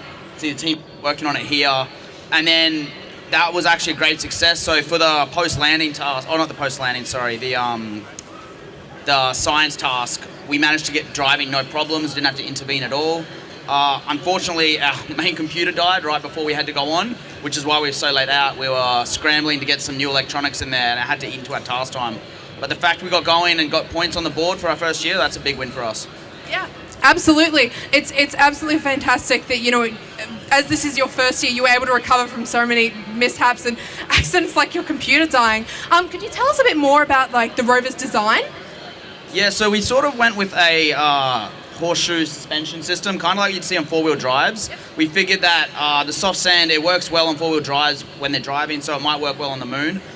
It seemed yesterday, once we got rid of our drive issues, it did seem to work. We were able to handle the terrain well. We've also got just like some standard 2.4 gigahertz antennas. So communications is pretty simple, just mainly over Wi-Fi. That's about it for the, I don't know, anything else you want to know specifically? Yeah, absolutely. You mentioned earlier before we were getting ready for the interview that you were preparing for the presentation later today. Could you tell us about what task that's for and how are you going about doing the presentation? Because that's not something the people in the live stream really get to see. They only really see the rovers in action. Could you tell us a bit about like the behind the scenes of the presentation? Yeah, of course. So we were originally going to try do the autonomous mapping task, where we drive around autonomously. However, it was just sort of a bit of a stretch goal for us, being our first year. We can't work on everything, we have to get our systems going. So we are talking about what we did in the background, so the research and design that went into that, so we can present it to the judges, hopefully get a few more points. Yeah, absolutely. Thank you so much for this interview.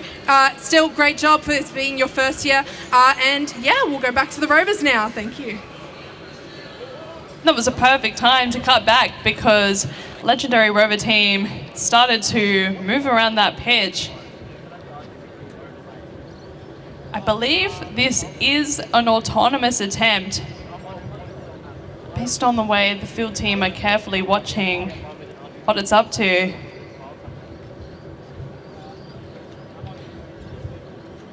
We did have a big burst of energy before, but we were over on that interview, so we're back in a static position at the moment. But just before, the people watching out on the stands would have seen bounding over from one side of the course to the other. It was quite ferocious as well. Tore it down the pitch. If the rover is able to recognize an object, I believe that's how it works. Using elements of computer vision. Yeah, the team in the base station look pretty hands off the controls, so I believe this is an autonomous attempt. Looks like they're getting fairly excited in there, taking photos of their screens as well, so that's a really good sign. Yeah, it looks like that's some sort of computer vision tool there. The rover is getting a bit of a sense of its surroundings. It'll be likely trying to identify some objects, telling it its position on the field.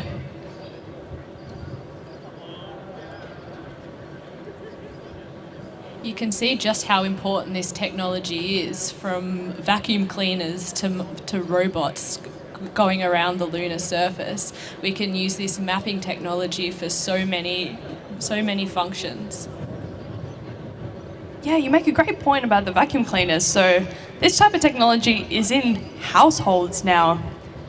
All of those little robotic vacuum cleaners that use computer vision just like this to be able to map out a house. That's how it recognizes what rooms to go into, what's inside the house and what's outside.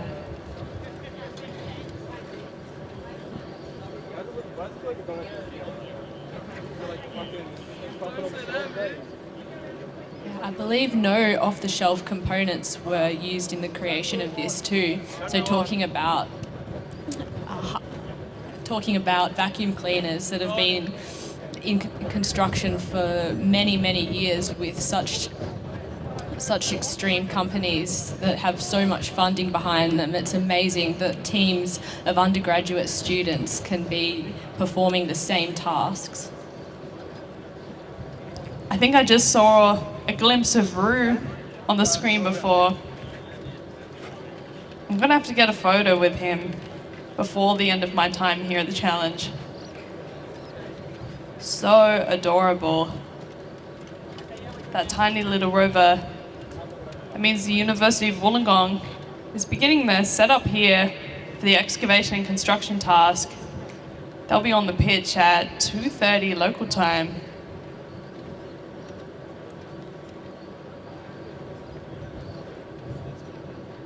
Looks like they've swapped out their robotic arm again. Then the end effector showing off an impressive scooping mechanism. Hopefully we'll get to see that in action. Legendary still waiting for some more signs of life over there, over on pitch B. It'll be amazing to see the different scooping techniques coming into play with this next team up. I wonder how different it's going to be from our international friends. That's right, and we heard from UOW a bit earlier over in the Workshop 10. They were saying they've done a lot of improvements on their design this year to really focus on weight reduction. We noticed earlier in the competition that they had one of the thinnest chassis of any other team on the pitch this week. So hopefully that reduction has really paid off for them. You can also see that coming through in the wheels. The wheels look like they're 3D printed and a lot of material minimization. Yeah, again, it's so fascinating to see all of the different approaches this week. The minimalist designs versus the ones with a much larger chassis but perhaps a less intense robotic arm. It'll be interesting to see how the center of gravity goes with that really large arm on one side and such a thin chassis too. Yeah, you make a really interesting point, Grace. And that calls back to some of the other attempts we've seen at construction or the use of any sort of payloads with end effectors or linear actuators throughout the challenge. Is that sometimes the rover itself gets lifted off of the ground. Because of that center of mass, it completely changes the balance.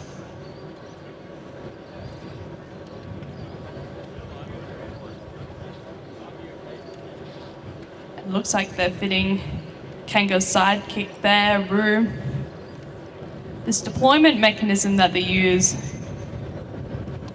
a technique called marsupial deployment.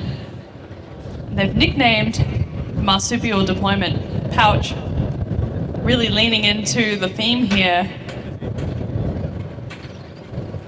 I wonder if Roo can meet some of the animals from Animals Anonymous here today. I'd love to see that.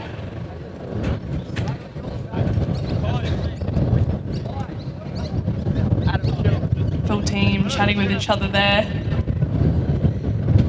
Careful coordination needed during this setup time. A reminder that two-way communications are allowed between the base station and the field team while this setup process is happening. So you'll see them communicating over the radio there. Once the team decides that they're ready, they'll walk away and that two-way communications will be cut off. And it looks like they have called it, potentially. Field team are walking away, some thumbs up. Ready to go. Radios put down.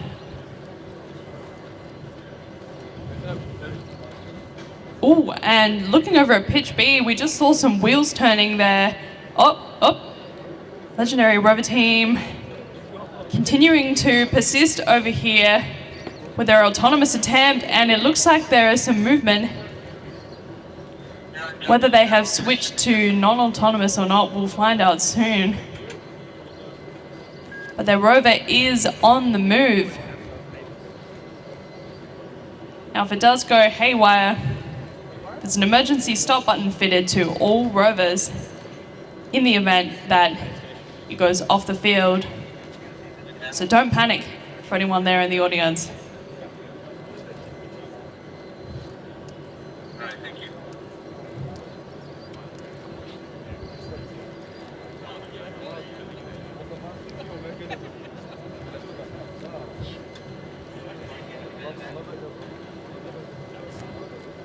It's interesting. I'm wondering if the rover has sensed the edge of the crater. Just trying to navigate around it. It is making progress around the pitch. Just over 8 minutes remaining. Great to see this comeback in the final minutes of the task. It's still plenty of time to try and nab some points. The team is pointing, but I can't see anyone controlling. Whoa, and University of Wollongong off to a start. A bit of a sliding start there. Skidding down that ramp, but all 4 wheels on the ground. And that's 5 points. First 10 seconds of terror. Is this the marsupial deployment time? We'll find out. Would love to get a view on that.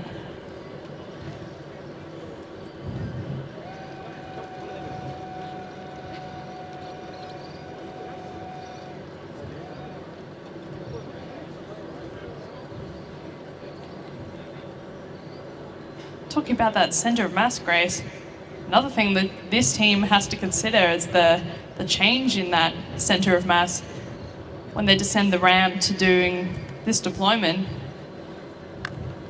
Want to be really careful. Yeah, absolutely.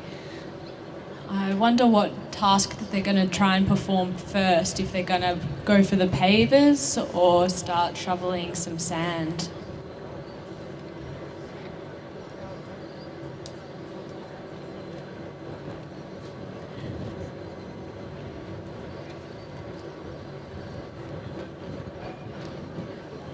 So 36 minutes to go.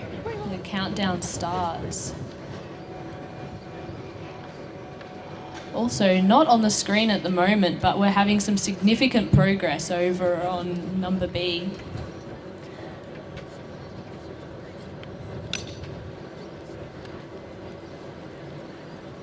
The wheels are turning and we've got...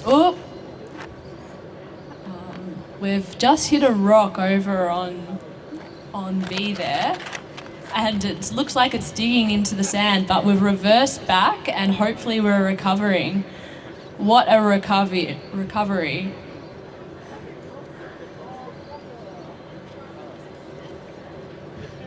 So you would have seen some flashes on the base station view there. This is definitely autonomous still. That actually looked like the onboard computers on the rover were identifying the rock. You can see, yeah, look at that. So that is computer vision at work. This is what the rover sees. Definitely nothing like what the humans are seeing out here on the track. This is computer translated reality. Pretty insane stuff. Again, a reminder, student teams, people. These are students in their spare time. And with degrees like they're doing, that's not much spare time. You're exactly right. These people are eating, breathing, sleeping, and thinking about rovers this week. Check out that onboard camera view there from the legendary rover. I don't know how the base station feels right now. They've handed over control to their rover. It looks like there might be a little bit of manual intervention there. It's hard to tell. There are some hands on the controller. I'm sure we'll be able to get an interview with them later and find out exactly what's been happening here. Potentially in the remaining minutes, they've taken over. That 3D map means nothing to us, but it'll mean everything to the rover to identify objects that it must avoid. A reminder that while it's in autonomous mode, if it does collide with an object, that will result in a penalty. Incentivizing the teams to really focus on training their models to avoid collisions. Team watching on from the side there.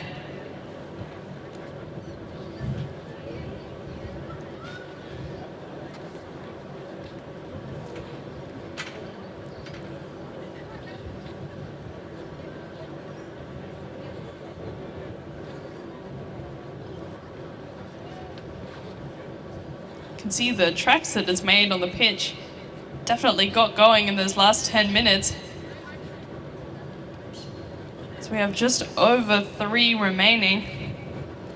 They are actually the last team to attempt mapping and autonomous for today. So all the rest of the action will be on pitch A for excavation and construction. Mapping and autonomous is certainly one of the most difficult and one of the most experimental tasks of the challenge.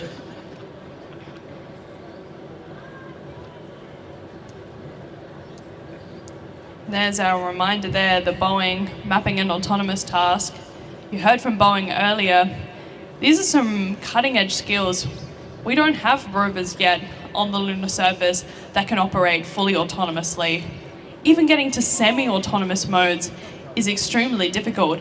So to go from 0 to 100 with full autonomous, for any team to be able to achieve that in any capacity, just getting it to drive around, is a humongous achievement.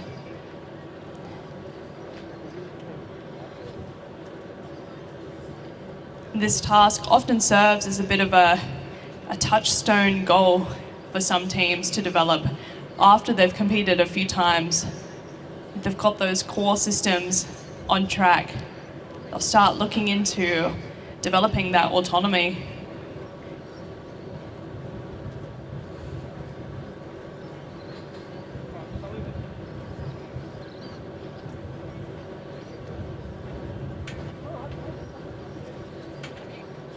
So just under a minute and a half to go, and we look like we've come to a stop again.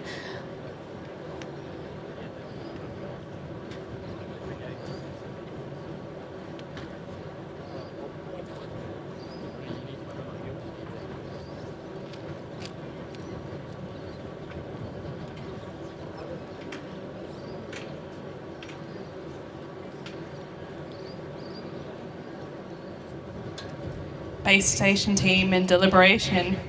Even with just under a minute on the clock, you can see they haven't given up yet. They will have a presentation to deliver to the judges after this, so potentially they're trying to do as best as they can to get information about the coordinates that they need to deliver to the judges later in those final remaining seconds. So as Georgia was saying before, this will be the last of this competition for today, but it speaks to such a real-world application on the moon, and having basic maps from the to train the rovers on is such a real-world application. If we have maps from satellites and places that we want to try and get to, this exact technology will need to be used. And that is time up for Legendary Rover Team. A very commendable attempt there. Hopefully we can have a chat to them afterwards about their autonomous design and philosophy. But if that was autonomous the whole time, that is an amazing effort. While looking back over to pitch A, it seems like there might be a bit of a pause there as they look at the marsupial deployment. Came off with a roaring start off the lander, drove a little bit forward and has seemed to be stationary for a few minutes now. But we still have half an hour remaining. Seems like an intervention has been called and the toolbox is out. Doing a surgical operation on Roo there. Extract that rover from whatever might have gotten stuck. Again, these rovers have to survive 4 days of rigorous testing on a ruggedized terrain. So you can imagine, by the 3rd and 4th days, some of these systems will start to get pretty worn out. And keeping them going is yet another challenge that students have to consider.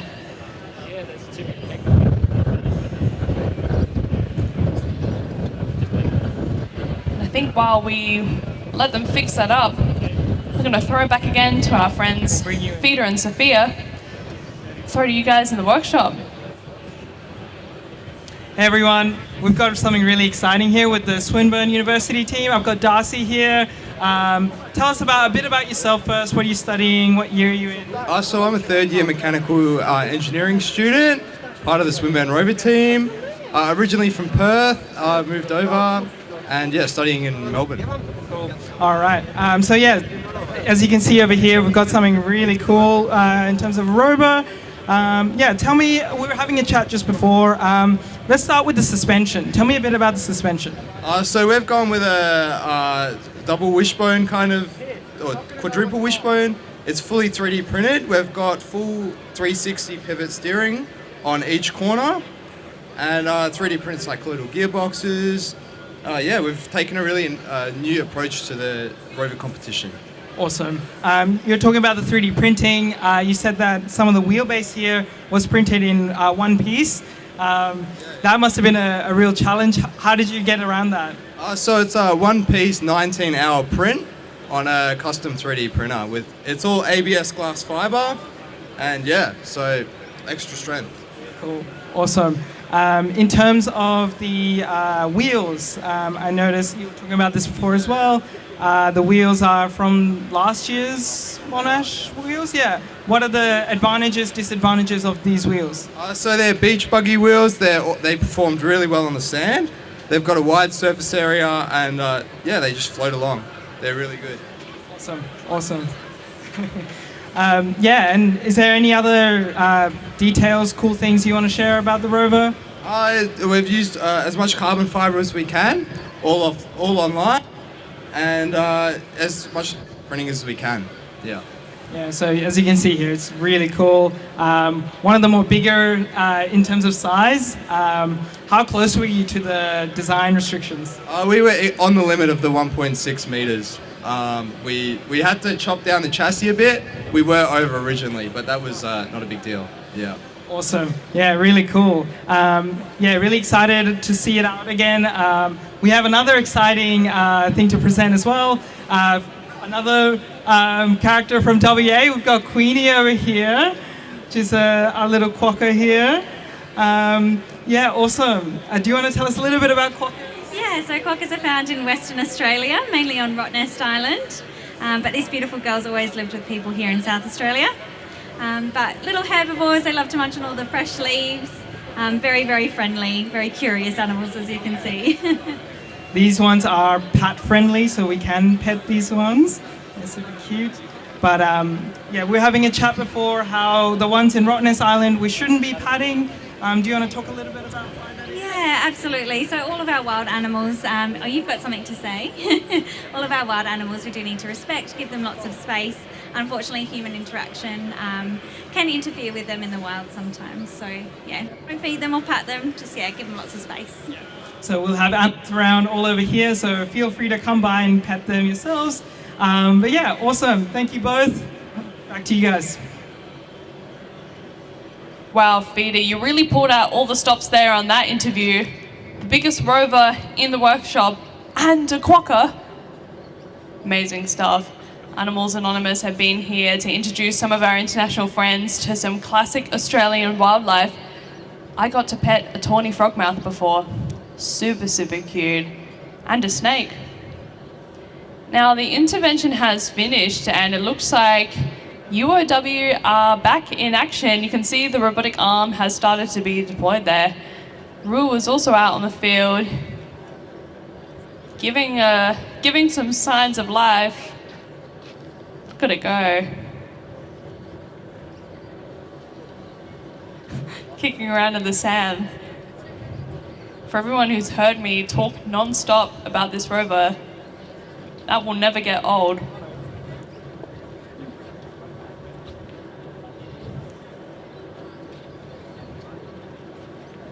Does it look like to you, Georgia, that the little robot out there is of the same design as the larger one, just at a smaller scale? We were wondering this the other day, and it's got completely different wheels, which is quite cool because whether that's, testing in a future design or they've considered that additional traction is going to be needed for that small rover to jet through the regolith. It's so cute. Just handles that regolith with ease in the flat terrain. It's so fast. The little periscope camera on top. We saw an incredibly good use of this yesterday in the post-landing task and the space resources task, where RU was able to act like an external camera, giving the team a view of their primary rover while it was trying to identify some sites to extract resources from. And as we see RU getting set up, potentially checking out some of the later tasks that the team has to achieve, the primary rover is maybe going for the tile placement. Looks like it's trying to get some pavers there. Bit of a nasty looking hook system on the back. I wouldn't want to be anywhere near that while it's in operation.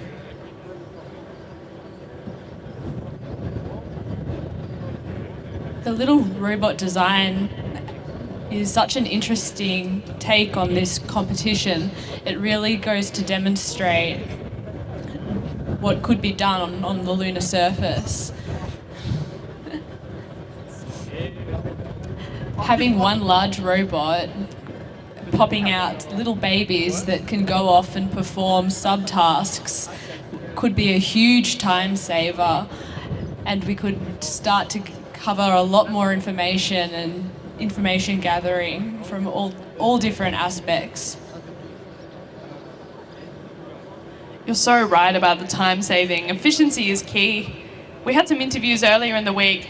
Dr. Jason Armstrong from Boeing, if you go back to day one of the live stream, you'll see him talking about how time is money when we talk about operations on the lunar surface. It's also really expensive to get payloads in orbit in general. I think I heard that to get a bottle of water to the International Space Station, that costs $2,500.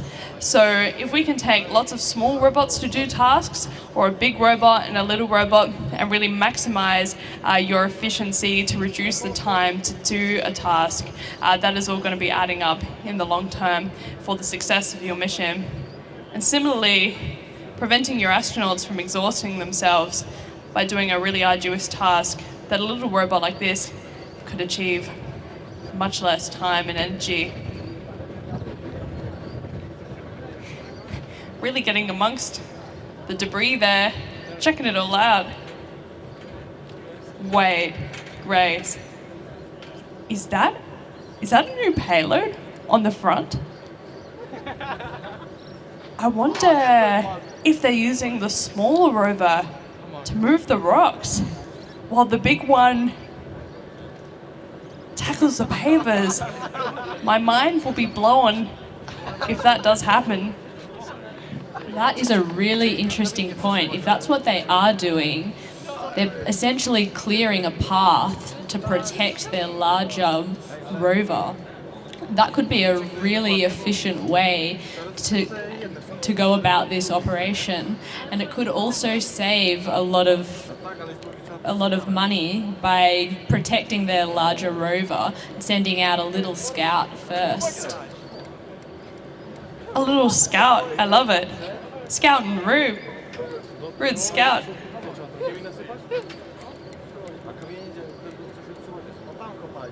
Those hooks have engaged with something over here, and there looks like there's a lot of action.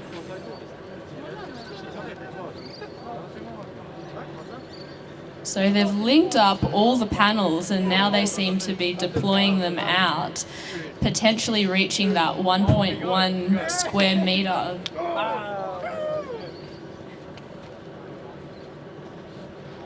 Heard a few cheers. As the arm comes down to try and place those pavers. Quite an innovative system, a bit like a bridge. Sort of accordion layout as those hooks engaged with the handle there. Again, it's a really efficient system. Everything's still interconnected. And thinking about space on board onboard rockets, that could be a really efficient way to get a lot of material out there. It would require less space on board. Why is it trying to push it? Rover absolutely leaping over some of those bits of debris. He's trying to push it. He's trying to push it. The thing about having a smaller robot is that the small boulders become rather large. You're absolutely right. Almost life-size in this instance. You can see on the cameras there, Roo must be terrified of the rocks in front of it.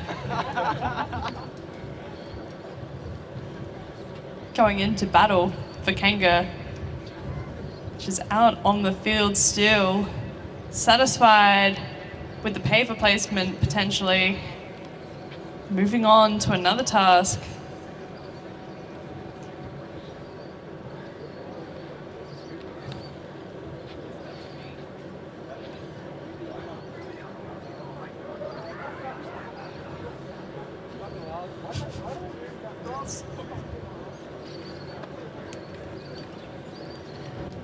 The purpose of the smaller rovers still eludes us a little bit. It'll be interesting to see this unfold. The main rover is on the move, potentially to start collecting some lunar regolith.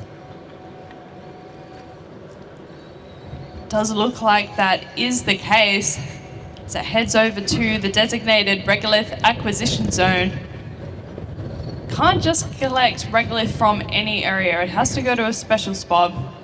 We need this regolith for constructing berms, which we mentioned earlier could be crucial in the future for protecting assets on the lunar surface from micrometeorite impacts and the harshness of repeated lunar landings, or kicking up that dust which Grace talked about was highly electrostatic, pretty abrasive as well. See a good view of the two rovers there.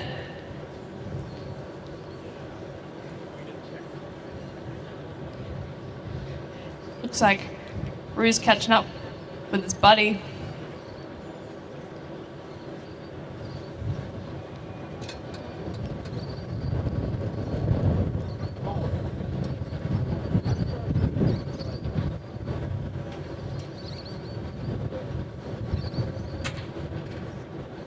I don't know about anyone else watching at home.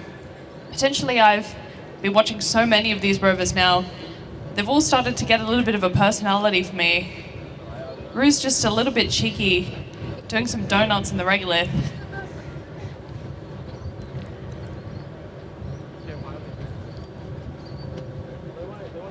And it's interesting too, thinking about that cooperation between humans and robots in the future on the lunar surface. Quite likely here on Earth as well. If we give these robots a bit of a personality and like having a pet, it'll improve the well-being of astronauts when they're so far away from Earth. Yeah, human factors up there come into play quite significantly. Humans on the moon will encounter such different environments. They'll also be exposed to contact deprivation in some respect and have to spend large amounts of time with the same people or not many people at all. So having robots that are able to make them laugh or make them amused could be a rather good benefit. Reminds me of that film Castaway. Tom Hanks on an island and had his pet volleyball Wilson. I think I'd be pretty happy if I was stuck with Kangaroo and Roo on another planet.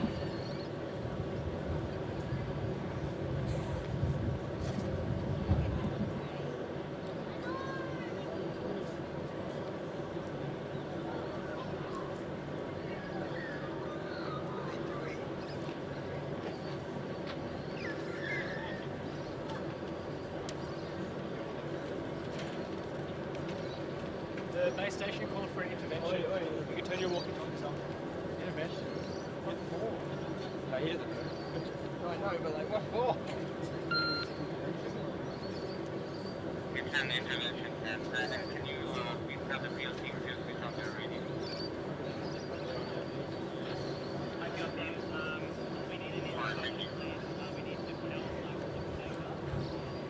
Or another intervention, perhaps. We can see the team coming out onto the field now. Potentially a wheel repair. No? A little bit of discussion going on.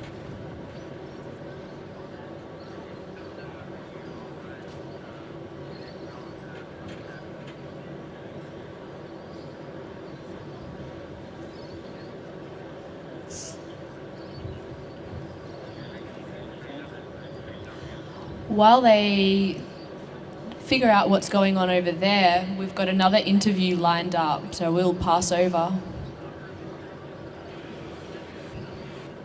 Hi there, it's Sophia back at the workshop. We've currently got 2 people from the Monash Rover Team here. Would you guys mind introducing yourself and what year you're in? Yeah, Zach. I'm currently the chassis lead at Monash Nova Rover. I'm a 4th year student studying a double degree in mechanical engineering and science, where I study astrophysics and chemistry. And I'm Tristan. I am the Chief Technical Officer at Monash Nova Rover, and I'm in my 6th year of robotics and physics. Yeah, wonderful. So Monash was on during the morning. They were doing the excavation and construction. So would you guys mind telling us a bit about the design of your robot, specifically the payload? You were mentioning before that you had an arm and a forklift. Can you give us a bit more details about that? Yeah, of course. So we design our chassis to be very modular so that we can interchange payloads across these different tasks. Today we completed, as you said, the excavation and construction task.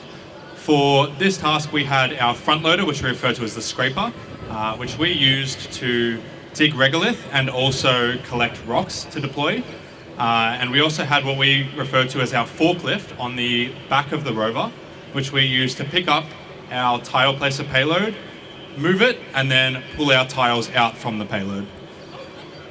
Wonderful, that's fantastic. We also seem to be joined by 2 other guests. Thank you for joining us in today. Wonderful. Yeah, I guess I'll just also ask, how do you feel about the rest of the challenge? Like, how you're going with your progress and the other tasks today?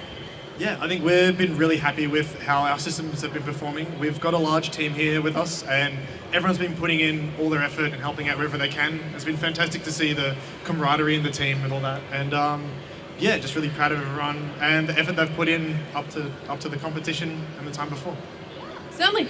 Thank you so much for having the interview today, and we'll get back to the pictures. Thank you for that wonderful interview. We had some skeletons in the background there as well. I'm glad to see that the spirits are so high. So back on the field, the repair team has headed off again, but there's still maybe discussion going on.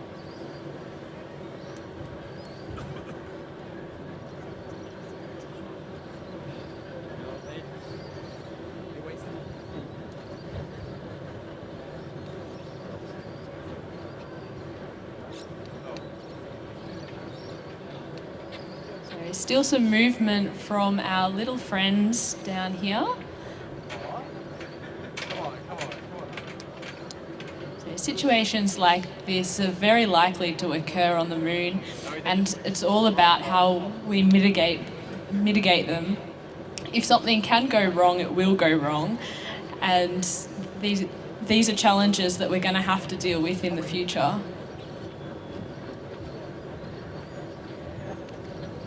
That's a perfect point there. If things can go wrong, they likely will go wrong. That's something that engineers have to think about all the time when they're designing space missions, is this idea of redundancy. Having as many redundant systems as you can fit, while also considering weight requirements and budget requirements and time requirements, all feed into the design of a payload for a space mission and a rover like this as well. Potentially having 2 rovers could act like a redundancy here if they are able to complete similar types of tasks, but maybe not everything the same. Yeah, absolutely. And trying to avoid single points of failure for critical systems is such an important factor. We're starting to see some shoveling of the regolith, and that looks like a successful grab. The rover is moving around and looks like it's going to deposit the sand it has collected.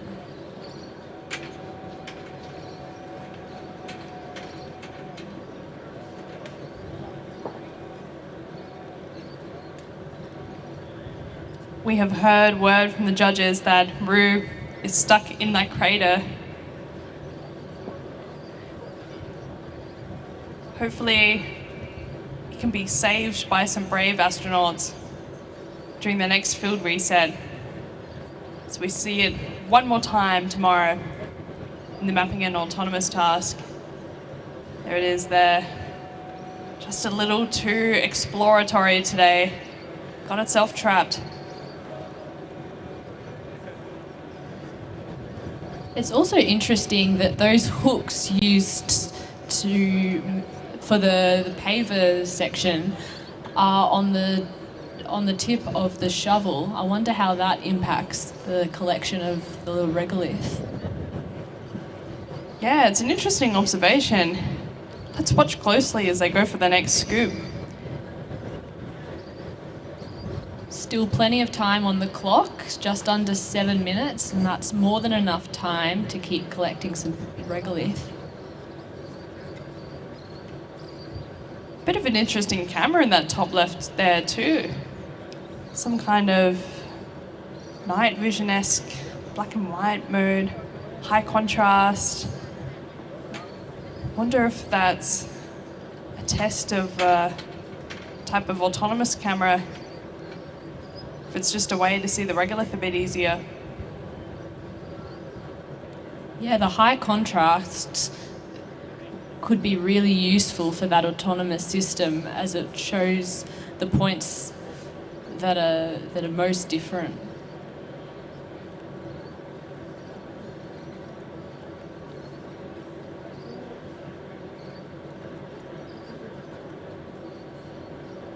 So the rover is at the collection point again and has a rather large amount of regolith in its grasp.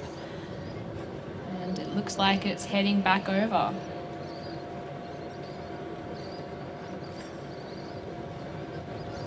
That smooth turning on a dime there. Not all rovers have this ability here in the challenge. Some of them need to drive forward, turn the wheels, and then complete a rotation maneuver like that. But the UOW team's rover can do it on the spot. Not easy to develop in software. Another successful dump of regolith for the berm construction. Just 5 minutes remaining. Are they going to go back for rounds 3, maybe even 4, maybe even 5? Like Grace just said, one round seems to take them a couple of minutes. There's still plenty of time left to go for another grab.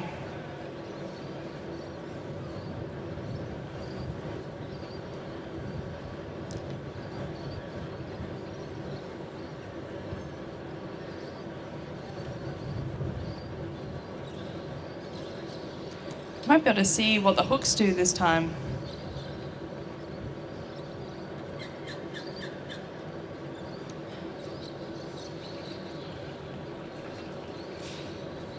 The angle is going to be quite interesting here.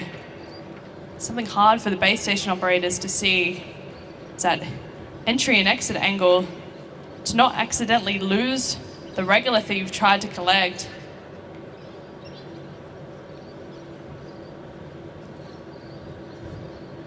Getting a bit greedy, don't you think?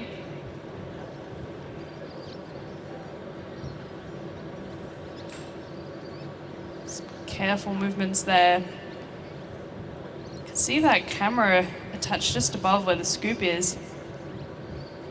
It's a depth sense real sense camera used for computer vision. Potentially that's what the camera is in the top left corner, indicating that that might be being used for the mapping an autonomous task, or potentially as another high quality camera for the team.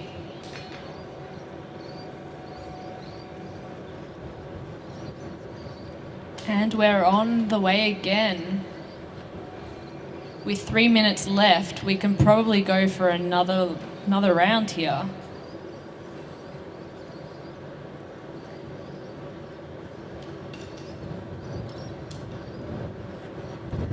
Just looking back at the rover configuration as well, having the thin chassis system really allows you to have a high clearance off the ground.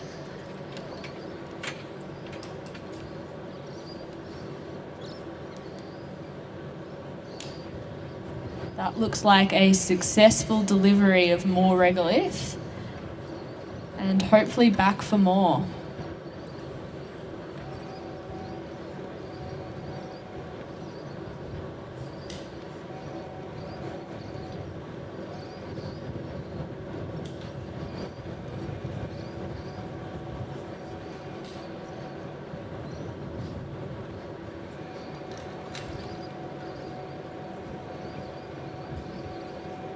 Time remaining is sitting at pretty much 2 minutes now. The team should be getting pretty excited about their hard efforts.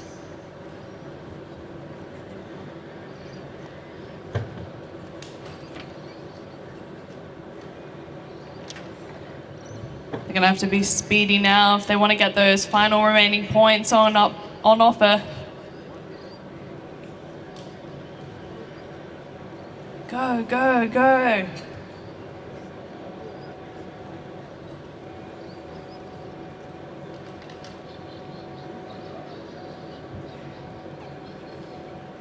We're holding our breath as there is just under 1.5 minutes remaining.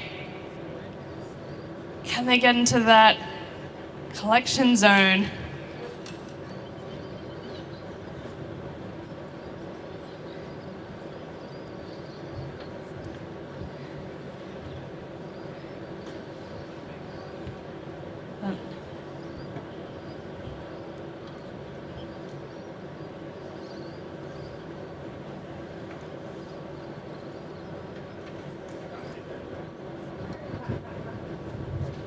Looks like they've potentially gotten the job done. 50 seconds on the clock. Where are they going to go next?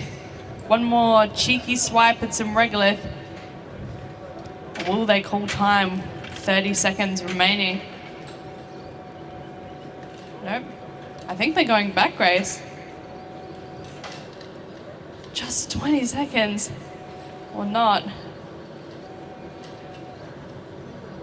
Maybe a final finish maneuver. They've definitely got this. 10 seconds.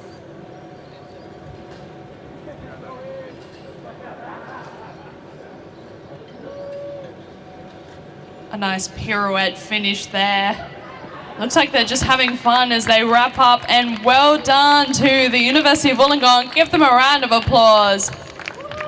Fabulous effort today, and good experimentation as well with their smaller rover Roo. Sure, again, so many lessons learned if they want to take that approach again next year. What a good base to start. Or lunar base, I should say.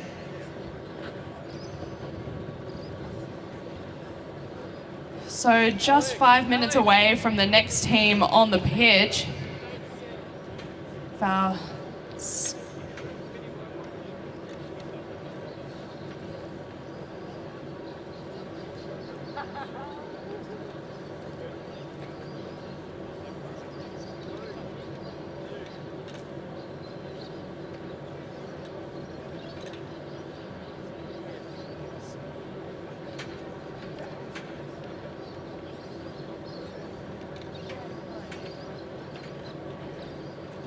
So the University of Wollongong taking their rover off the field. So many different approaches to that excavation and construction task team today. just like we've seen actually for all of the tasks from post-landing to space resources. We've said throughout the week, every team is adhering to the same rules and regulations, but you can see